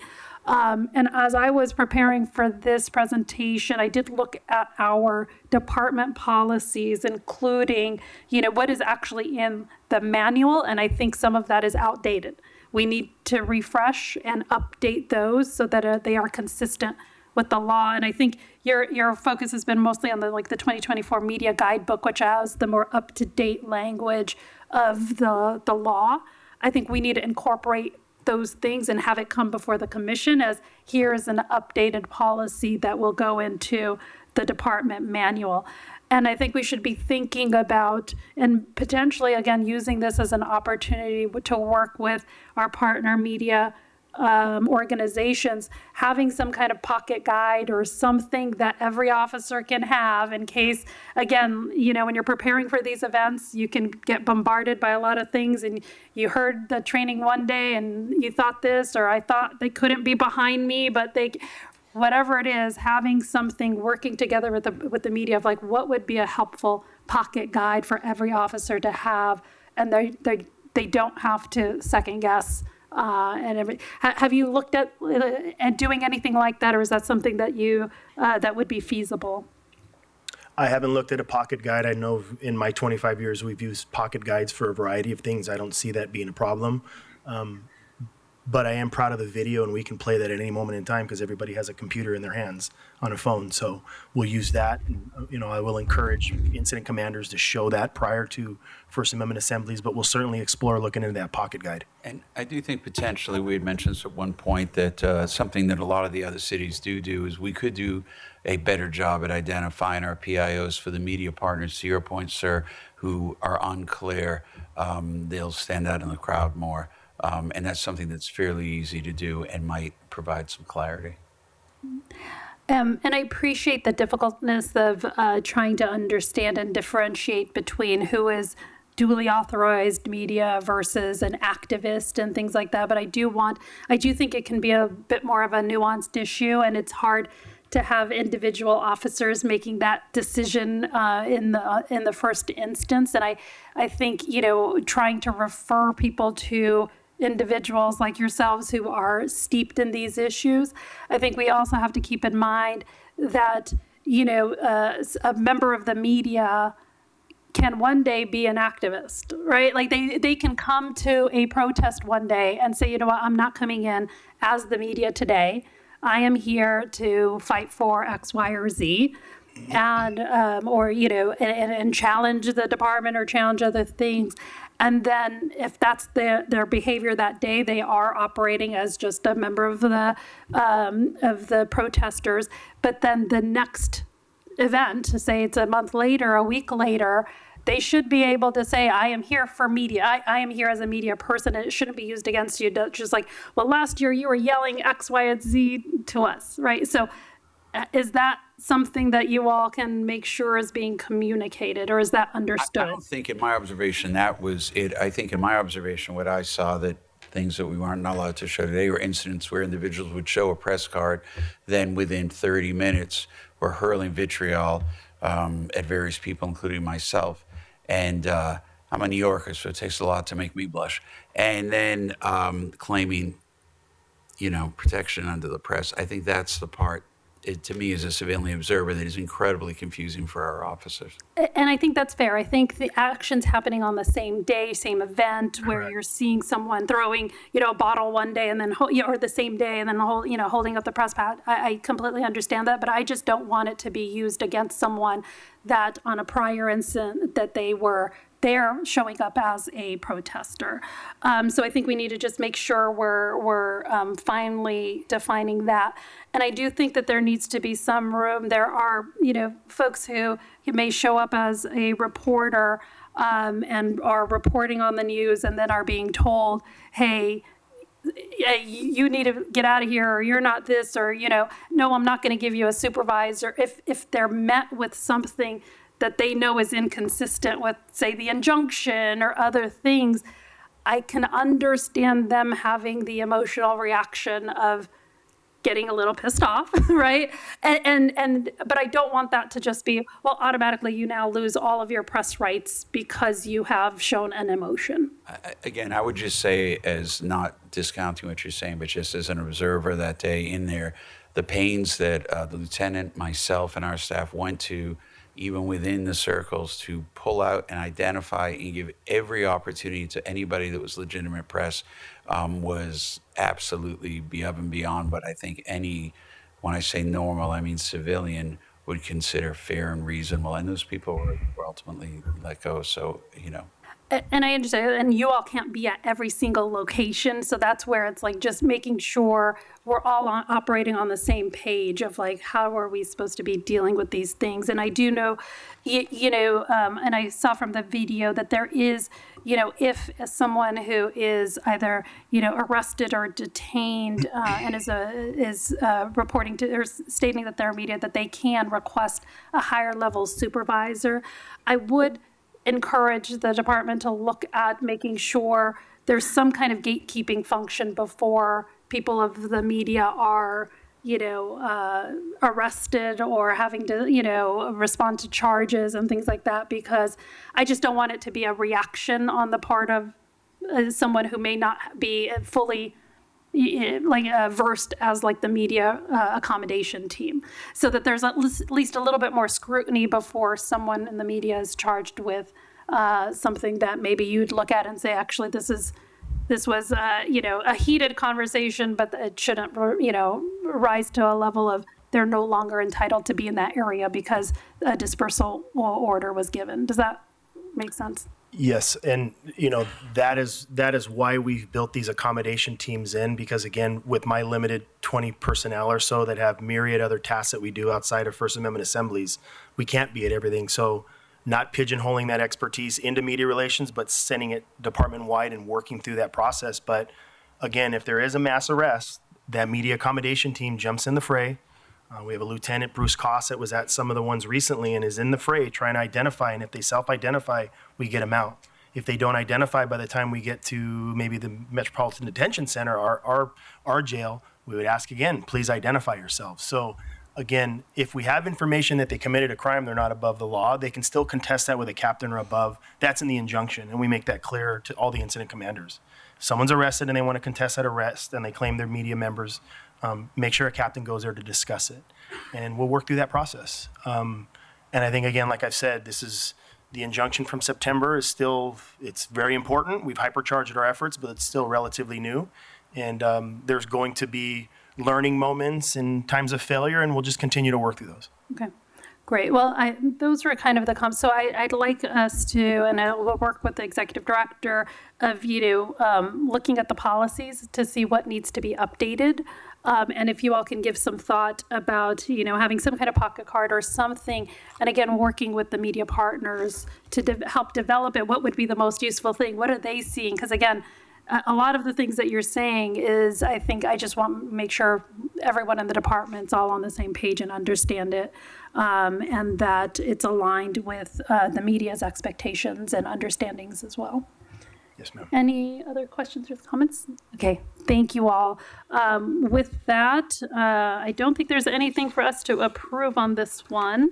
So I'll say thank you, and I look forward to follow-up. And now the commission will recess into closed session to discuss items 5A1 through 5A3. Thank you. The commission has returned from closed session, and I'll ask the executive director, Mr. Sibley, to please report on the closed session items. Thank you, Madam President. So items 5A, the regular meeting of the Board of Police Commissioners on June 9th, 2026. During the closed session, the board made the following findings in each case by a 3-0 vote. So item 5A1, which was officer-involved shooting 028-25. For tactics, tactical debrief, 1 Sergeant 1, 1 Police Officer 3, 3 Police Officers 2, and 1 Police Officer 1. For drawing and exhibition of a firearm, in policy, no further action, 1 Police Officer 3, 3 Police Officers 2, and 1 police officer 1. For intermediate use of force, in policy, no further action, 1 police officer 1, and out of policy, administrative disapproval, 1 police officer 2. And for lethal use of force, in policy, no further action, 1 police officer 3, and in policy, no further action, rounds 1 through 9, and out of policy, administrative disapproval, round 10 for 1 police officer 2. Moving on to item 5A2, which is officer involved shooting 029-25. For tactics, tactical debrief, 1 police officer 3 and 2 police officers 2. For drawing and exhibition of a firearm, in policy, no further action, 1 police officer 3 and 2 police officers 2. For lethal use of force, in policy, no further action, 1 police officer 3 and 1 police officer 2. And then item 5A3, officer involved shooting, case number 032-25. For tactics, tactical debrief, 1 police officer 3 and 3 police officers 2. For drawing and exhibition of a firearm, in policy, no further action, 1 police officer 3 and 2 police officers 2. For non-lethal use of force, in policy, no further action, 1 police officer 2, and for lethal use of force, in policy, no further action, 1 police officer 3. And that concludes the reports out, Madam President. Thank you, and that completes our agenda for today. So I move that we adjourn the meeting. Is there a second? Second. All in favor say aye. Aye. Motion passes. Thank you. Meeting is adjourned.